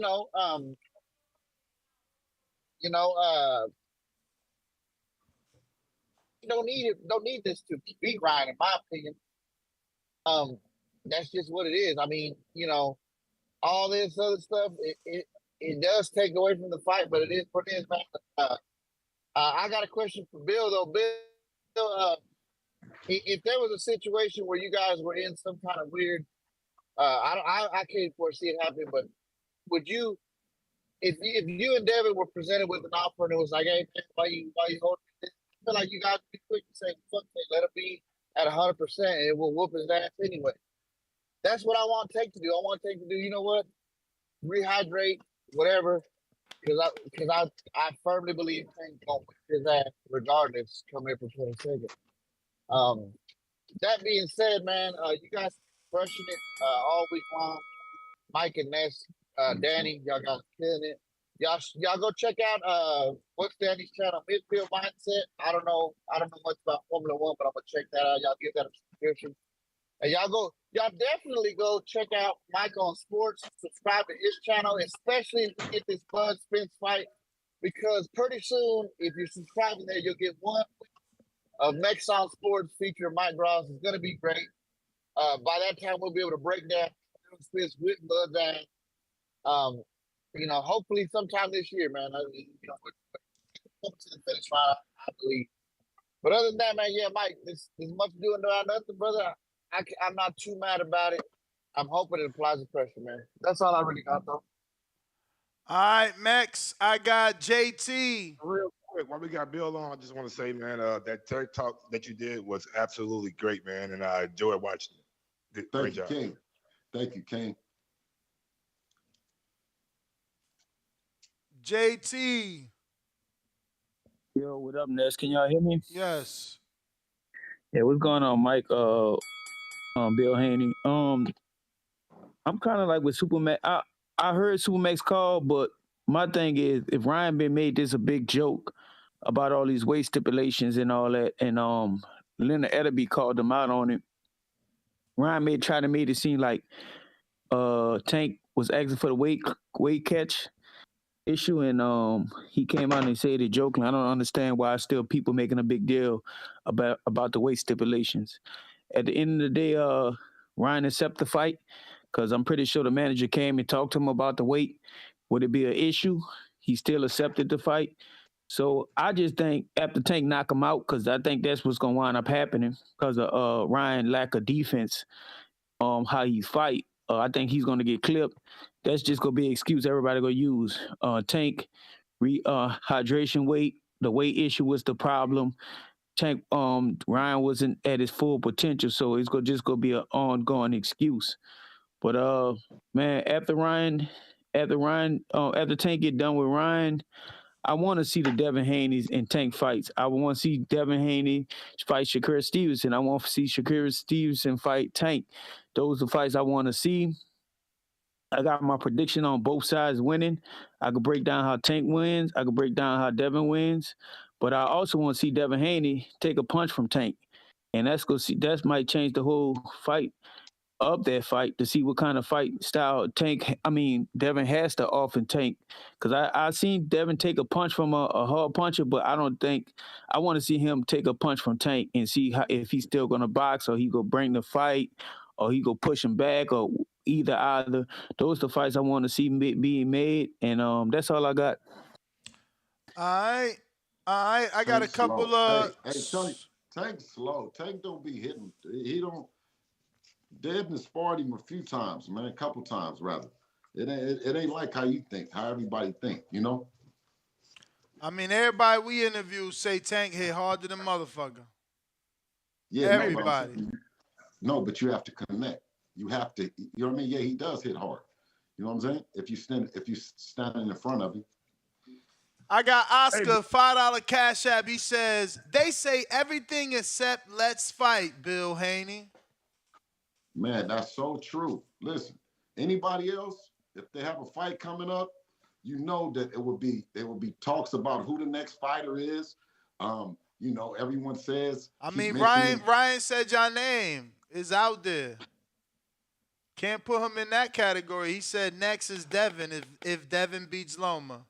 And he called it a big fight. It is. It will be a big fight if it happens. You know, he was in the position for it to happen before, and it didn't happen. So I'm not going to rule out it. Right? I mean, but you was on stage, or rather, you was in the ring when he told you and Devin he gonna go fight Tank first and come back to you because y'all the harder fight. So he ain't looking like a Kappa. Everybody got him like a Kappa, but he doing what he said he would do. Keeping it real, Ness, he did say that. The only thing that's throwing me off about both of them is this catch weight, hydration, all this other shit. Well, he doing what he got to do. He doing what he got to do. Yeah, but I'm saying this. I didn't, you know, this shit is putting something in boxing now. You know, when Mike said, I want to ask Bill, will he take it? You know what I'm saying? Like, what the fuck? Where did all this shit come in from? And Mike, that's a respectable, good question to ask. You know what I'm saying? But I'm like, is that where boxing is going? Now you're starting to write up the contracts. You're starting to write up the clauses and write up all the shit. Well, I'll tell you one thing is Ryan Garcia, Shakur Stevenson, all of them is good fights. If Tank ain't fighting at 135 and he don't want to fight, well, Shakur Stevenson is a great fight next after Lomachenko. Ryan Garcia is a great fight. You know what I'm saying? So ain't nothing to be mad about. I got a couple super chats and some more callers. Reginald, $20 super chat. Shout out to you. Let me drop a bomb for that. Shout out to the podcast. Danny, I will see you at the David versus Caleb fight. I'm on the floor too, bro. Shout out. Bones 13. Shout out to Tank, the Burger King champ. Dang, y'all terrible. Israel, $2 super chat says, for the truck drivers, I recommend Bose sunglasses. What? I didn't see that. I'm going to have to Google that shit. Nino Brown with the counterpunch we went to. Saquon, New York City says, Ryan is 24 years old. You saying a 24-year-old can't make weight? Hank Lundy is like 800 years old, and he making 135. What we talking about? Shout out. That was a good one. We got Smitty with the $5 super chat. Says, y'all got T-Mobile telling me I've used 48 gigs and they gonna slow my data down listening to y'all argue 3 hours a day. Nah, laughing out loud emoji. Good show, fellas. Hashtag TBV. Shout out to you, bruh. $2 super chat from R. Hayes. He says, J-Rock is Muslim and he beat her during Ramadan. Yeah, I mean, some people definitely do training camp during the time. We got Mad Bent 100, definitely over Tres. He says, $2 super chat. The monster beats the bowels out of Caleb. Damn. Rider of the Storm, $5 super chat. He says, Bill Haney sounds like, oh, we said that one. Arthur, $2 super chat says, but Devin was about to fight Gary Russell. Ooh, where Bill at? That's true. But it wasn't going to be at a catch weight, though. That's for sure. It was going to be at 135, so it doesn't matter. That's what he's saying. He's saying fight at a real weight. We got D-Mo with another super chat. He says, Bill pull up energy, get different. Shout out to Team Haney. Devil emoji, fire emoji. $5 super chat from TM, just showing love. Appreciate it. And we got boxing. $2 super chat says, real boxing fans don't want stipulations and contracts. Exactly, my friend. Exactly. We got Be Free. What up? What up, Free?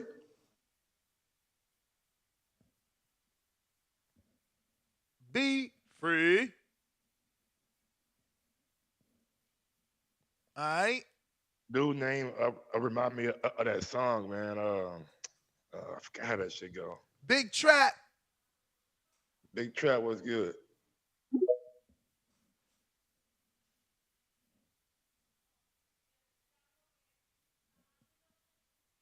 Big Too much. Trap. Let me double check, man. Let me reconnect and connect. I don't know. Yo, Oh, all right. We hear you. Damn. I had just disconnected, but we heard you. What about now? Hold y'all up. got me? Yeah, we got you. What up? Yo, Ness. We hear you. Okay. Hey, I just want to start off by saying salute to the realest, Big Mike from the Wood, my guy. Mike, we miss you out here, bro. Love Hey, it. It's love. It's love.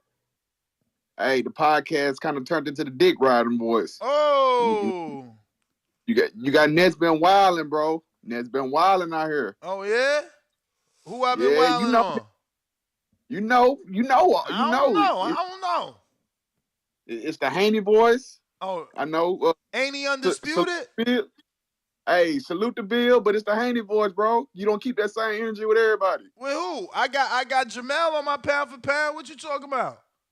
Man, Mike, man, Daddy put you on blast, man. You just switched that shit yesterday. You just 2 months ago you had Crawford for #1 pound for pound. 6 months ago, bro, in June, I had him at number What's one. I had him at number one, and that was before the Avanesian fight. We already went through this, bro. You sound crazy. We went through this. We showed you everybody that did something since then. Bro, you changed that shit a week ago. Bruh, but he gave you the list and told you it was my list from June, but I'm happy you wasting your clock. Hey, but look, I just wanted to say salute to Mike for being on your neck, keeping you accountable like the old days. Cause you'll get on here capping and wilding, bro. But I fuck with you though, Ness. I've been listening to you since you released the tape. You know what tape I'm talking about, right? Hell no. Oh, Sean Porter tape. Yeah, the sparring, the tape. Yeah. Shout out. Damn, that's a long time. Yeah, I fuck with y'all, man. Hey, y'all be good out here. All right. Yeah, man. Salute. We got. I see a lot of y'all repeating. Remember, man, if you want to come back on, it's only right you send that counterpunch. We got plenty of people send counterpunch. I can't give out any free second calls. We get dozens and dozens of callers. You know how that go. So let me see. I got some super chats I got to get to in the meantime. In between time, looks like right now you can only call in via Twitter and Discord as our landline already is closed out. Right? So we got Oscar. Let me see where you at, Oscar. That's Candyman. Not Candyman, Candy Slim. Candy Slim with the 10th down. My bad, Candy Slim. Let me get over here. Everybody left me. I got 2 counter punches to get to. JT and Tommy. So Tommy, I ain't forget you, even though I did forget you. I got a $5, $10 super chat from Candy Slim 501. It says, Bill got a right to clown them dudes. His son been calling them out for 3 years, and instead them dudes is fighting for Mickey Mouse belts against Tom and Jerry opponents. Double R money since 88. Fire emoji, salute emoji. We got Tommy, I owe you your counterpunch. JT, you next. Don't let me forget, man. You know I get lost. Tommy, let's see if you're going to connect. You got to jump out the space, bro, like completely out. Remove yourself completely from the space. Jump back in when this happens to you, Tommy. I hope you can hear me in this transition phase. You like in the phantom zone right now. You're just spinning. JT is on you. Look, I'm the last man standing. Bill gone. Mike gone. Danny been gone. Who here? Only the fucking strong. What up, JT? Well, my counter punch was for Bill because he made a comment after I got off my call. But my question was gonna be to Bill. I know he keep bringing up sparring, and Bill been around the game long enough to know sparring is sparring. The fight that they will be fighting will be a 12-round fight. And not saying Devin Haney probably could take a punch, but he had headgear on when he was taking punches from Tank. So like I said, I got good predictions on both fighters how to win that fight. But I still want to. The question is to Bill. I want to see Devin Haney take a punch from Tank and see how he's. I'm not gonna say survive, but how you face it after he takes that punch, because that's a 12-round fight. We know Tank start off slow and stuff. We know he's setting up hard traps to catch you and stuff. We know Devin is the pure boxer. I just want to see him take a punch from Tank and in a 12-round fight. That's a long time. That's my counter punch. I would say, what about not taking that fucking punch? How about just outboxing him and not getting hit? You know what I mean? But we got some super chats I got to get to. We last stopped off at Candy Slim with the fat $10. We got Supermex, $2 super chat says, forgot to say in my call, hashtag Bill Haney for president. And then we got Martin Sanders, $5 super chat says, Bill Haney, have you sent a Tank? I guess, okay, he says, have you sent Tank a contract? What have you did to make that fight happen besides talk? Okay. Oh, CYP with the counterpunch. This is, hold on, CYP. Let me do this right. Because this got to be like number 3.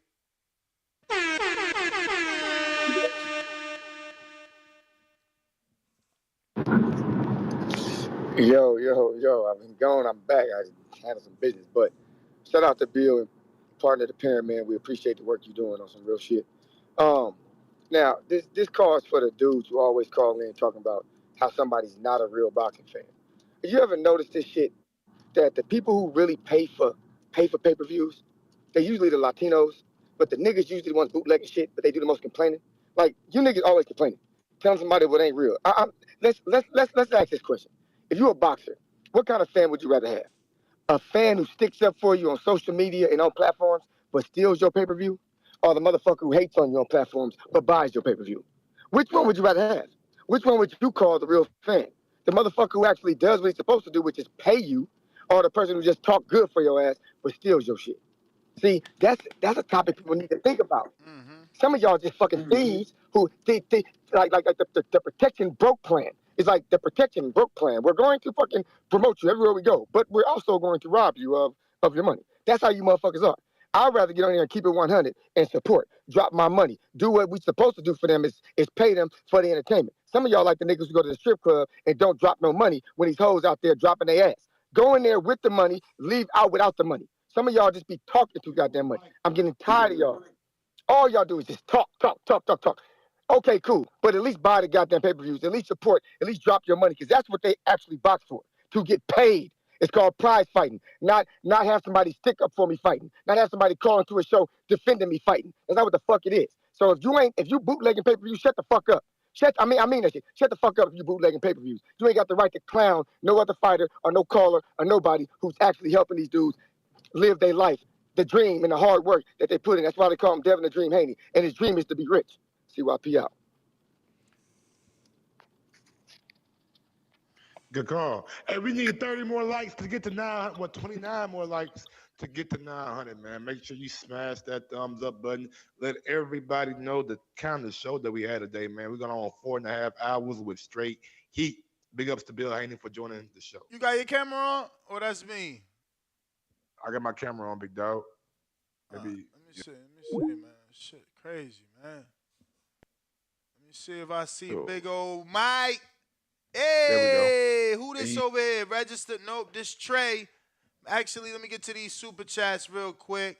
Shout out for the love. We stopped off at CYP's Counterpunch. We got all business with the $10 Jammy Jam. Appreciate it. He says, they say everything but let's fight Shakur. We don't want to hear that phrase no more. You can't say nobody is calling your name when Shakur said he want the smoke. Ryan and Tank exhibition fights? Right. coming for Bill. Uh-oh.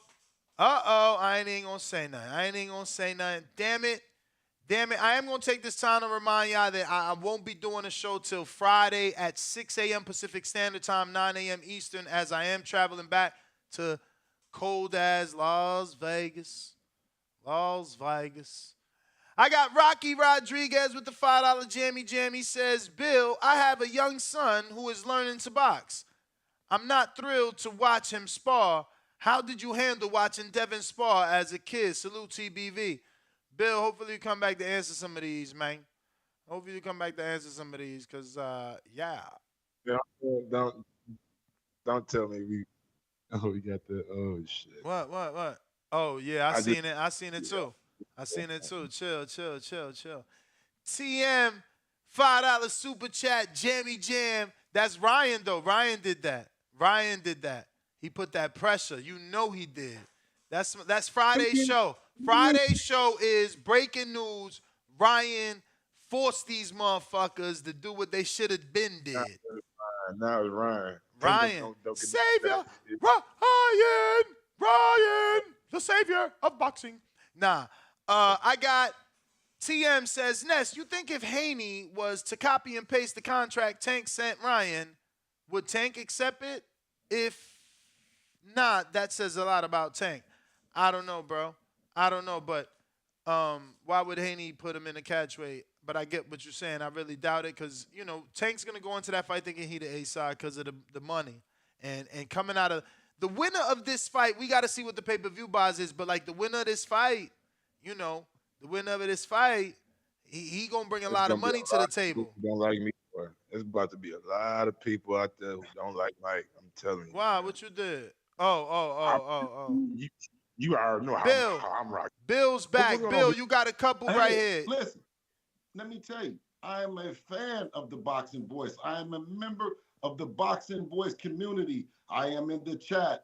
I am listening. I am still here. I just, when it went off, but never will I come on and not give the people the opportunity to ask the questions, because this is what I'm saying is now in this day and age, when Neston said it's a different time, each team needs to have a representative that really represents them that's out in the streets doing it. Because, the fans that ask these tough questions, I love that you ask them. I love that you're riding for your fighter. This is the admiration and respect that we look to get in the ring against your fighter and earn from you. The fighter is not necessarily impressive to us, but the way that you ride for him is. You see what I'm saying? So we respect all that. But of course, I come back to answer all the questions and any of the smoke. I ain't gonna lie, man. It was one time that I was jealous of Ness, man. When I seen him and you share a peace pipe, you know what I'm saying? When you guys were partaking in the cannabis, I was like, damn, I Ness. don't remember what you're talking about.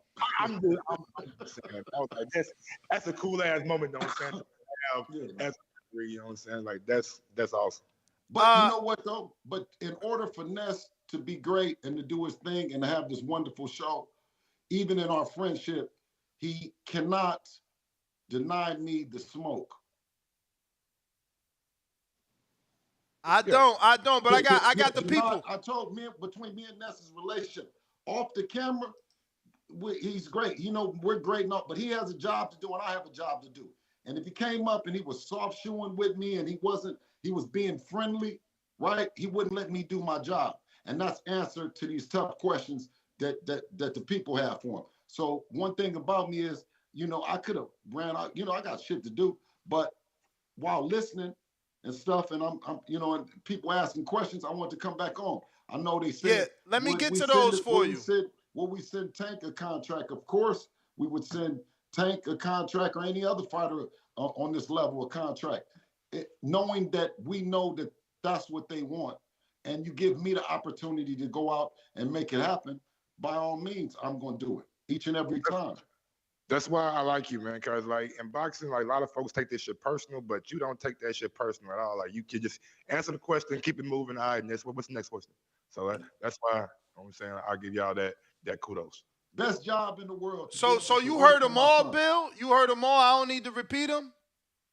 I kind of remember that one, which was one that, you know what I mean, because he kept saying That it was in the Martin in the chat. Sanders. That was Martin Sanders He asking said in would the chat. he said, Bill Haney, have you sent the Tank a contract? You answered that. The next one was from All Business. He said, they say everything but let's fight Shakur. We don't want to hear that phrase no more. You can't say nobody is calling your name when you see Shakur said he want the smoke. Ryan and Tank exhibition fights? Right. Well, listen, I always have mentioned Shakur's name. Oh, shit. Right when we needed him, he gone. He coming back though. That's only a call, y'all. Bear with us. But smash that thumbs up button. Let's get this video to 1,000. We got Bill Haney answering live questions. You know what I mean? Come on, let's do the damn thing. Bill, you back. Yeah, I've always mentioned Shakur's name, and I've almost mentioned it to the detriment of a relationship that we have, you know, as being a OG, you know, nephew, aunt. You know, we have always had a great relationship. You know what I mean? We've also pushed our relationship to the side, Devin's relationship that he has, because they're on speed dial in order to do something that they've been working on since they've been a kid, man, 14, 15 years, and that's entertaining you guys. And we've never denied that that would be a highlight of Devin's career and Shakur's career to get out in a big event. You know what I'm saying? So most definitely, I always say his name, but I also say his name with respect. That if I knew that the fight was coming down, I would tell you guys, because my phone would be ringing. I have a relationship with him. I have a relationship with Jay Prince as well. You know, so I don't come on and cap and be playing and doing none of that bullshit. I've also spoken to Bob Arum, Top Rank, about Shakur as an option next, or as a fourth fight option, Teofimo Lopez.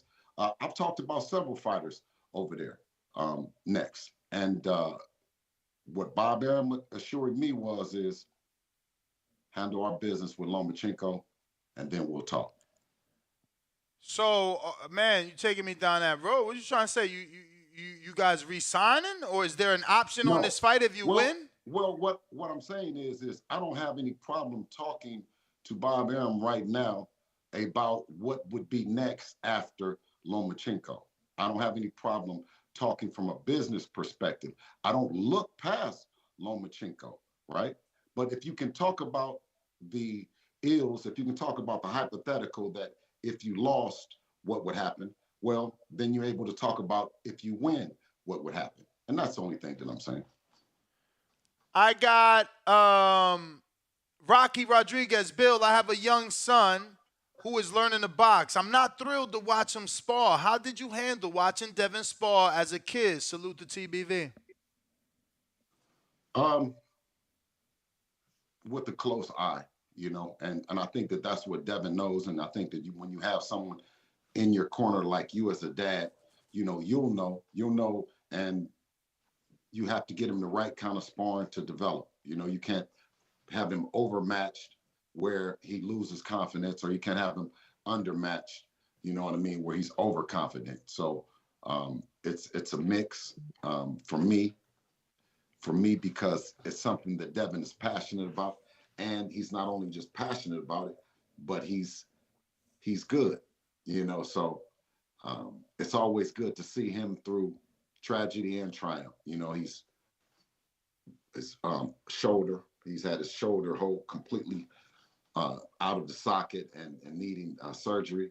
He's had his hand fractured and pieces and stuff like that. You know, so it's bittersweet, but it's something that I enjoy watching him be passionate about. Bill, so this next one, it was sent to me. I don't feel like I can answer it. This is TM, $5 super chat. He says, Ness, you think if Haney was to copy-paste the contract that they sent to Ryan, would Tank accept it? If not, it says a lot about Tank. Do you think that you guys could send Tank a contract the way that he sent Ryan and he would accept with those type of restrictions? No, I don't know. Once again, I say that that's an exhibition fight. If we were fighting at 136 and we were saying all these things, other than saying that we had the belts, would we be given the credit? Will people be as accepting? I got Rider of the Storm, $2 super chat says, wow, I finally agree with CYP. And we have a counterpunch from Two Tone the Superstar. Hey, CYP, man. You know what I mean? He been Yo, really yo. What up, champ? Yeah. Yo, first and foremost, I need y'all to put some respect on Bill Haney's name. This is the black father of Devin the Dream Haney, giving a inspiration and cooking that narrative that black fathers do not matter. So full respect to Bill Haney and you being an OG in the game, my brother. Thank you, King. All respect. Also, Ness, did you believe when Jay-Z said he lost 92 bricks? Man, I'm a super fan of Jay, bro. I believe anything he say. Wow. Did you believe when Jadakiss said he had walls that do 360s and bathtubs that lift up? Did you believe but that? Jada was on a different level. Like I stopped believing Jada when he said it. He said I got a 4 or 5 and 6 and they all blue. So I was like, yeah, I don't believe you. So what in the fuck is niggas believing Ryan Garcia talking about the nigga can't eat for 3 days? That's why the internet is fucking trash. These niggas believe it. Use common sense. Log out your fucking app and use common sense. It's like, come on, bro. Like you reaching like a motherfucker right now, bro. No, you gotta use nigga can't. You think a nigga gonna say he gotta get slave eating schedule? That's nasty and musty. And Bill, I got a question. I want Devin the Dream Haney to get full credit for the Lomachenko fight. Do you believe that is a 50-50 fight? Yeah, it's based on the experience that Lomachenko brings, based on I would say the what the word would be, because I want to say it right, the sentiment of society today and the way that Devin is being portrayed, and him being a young African-American kid, jury on, and that kind of stuff, he'll be portrayed in a different light than Lomachenko coming from the war, Ukraine, and everything. What I'm pointing out is that you have a fighter like Devin who has all those things that's going to be portrayed like that, still fly and give Lomachenko an opportunity. And we, a believer of peace and Islam, being a Muslim, I don't encourage the war and between Russia and Ukraine. So I don't support Ukraine, but I don't support Russia. Neither does Devin. We don't support the fact that Russian fighters can't fight on the card or fight, right? We don't support Ukraine not being, you know what I mean? Like, we're just a fan of peace. And if this one thing can show Devin, just some guys from Oakland, right, from East Oakland, California, can go and bring the world together, bring the U.S. and Ukraine and Russia together for one moment in peace, and see Russian people will be watching, because they'll be watching for Loma to see what he's doing. The Ukraine people will be watching the U.S. So for me, to bring together them in peace, to just watch for an hour, boxing is an incredible feat coming from Oakland, California, right? So when you reverse it, right, we went to Australia and gave George Kambosos an opportunity of a lifetime to show out in front of his fans and stuff like that. So it's about truly being a world champion that has given Devin that 30% more edge that people talk about. You saw him go over there to Saudi Arabia. So he's truly moving around the world while everyone is arguing about venues here in the United States, or as fans arguing about, what someone is doing, when I think that you've missed the point of using boxing to bring people together. I know that boxing has truly brought our family together and taken Devin from a place that was being described, him having home life problems, him having tension problems to, just cultural problems to now becoming a world champion and virtually starting a promotional business, being the youngest promoter in the game, youngest world champion in the game. But yet, we still continue to stay hungry and continue to address all the narratives that are being created. One thing that I do say is that how we can dispel every narrative is just saying, is doing the one thing that we say that they don't do, is let's fight. I got a Cash App from Oscar that says, how do I sign up for the betting show? So, real quick, I'm just going to screen share. You got to come here to YouTube. What you're going to see is what you're seeing now. You want to click that join button. See, that's prospect, contender, champ. Click that champ level, hit that join, and then you'll get notified. Every Friday we do it. We don't have a specific time, as obviously, look at this show. This is about to be a 6-hour fucking show. So, that things happen. Things happen. So you got to just be live, bear with us, and we'll bring it back and make sure that we do it. Now we got Gapiku. This is, to be honest, since you are your last show until like Friday, it's a good way to like go off. You know what I'm saying? Get up people a good 6-hour show. May take them 2 or 3 days to watch. You feel me? Nah, for sure. I don't mind, man. We did like a 4 or 5 hours yesterday, but Gapiku is on you. Gapiku, what's going on, brother?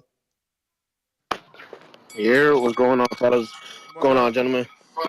What's going on? So, kind of to what Bill Haney was saying about the exhibition. Technically, the terminology for exhibition is not like any fight that doesn't have to deal with a title. So he was kind of correct in that one. It was only when Mayweather started doing those fights overseas and stuff like that but that they exhibitions don't go on your record. They don't go No, on your record. they do before about was considered an exhibition. It did go on the record. It was only when Mayweather started to use. That's what I'm saying. So I can see the mix up. But anyway, that's neither here nor there. I was just saying I see why he's using that word exhibition as that. But kind of like what you were saying before, man. I kind of want to see like David Haney. Like I hear what he's saying as far as like a legacy. So to me, what you're saying is that you're willing to settle with the stipulations as long as there's titles on the line or you have a big name. You're not willing to take anybody else on that doesn't have a title, is what you're saying. So in that case, right now, David Haney is the 35. So what happens now? Are you just gonna go after the names, or you're gonna move up or bring somebody up to fight? Because at this point, besides the Shakurs and the Davises, there's nothing else to do at 35. Loma's already on your hit list. So where do we go from here? Are you gonna go up to 40? You gonna go after them boys, or are you just gonna sit there and just kind of collect? Yeah, thank you. Thank you for asking that question, though, because it's a lot of moving parts. And the one thing that helps us is the style that Devin has. He has that style that can deal with anyone. He can deal with a fighter at 47. He can deal with a fighter at 40, 35. He just has that kind of style. And it's I think a lot of the professors, man, the coaches that has taught Devin how to handle his business. Because one of my biggest concerns, like most parents, the one guy, he's like, man, how do you take it when your son is sparring? Well, it's even when they have the 8-ounce gloves. And it's another guy saying this, I want to see Devin get hit by Tank. And then Ness carefully says, well, what about if he doesn't? How about he doesn't get hit? So one thing that I say is with like the Mayweathers. And you always listening, Bill. I fuck with you, man. You wasn't even on he literally just texted me like, man, you was supposed to get me on when Bill was on, but now he know you heard his call. Right.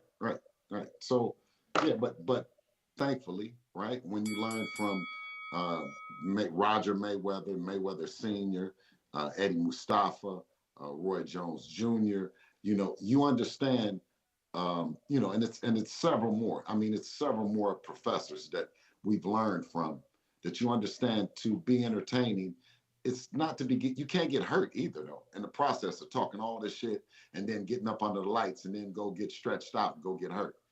So it's an art and it's a science, but with that, you understand why, if you really know boxing and then you'd understand why I talk so much shit. Why I say that it can be whoever next. It can be Shakur next. It can be Tank next. It can be, because to me, all of those guys are the same. They pose the same threat, the same, one has this or one has that. But when you talk about ultimate neutralizer in boxing, you talk about a guy like Devin, who has both hands and both feet. And you get a chance to see a combination of them when he's put in there, when he has to make that adjustment to whatever style, and if it's a Tank, if it's a Shakur, if it's a Ryan, well, my money is, I'm betting on Devin going in there. It's just different kind of dogs. He's one of those kind of dogs. One of my good friends that's a former dog man, said that Devin is an ace. He's a head dog, that kind of dog that you can put in there, you know what I mean? And you got some real good chances. And one thing, like, people gotta understand too, like, all these guys have been in the ring with each other at one time or another, either it's amateur or sparring. So ain't nobody scared or nobody got coming. They know what you got and they know what to bring. So, and they know how to prepare for a big fight. So if we get any of those fights, I'm excited and happy, and salute to all these young kids showing, like, the older guys waiting. They're like, you ain't gotta wait. They've been taking big fights with Cambosos, taking big fights with Lomachenko, Ryan Garcia going in there with Tank. Like, this shit ain't gotta happen 5 years down the line. It can happen right now. I got Jaime Nieto, $5 super chat. He says, we making big deal about weight clauses because we not getting the best versus the best and setting a bad precedent for fighters to adapt moving forward. Very true. That's why Bill Haney, nipped it in the bud and said at 135 or 140. I got David Maldonado says, Bill, why when Tio was undisputed, you didn't want to be the B-side and sign with Bob, but you did soon as Cambosos won, you signed with Bob?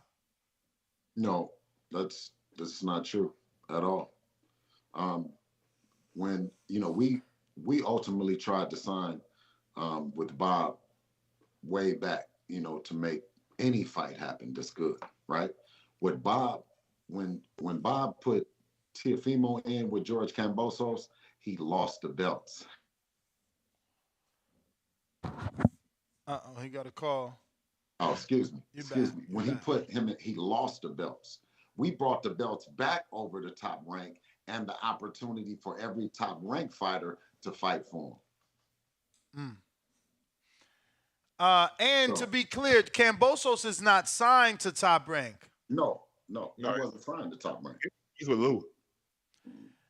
And don't forget, like, it's a famous interview out there where Devin Haney and Teofimo Lopez are actually on the zone going back and forth with each other. So Devin always wanted to fight. Oh yeah, that's so clear. They said that was where they started that bullshit rumor. What happened to the meeting with Bob? What happened to the meeting with Bob? That bullshit. We are over here right now. We meet with him personally. Go and go dinner, go do whatever. You know what I'm saying? And chop it up. So ain't nothing that can't happen over here on Top Rank with Devin and any of the fighters. I told Bob personally, I said Top Rank is butter and Devin is a hot knife. Well, I got TM back with a fat $10, and this definitely TM's probably third. I'll double check. He says, Bill, I was sitting to the left of you at the Ortiz-Loma fight. After Loma, you gotta give Ortiz a shot. That mother effer underrated as fuck. Stylistically, that's a real strategic matchup. Man, listen, the whole lightweight division, right, in or around it has a lot of great talent. has a lot of, great fights that can happen, right? The one thing that's just special about Dev is the fact of that he's with it. I mean, he's with it, right? That's why I know that it's something different about him than everybody else, right? Because he's with it. We're not saying that them guys ain't good. We say all them guys is good. We with it. Let me get to JT. It's just so much to do, right? It's like people get mad if you don't read their super chats on time. People get mad you don't get to their counter punches. I got JT who thinks I'm ducking him. What up? Go. Where are What's you? good, Fuck, JT? fuck. Okay, Discord. My bad. 1 second. Go for it, champ. All right. Can y'all hear me? Yes, sir. All right. First off, the question I asked. All right, Bill Haney. First of all, I want to give you a respect. I respect you in the sport. I got 3 sons that box, so I look up to y'all. I like the receipt that y'all left out. So it's no slander towards Devin, but the reality of that question is, Ness did say, how about he don't get hit? But I kind of, in the reality of the question, like I said, I find it hard to believe in a 12-round fight he won't get hit by Tank based on their styles, how they fight, how Devin boxes, how Tank boxes. And my question to you, like I said, is it's gonna be a hard time. Devin can't box just 12 rounds, staying like from a distance. I don't see him doing that. A 12-round fight trying to box Tank off him like that, because Tank got good timing. He boxes forward. He got good angles. He set up traps just as well as Devin does from different sides of it. So my question was to ask you, like, not to slander your son saying he can't take a punch, but I do believe Tank is the harder puncher, and I just want to see what he does and how he reacts to Tank's power. And you say they sparred numerous of times, Bill, but sparring is sparring. You got headgear, you got heavier gloves on. But when you're in a fight, you got 8-10s. I don't know what y'all weight y'all what gloves y'all use when y'all fighting. I think about 8. Yeah. You need 12 rounds. That's a long period of time to sit there and say Devin go outbox Tank the whole time without taking a good punch. Floyd used to do it. All respect. What's your name, bro? I'm Coach JT. Okay, JT. Yeah, Coach JT. Look forward to meeting you too, though. But listen, that shit was when Dev was 16 years old. Dev 24 years old. That's 16, 8 years ago. You know what I'm talking about? 8 years ago, he stopped. Listen, hold on. 8 years ago, Dev stopped him. And I got paid for it 8 years ago. So it makes for a great fight. And I ain't talking about no sparring or none of that. We got all the belts. But I'm saying 8 years ago, Dev was 16 years old. Okay. So, I'm glad you cleared that up. But you brought up the sparring. I never brought up the sparring. I'm just breaking down both styles. I think they're both good fighters, and I want to see them fight. But we know Tank is the harder puncher, and we know Devin is more the boxer. So I just want to see them styles collide with each other, and that was my question to you. Not to insult your son, saying he can't take a punch, because he took a punch before and came back, and he still beat the guy, but he haven't took a punch from Tank. So that's all I was saying. No, listen. All you got to do is play back all the shit. Just go look and see anywhere you see the punch. See if you see Devin with a bloody nose. You probably heard about Devin before you even heard about Tank. I knew Tank before you.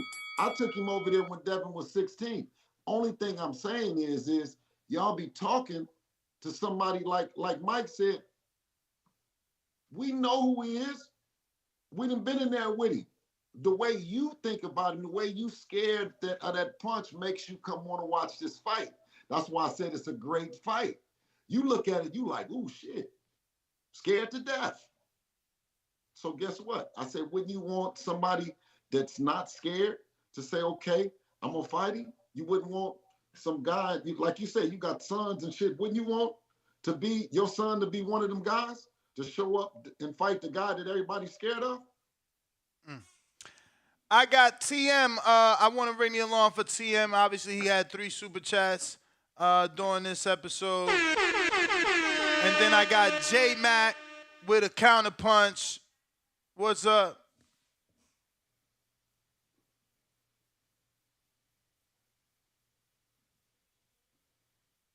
J-Mac, you there?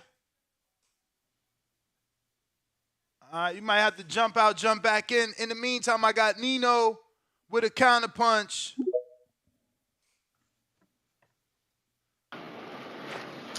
Yo, you can hear me? Perfect. Yo, what's good? I just jumped in here probably 20 minutes ago. I heard Bill was on the show. What's good, Bill? What's good, man?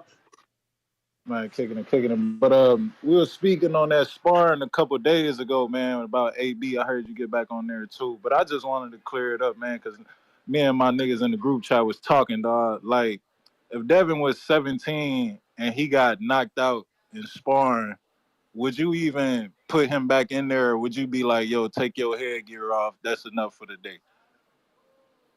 No, see, Dev was 16, but Dev was hella bad in school, man. And he was fighting all the time. He'd be in the room, he'd be fighting. Like, we'd be right here, I'd be talking, and I'm like, who is that in the back there?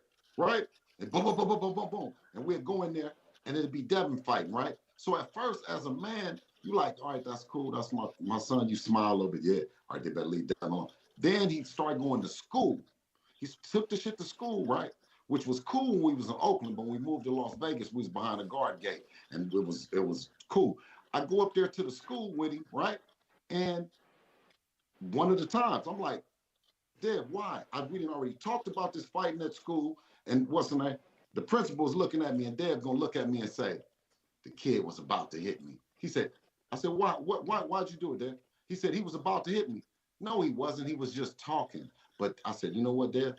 I'm gonna take you to the gym, and I'm gonna find somebody to whip your ass because you didn't got it. And then I took him to the gym, and he turned up, and I was like, oh shit. The dude said he a natural. He was like, man, your son, I ain't heard that no shit like that. Like, and ever since then, everywhere he go with that boxing shit, it just come easy, like riding a bike. But what I'm saying is, so the kid that I took him to the gym, he whipped the kid out. I said, damn, we got something.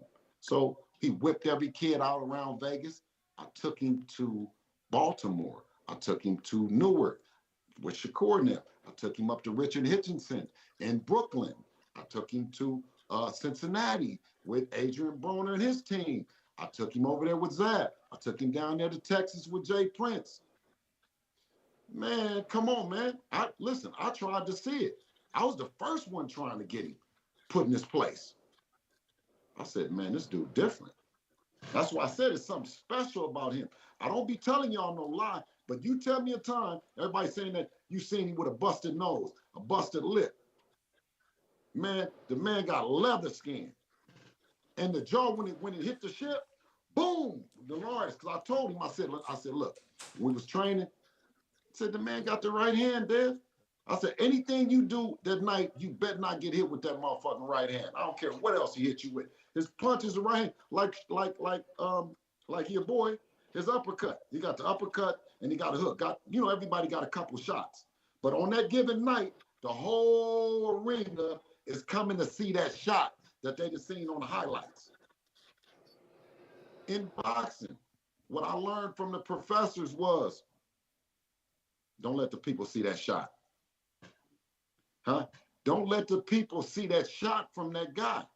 People start saying it's boring because they want to see, just like the casual guy that came on, he said, I want to see him get hit with the shot. Well, boxing is not that. No, the casual guy. No, I'm saying this, but you got casuals that want to see it, but it's at the athlete's He a coach. He got 3 sons. He said the casual guy. No, what I'm saying is, but until his sons become professional and he understands that this is sports and entertainment, and if you want to last like Floyd for 20 years, well, you can't be up in that motherfucker just getting hit under the lights, boom, boom, boom. But you do get hit though. See? No, you do get hit. You see the ship got rocked with Shane Mosley. You seen the ship get rocked with who? There's a couple times. Emmanuel Augustus. Emmanuel Augustus. It's a couple times. Maidana made his leg shake. Yeah, it's sometimes that's boxing. And I'm telling you, I never said that the man didn't have the bomb. I never did that. And people saying they want to see it was sports and entertainment, so I understand that. I'm not looking at, like you want to see a guy score a touchdown or you want to see a guy shoot a three-pointer, you want to see my son get knocked out.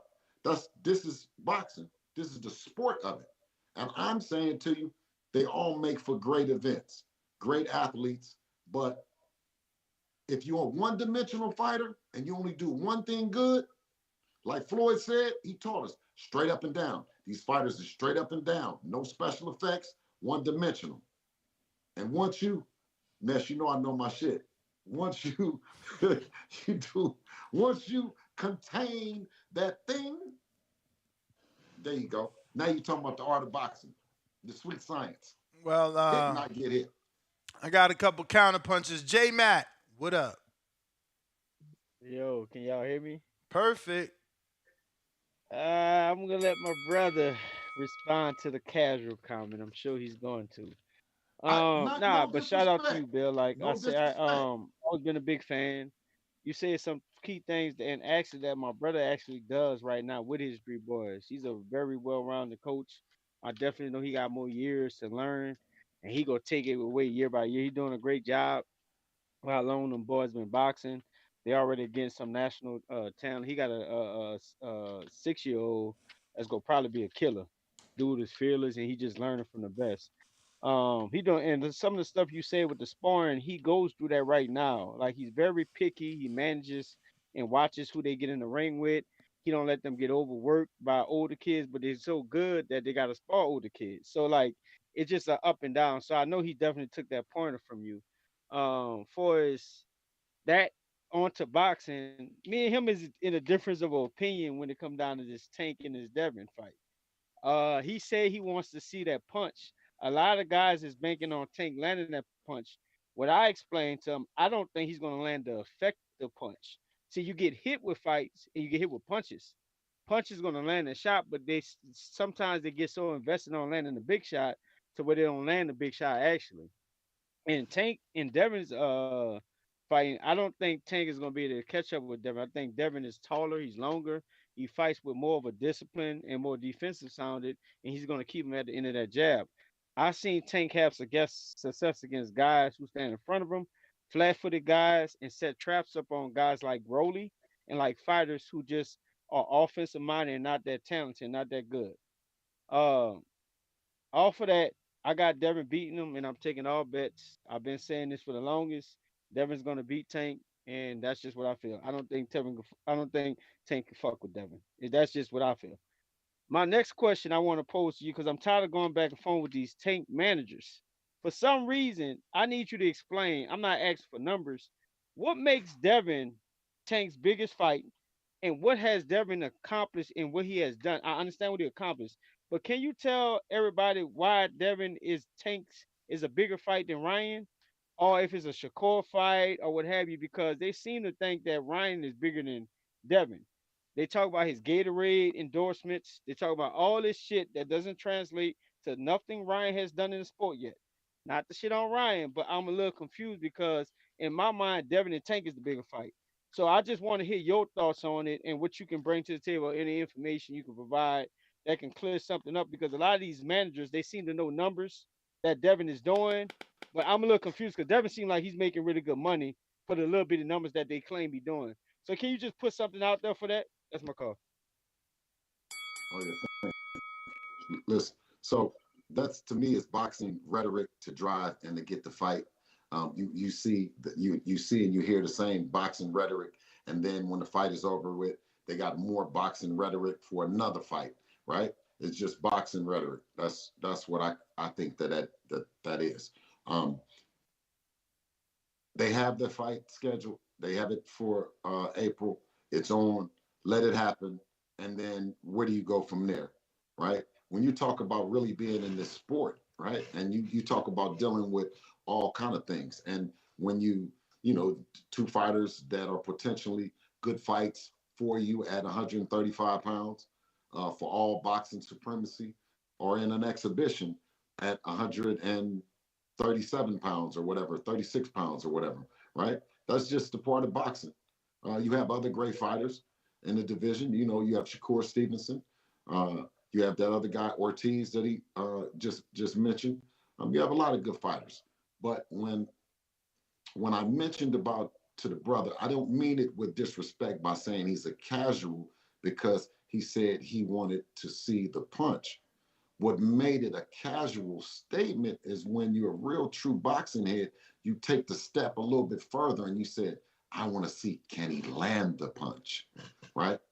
I want to see what the guy do. What adjustment does this guy do? And you say, okay, I see he on that side, or I see he on that side. I see he's controlling the distance. That's pretty much what you guys see, and I'm thankful that you guys do see that Shakur points out a lot. You say, oh, he's controlling the distance well. What's a lot of other things that are happening during a fight, right? A war for territory, a war for space, a war for that place, right? And I enjoy it as a boxing fan. I can see two guys slugging it out and enjoy it, or I can see see a chess match. But I want to just elaborate on taking that step a little bit further, not just actually seeing a guy get hit with the punch, right?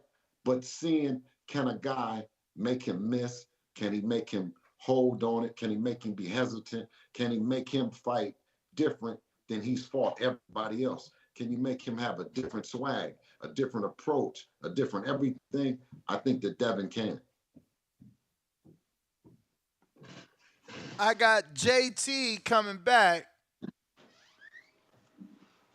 What up? All right, what up? Bill, this the casual guy. Nah, but all I'm saying was I think you took it the wrong way. You know what I'm saying? I do have the fight as a 50-50 fight, but off of consistency, what we've been seeing from Tank, we've been seeing Tank get outboxed by some guys, and then when Tank catch him, the fight be over. What we see from Devin outboxes guys, and he just outboxes them the whole entire time. So when I asked you that, I'm going off for the consistency of the two fighters.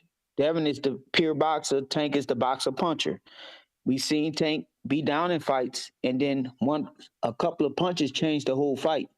So when I sat there and I actually said that, I see that fight taking place like that. But once again, the question was asked what Devin would do. I want to see how much he go bite down when that punch come, because the reality of that, how those styles fight, those two guys, when they fight, Tank is going to touch him, because that's just how the style is.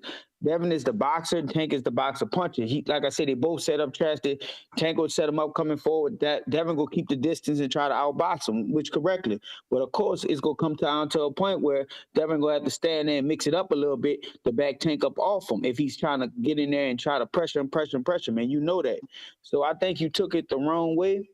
I was waiting for more of a response like, did Devin go bite down? Like you brought up the incident that he always fighting people. He showed that dog. I thought your response was going to be more like that. But based off I seen that fight, I see it as a 50-50 fight. And honestly, like, I think one day we going to meet up, Mr. Bill Haney, and I'm just going to let my sons do the talking. And we go, they're gonna make their name for themselves. So we gonna eventually meet one day. I can guarantee you that. But it's no disrespect for Devin Haney. I like what Devin brings to the table. I like what Tank brings to the table. But I just think my question was taken out of context. That's my call. Yeah. No, all respect, and I think that it was both taken out of context, and I tried to clean it up from my perspective with you, and all due respect, and that's what we're in it to do, is to pave the way, right? Trailblaze and bushwhack, and dads and sons to already know you can do it too. You can pull up on Dev, you can pull up on Bill, you can, you know what I'm saying? The whole shit, right? The one thing that I don't want you to think is that you're not in control and you can't make moves. You can't come on here and describe and articulate your situation where you at. So yeah, all respect. I got Jay Ortiz.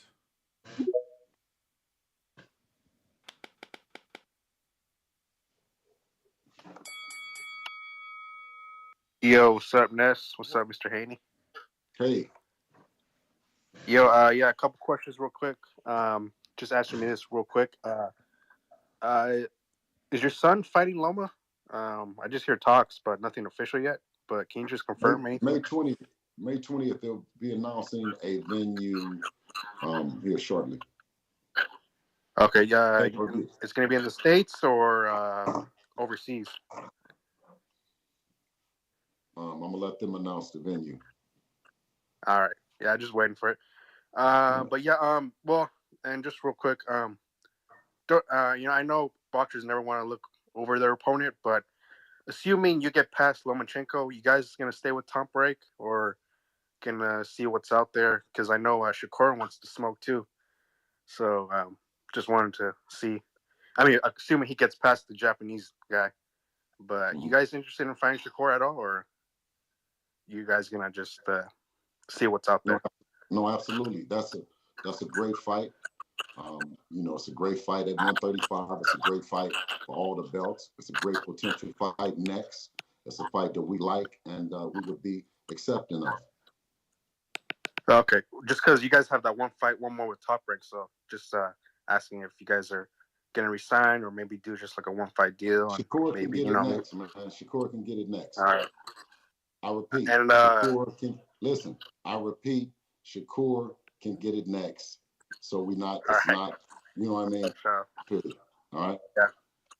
For sure. And just one last thing for me. Who do you got in this fight this weekend? Benavidez versus Plant. I think I give the edge to Benavidez.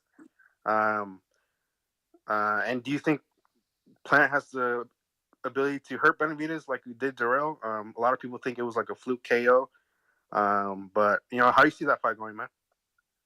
Benavidez has the power to hurt Caleb, and I believe Caleb can hurt Benavidez as well. It's a closely matched fight, and like I said, I'm expecting fireworks. I'm a fan of both families. Okay. Well, yeah, man, that's my call. Hey, Bill, thanks for answering my question, man. Big fan of your son, and good luck in your guys' career. Peace out. Absolutely. Jay Ortiz, appreciate the call in. We got Fender Bender.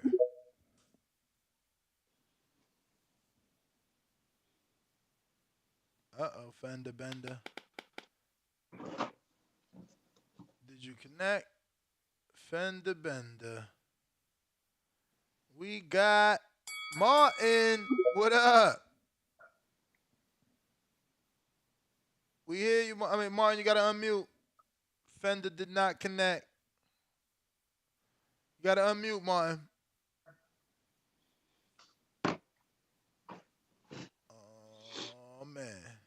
Hey, you know what the misconception is? These guys, I'm telling you, listen, going from just, like I said, the school to Australia and 50,000 people, right? And all of them cheering against you. This thing where, you're going to bite down, or you're going to bite down different. You're going to bite down different in the gym than when you're a young guy, 16 years old, and Floyd is over here, and the gym is packed, and Adrian Broner is over there. You know what I'm saying? We bite. You know what I'm saying? My bloodline bite. That's period. My daughters, we all bite. Majid. What up? Y'all can hear me? Yes, sir. Everybody like the video, subscribe to the channel, join YouTube members and Patreon for something. Bill Haney, what's up, man? What's going on? Nothing much, man.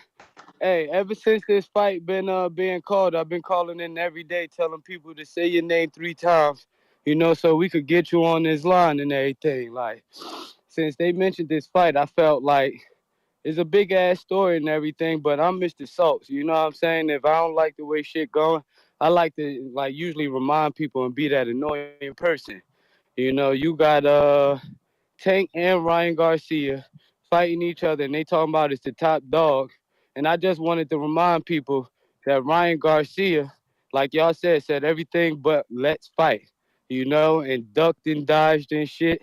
You know what I'm saying? That Tank shit, I don't know what the hell to say about tanking them, but I ain't never heard them talking about, oh yeah, we want Devin Haney and all that shit. So I appreciate you coming on And I want to know, like, I just want to know. Now, I know you don't have the answer, but after they fight each other, no matter who win, will these motherfuckers call Devin Haney out or whatever? All his belts don't matter and all that bullshit.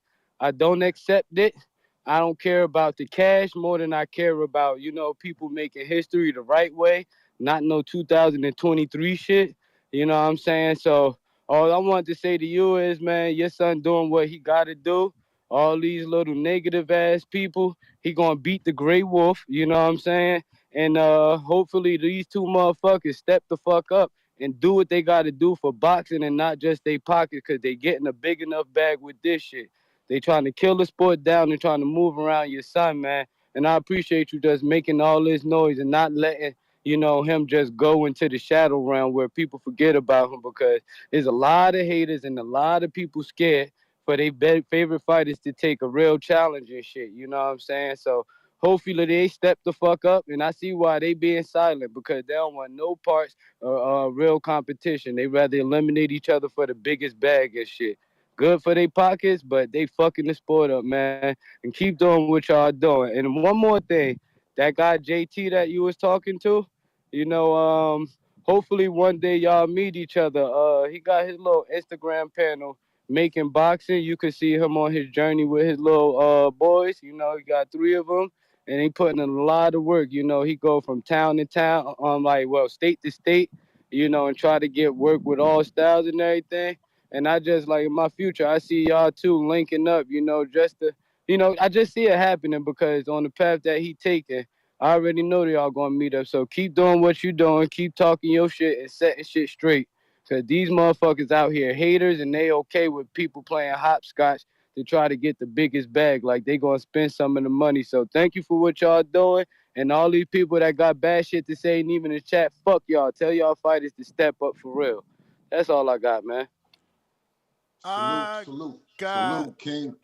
And listen, and then salute also again to JT and the coach and what he's doing with his sons, because that inspires us. That keeps me going, because the only thing I ever thought about was somebody, it being easier, or for somebody coming behind me or being able to resonate, because it wasn't no real stories where everyone was saying is, you got to sign with a promoter, you're gonna have to do this, you're gonna have to do that, that a father can't and a son can't stay together, they're going to be separate. Now that's what the public says, but really probably as you start meeting and start growing in the boxing community, you see there are more fathers and mothers that are active with their kids than probably any other sport. They're just not able to be as vocal, because I think they care too much about what the trolls and what the fans is gonna say, because they give me a hard time. I always tell parents, man, shoot your shit, man, because they gonna come up and troll you. You know what I'm saying? Because that's just the business. I got LV Slugger.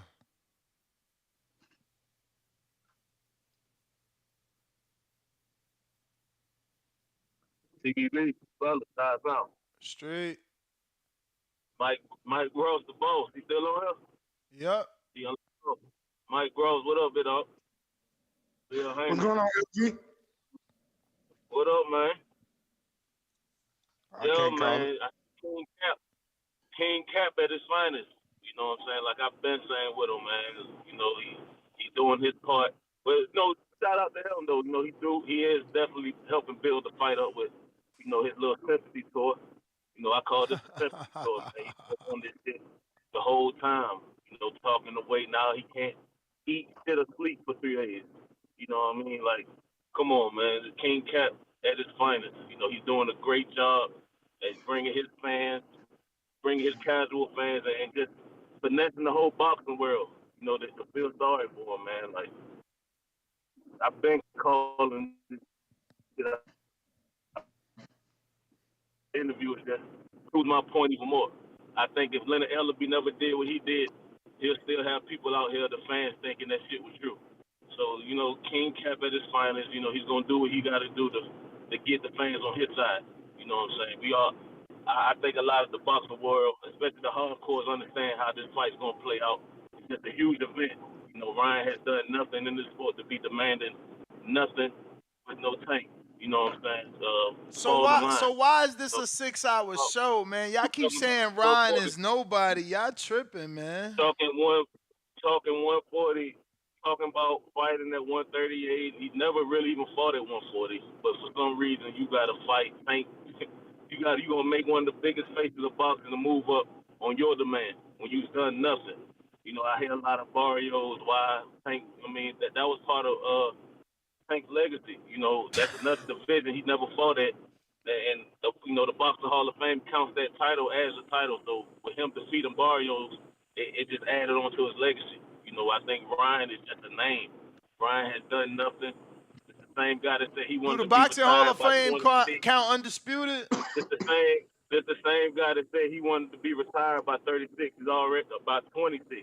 He's already 24. So I mean, it's just a lot of cat with him, man. So like I said, man, he's done a great job of bamboozling the whole boxing world, the casual fans to just, you know, get along with the bullshit he does, man. Like I said, this is all just a sympathy tour. So after April 22nd, niggas will feel sorry for him. You know, he can't, he won't get me though. You know what I'm saying? I'll let y'all hold that down. Feel sorry for him. But he signed up for this. This is what he's been wanting. When Devin was in that ring with him, after he won that interim against Campbell, what did he do? He called out Tank. So now he finally gets the fight he wants, and now all he want to do is go on a sympathy tour. It's just crazy to me, man. But you know, hopefully he can bounce back, man. You know, hopefully he can bounce back after this. But yeah, man, that's all. He just buttering up the boxing world. To feel sorry for him after he gets knocked out, man. But yeah, man, that's all I really got, man. Hopefully, you know, he gets some confidence and stop going around talking about this. You know, it's already understood. I don't think you had to keep going around talking about it. If you was confident, so confident. I see, Dub. We got Space Predator, and we got CYP with a super chat, $2. He says, "Casual JT was right." Laugh out loud emoji.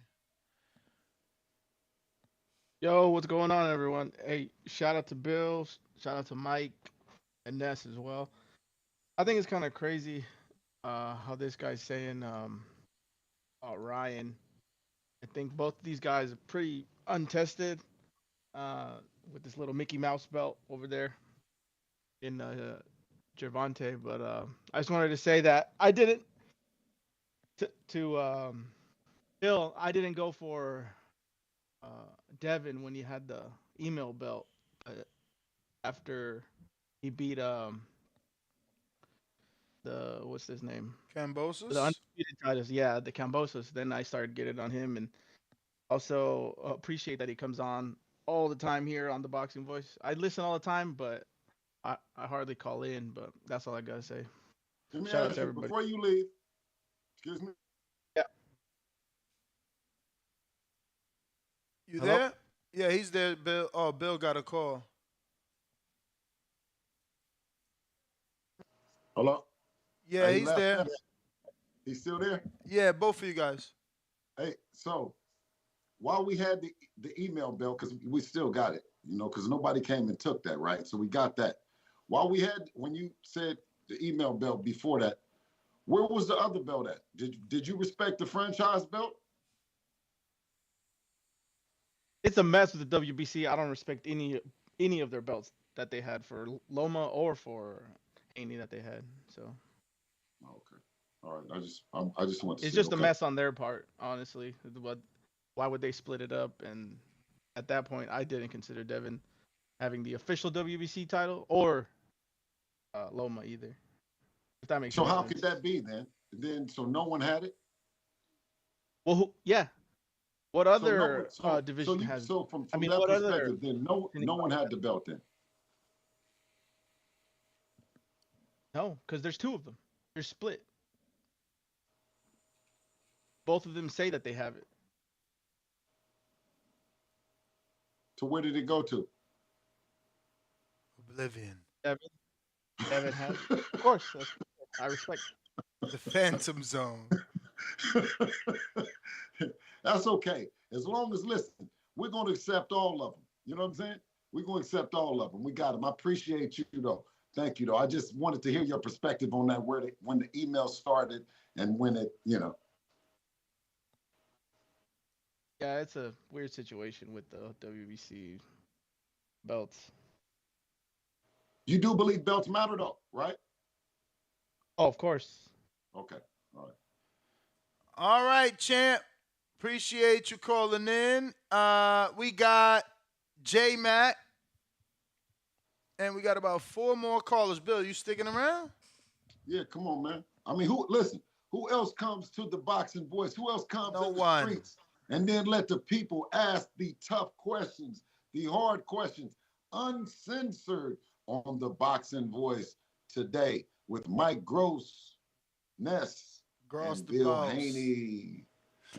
J Mac, you there? I got podcast $2. He says King cry. Oh, my bad. Yo, can you hear me? Yes. Yeah, We're my good, J bad. man. Shit, I ain't had it on mute. Hey, Bill. Casual JT. God damn. We got to bite down in our bloodline too, man. I think you guys and I think y'all cleared it up just for context.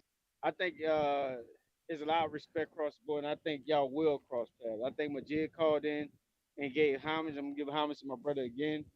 I think we got some great minds, both of us in the sport of boxing. I think we both can potentially be coaching in the sport of boxing. I think if we sat down and actually had a real conversation, it'll clear up some things. We're talking over the phone, so we give it perceptions, and we don't always give our full logic on what we think. I think my brother speaking on from the punch. You got the puncher going against the boxer, and so naturally, without the context, you're gonna say you want to see what happens when the big punch lands. I think everybody thinks Devin gonna lose because Tank can land a big punch. I think Devin's gonna win because I don't think Tank can land an effective punch. They keep saying Tank's gonna throw and land his power punch, but I don't think he's gonna land an effective punch to get the punch that he's gonna be looking for all night long against the guy who's gonna disrupt him with timing, range, speed, change of pace, change of height, and constantly being on a defensive responsive level, what I think Devin does. And Tank, on the other hand, he didn't have a lot of success against guys who were willing to stand in front of him. I don't think box as well as Devin. I don't think dictate range and timing like the Devin is. So in my mind, I don't think Tank beats Devin. I've been saying this and I'm taking bets on it. I don't think Tank can beat a Devin. It's very interesting you say he stopped him in sparring, which sparring don't mean nothing to a fight, but it does give us some type of blueprint or some type of success he didn't have, which you don't forget.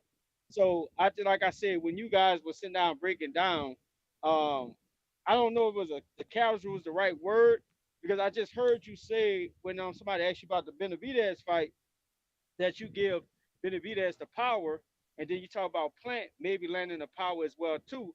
But you immediately went to what we know Benavidez is.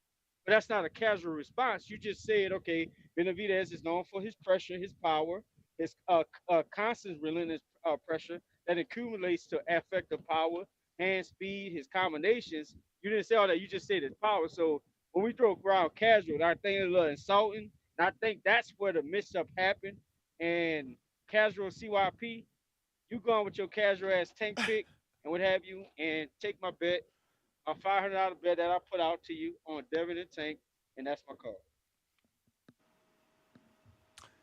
Well, I got Keith Everett.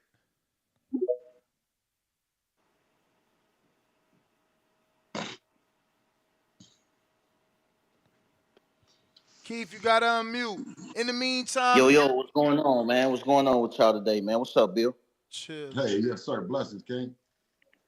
Hey, listen, man, I ain't gonna get on here shucking and jiving. I respect you, how you handle your son. I like Dev. I respect him. He got the belts. I'm a Tank fan. I ain't about to get on here going back and forth or, switching sides. But let me ask you a real question. I'm a businessman myself. Devin got all the belts, right? Mm-hmm. Tank got most of the fans, all the damn fans. Who is the A and the B side? We all know how this go. We can talk about who gonna win, who gonna lose.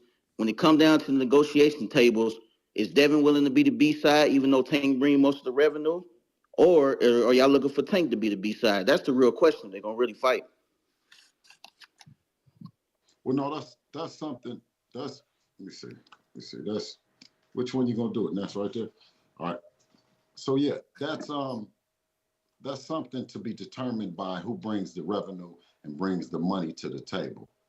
So when you say fans and all that, that doesn't necessarily mean. We know who bring the most revenue, Bill. We already know, but we know who got the belts too, though.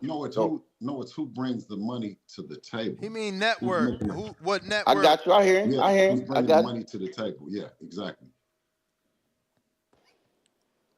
You see what I mean? Yeah, I mean, we all know. I mean, I see. I got it.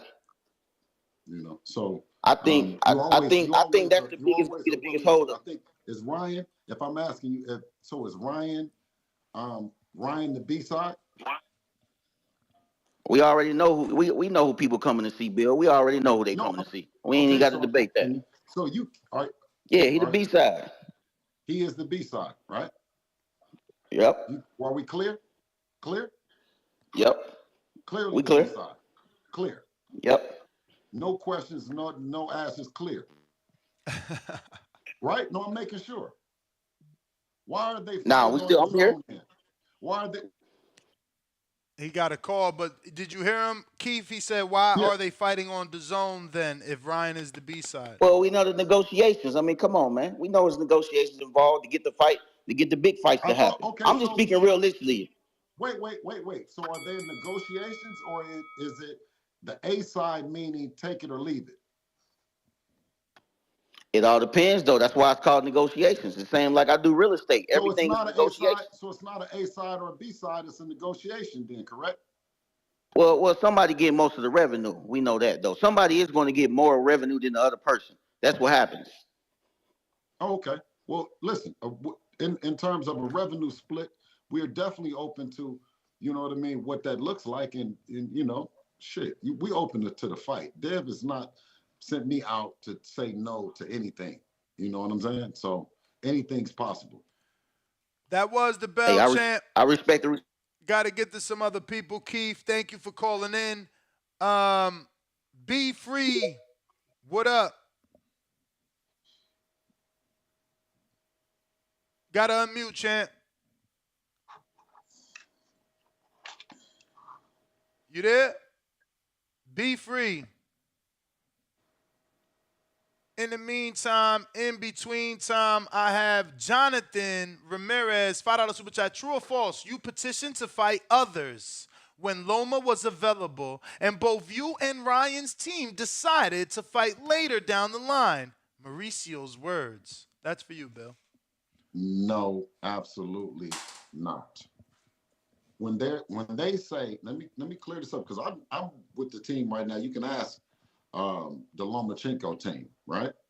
Is Lomachenko team was never available. Now, what you have to do is you have to get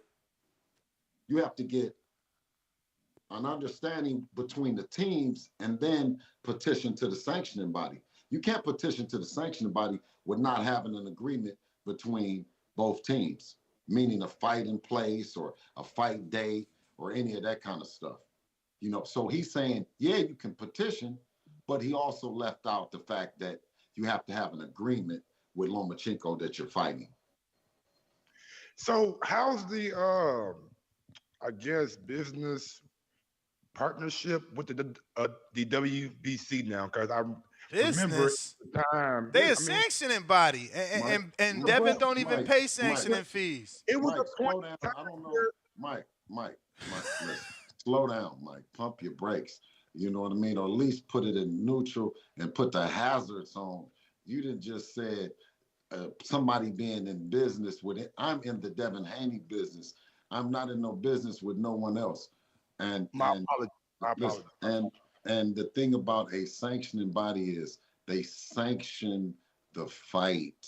That's all they do. You pay sanctioning fees to have a sanctioned world title, sanctioned international title, sanctioned youth title. And that means that it's going to be for the rules of the sanctioning body committees that have had the same rules as Mike Tyson, Floyd Mayweather, Zab Judah. I mean, it was a point in time you guys were at odds. I mean, you were vocally at odds with the WBC. So I was asking, how's that? I'm at odds because only vocally because I want the WBC to expose these guys. I want them to expose that the fight can happen because it's not Devin not wanting, it's the other team and the other teams.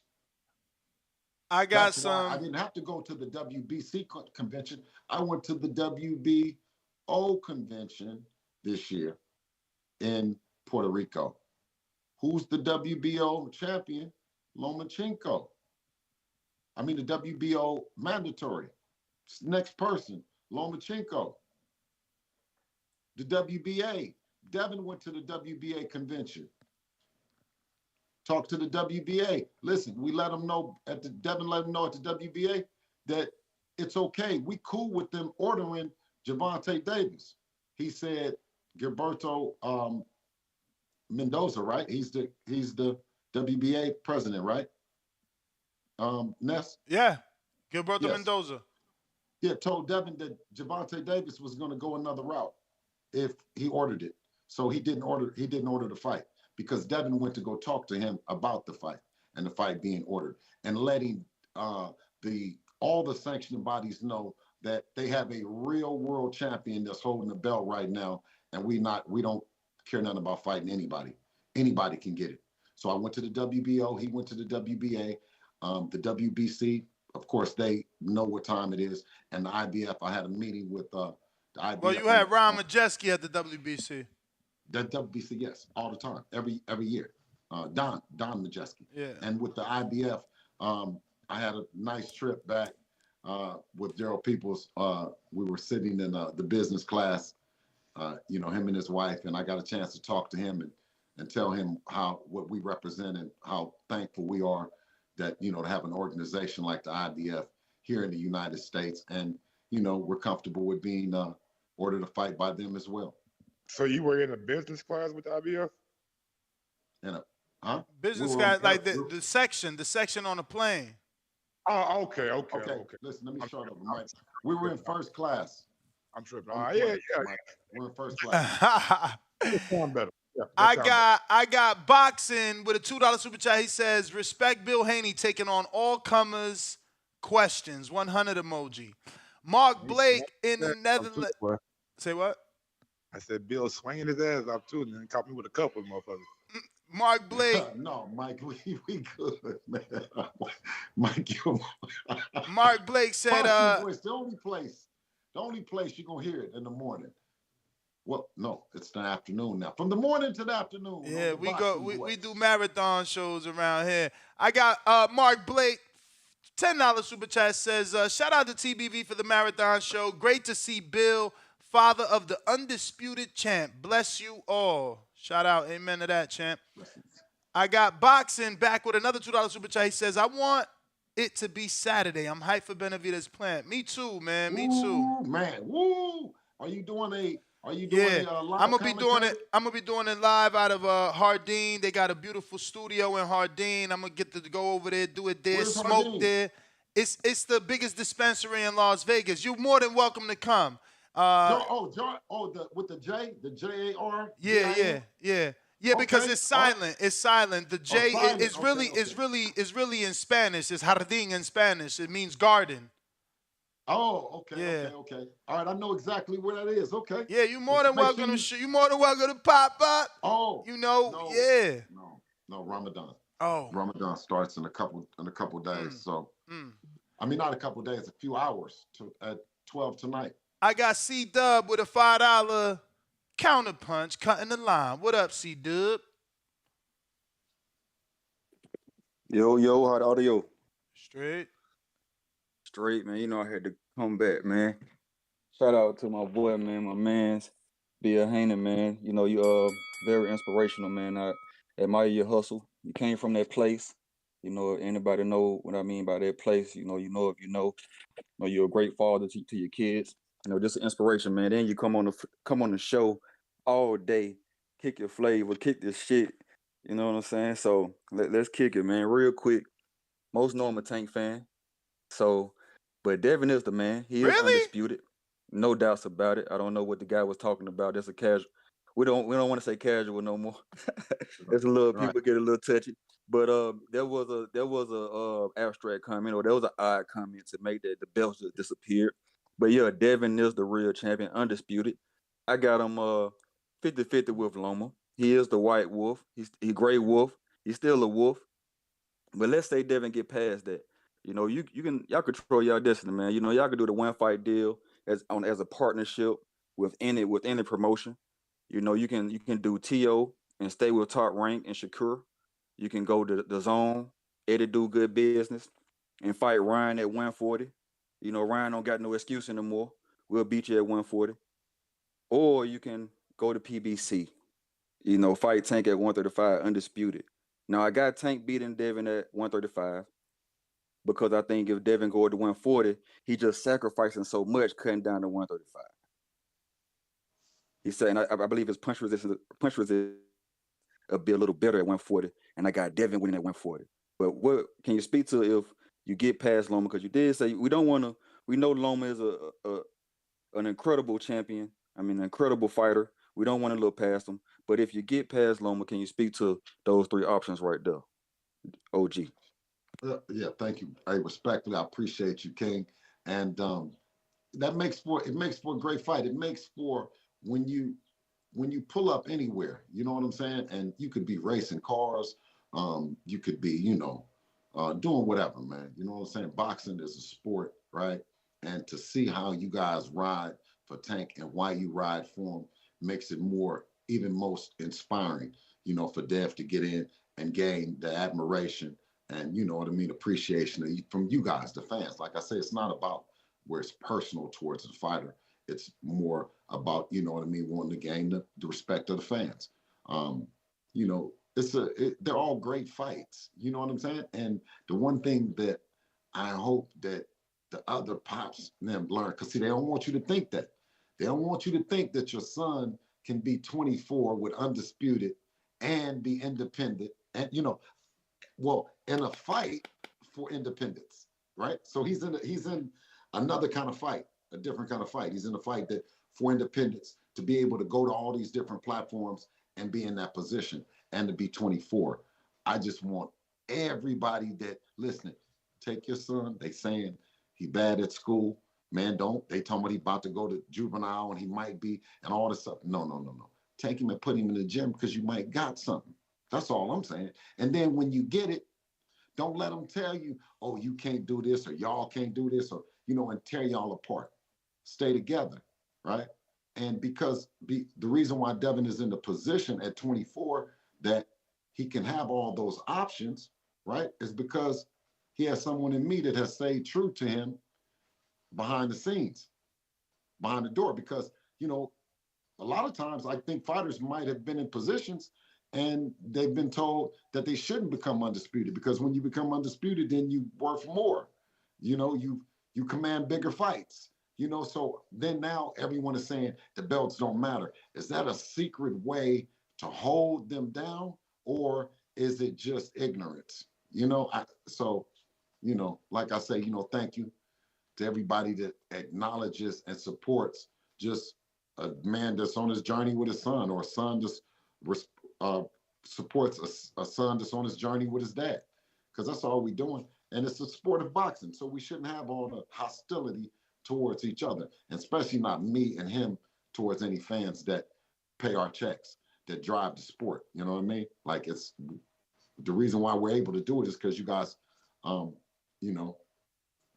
take care of them. All right, I got a couple super chats I got to get to. Shout out to everybody. Looks like Prince says, I hope Bill got that bet with Paulie since he was talking crazy. Did you guys lock in that 100,000?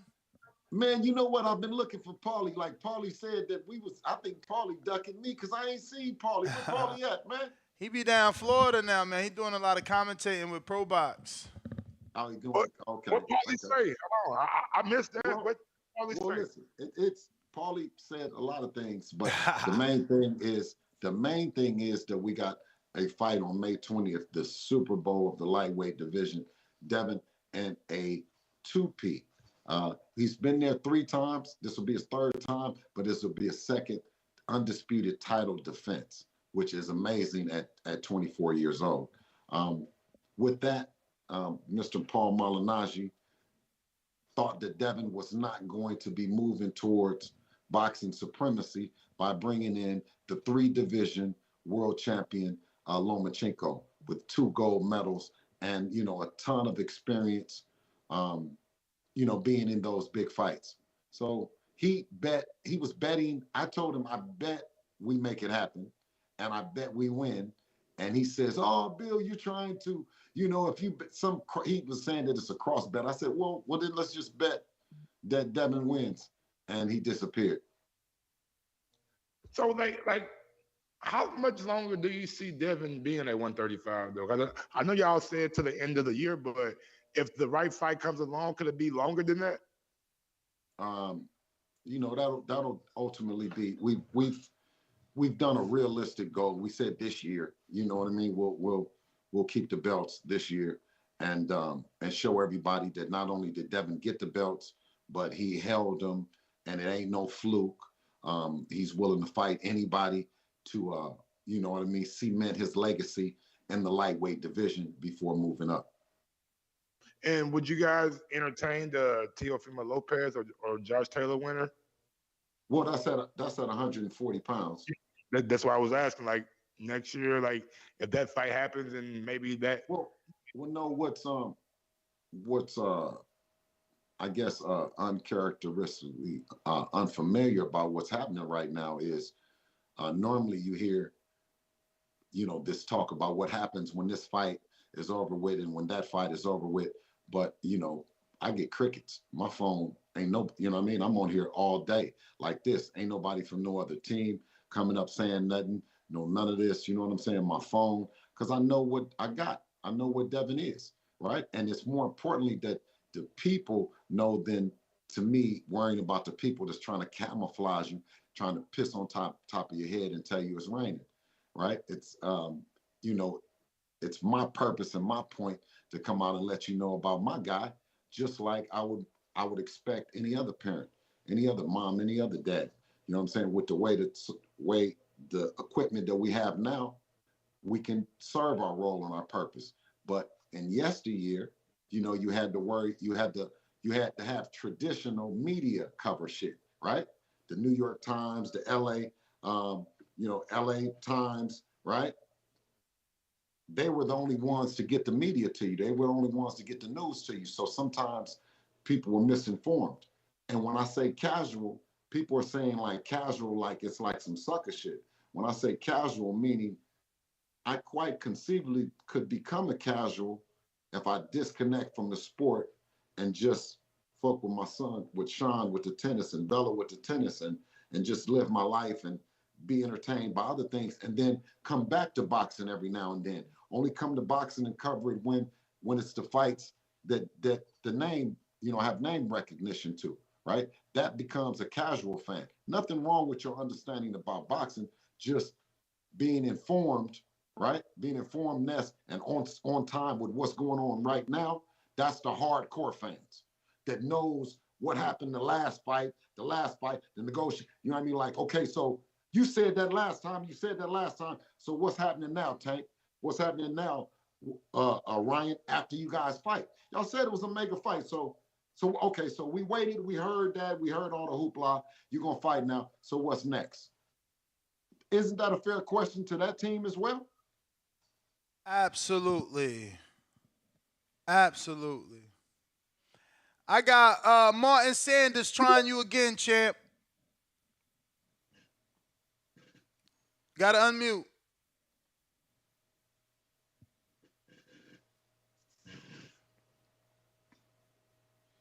All right. We got Hendricks.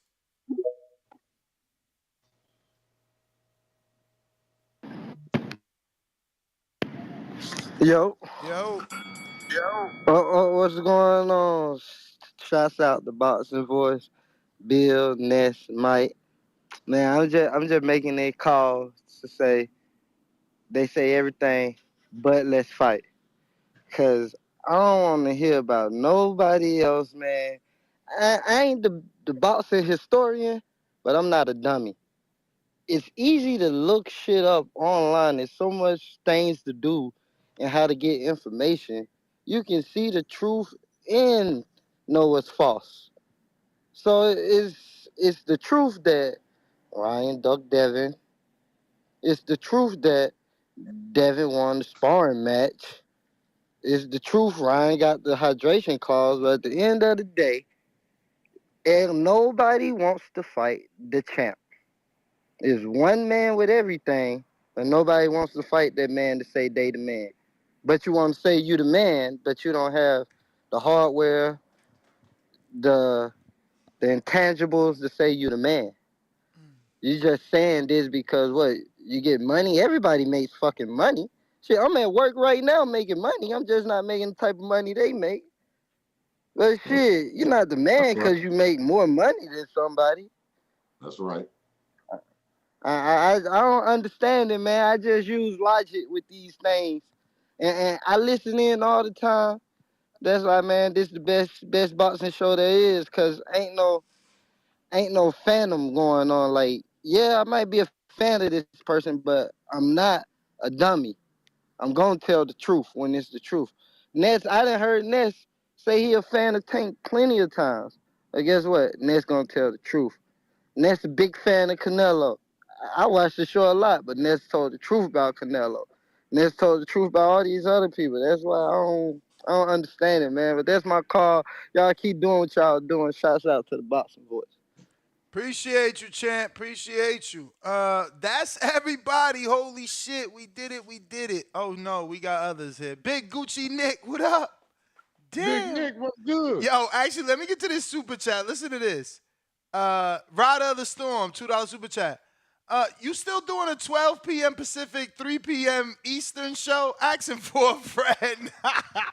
Yo, it's literally 3 minutes till 3 o'clock. Yo, I've been on for so long. Big Gucci Nick was good. What's good? What's good, man? Yo, shout out Mike Boss, the Gross. Probably said that wrong. Shout out Ness. Shout out Bill Haney, man. Yo, as far as who the man of the division is, I mean, obviously it's Devin Haney, man. You could say from a fan's point of view if you think he's the man, but on paper he's guaranteed 100% the man, obviously. But like I still think there are unanswered questions in that division, man. You still got Tank. We want to see Devin Haney versus. See, that's the thing too, man. We want to see the man versus the other top dogs, man. We want to see Devin versus Tank, man. We want to see Devin versus Core. Devin versus definitely he's gonna be fighting Loma.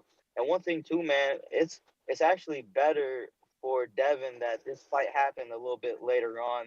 Now that he grabbed all the belts, because to be honest with you, I feel like if that had happened while Loma had the other belts, I can almost guarantee Loma would have put a rehydration clause on Devin and this and that. But now he don't have any leverage, which is great, man. So now this fight's a even Stevens fight, man. Because Devin's a big dude. Like Loma walked in the ring, said that dude was a heavyweight, man. You know for a fact he would have put a rehydration clause if it was back when he had the belts. You know what I mean? But he ain't got no say now. So shout out to Devin, man. He the man. He make all the calls, all the shots. You know. But yeah, man. I want to see all those big fights against the champ, man. Again, for all the belts, man. That's what this game's all about, man. But yo, keep up the good work. Long ass show, man. I'm just chiming in at the end of my work day, but I see y'all grinding. But yo, Ness, is y'all having you are doing the 3 p.m. show or not after the show? Nah, man, my parents here. I gotta pack. I gotta hit the airport, man. I gotta fly back to Vegas.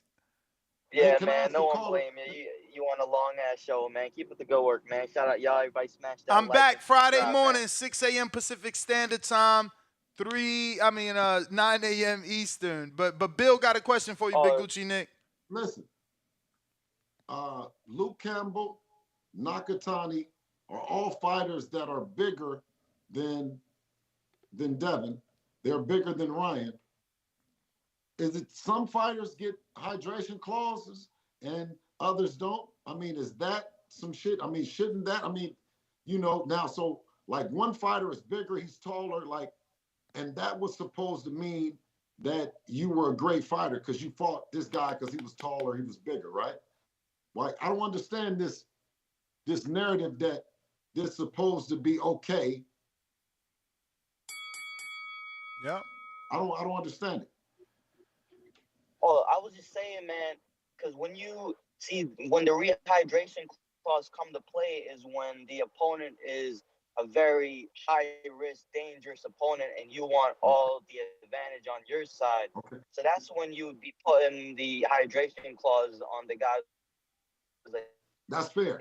See, Ness, he said it the right way, and that's okay. As long as you admit that the guy is a high risk guy, and then you say, okay, Ryan, you are high risk and all that. So I didn't say anything bad about Ryan. I said, Ryan, you in some exhibition shit. You're a high risk at doing that, so you're going to sign to do something else, all to get a fight for bragging rights. That's all that I said. And I mean, it puts him in position, though. It's more than bragging rights. You gotta, you know, especially, I mean, it puts him in position. He win that fight. Tank got a big ass name. A lot of people know him, man. Well, listen. You got to say this then. From what they're saying, they're saying it's the two biggest names. So if the one name wasn't there, then you were going to be. That makes you the top name. So what else are you going to do different? What are you going to do? What are you going to do by beating Tank? What are you going to do? What you mean? What are you going to do? Who are you going to fight? He said you next. Your son next. That's what I'm saying is you still got to come back around to put your feet on the ground and be a fighter. You're going to still have to eventually go for legacy and box. You even listen. I'm gonna tell you why. I'm gonna give you a perfect example. Let me give you a perfect example. Jake Paul. He didn't have to fight Tommy Fury, but he wanted to be a boxer. He wanted to be in a position to be ranked to be a world-class boxer. Mm-hmm. He wanted to show that he was world-class. Now, the Fury family said, no way a YouTube boxer is going to beat his son because his son is a real boxer, not a fighter, a real boxer. So when the gentleman, Coach JT, when I was saying, let's further the statement of being a fighter and a big punch to actually this being boxing, right? And we've seen where the greats have put on a boxing clinic for 12 rounds. And it's possible. Well, Bill, on that note, I'm going to wrap it up. Let them know where they can find you outside of on top of somebody's head whenever they mention your son. Absolutely. And if you just being cool and you want to catch some cool content from a pops, from a dad, from a guy that came from nothing to a little bit of something, follow me on TikTok, Coach Bill Haney, Instagram, Bill Haney, also YouTube, Coach Bill Haney. So we're having a good time. But more importantly, what's more near and dear to me, if you can go and join parent2partner.com, where we're helping families use the tools to make the transformation from parent to partner, and then join families in partnership. So thank you, Ness. Always. Thank you. Absolutely. Parent2partner.com. Mike, the gross, the boss. Let them know where they can find you. Follow me on YouTube, man. Mike on Sports. We are about 48 away from that 4,300 mark, man. So if anybody out there ain't following me yet, man, we 48 away from 4,300. Let's get there by the weekend. Let's get it. And we are about 960 away from the next goal. So I need about 900 of y'all to come over and subscribe to the Boxing Voices YouTube right here at youtube.com/The Boxing Voice. We're back Friday at 6 a.m. Pacific Standard, 9 a.m. Eastern. I'm flying back to Vegas. So, yeah, man, catch me on the next one. Peace.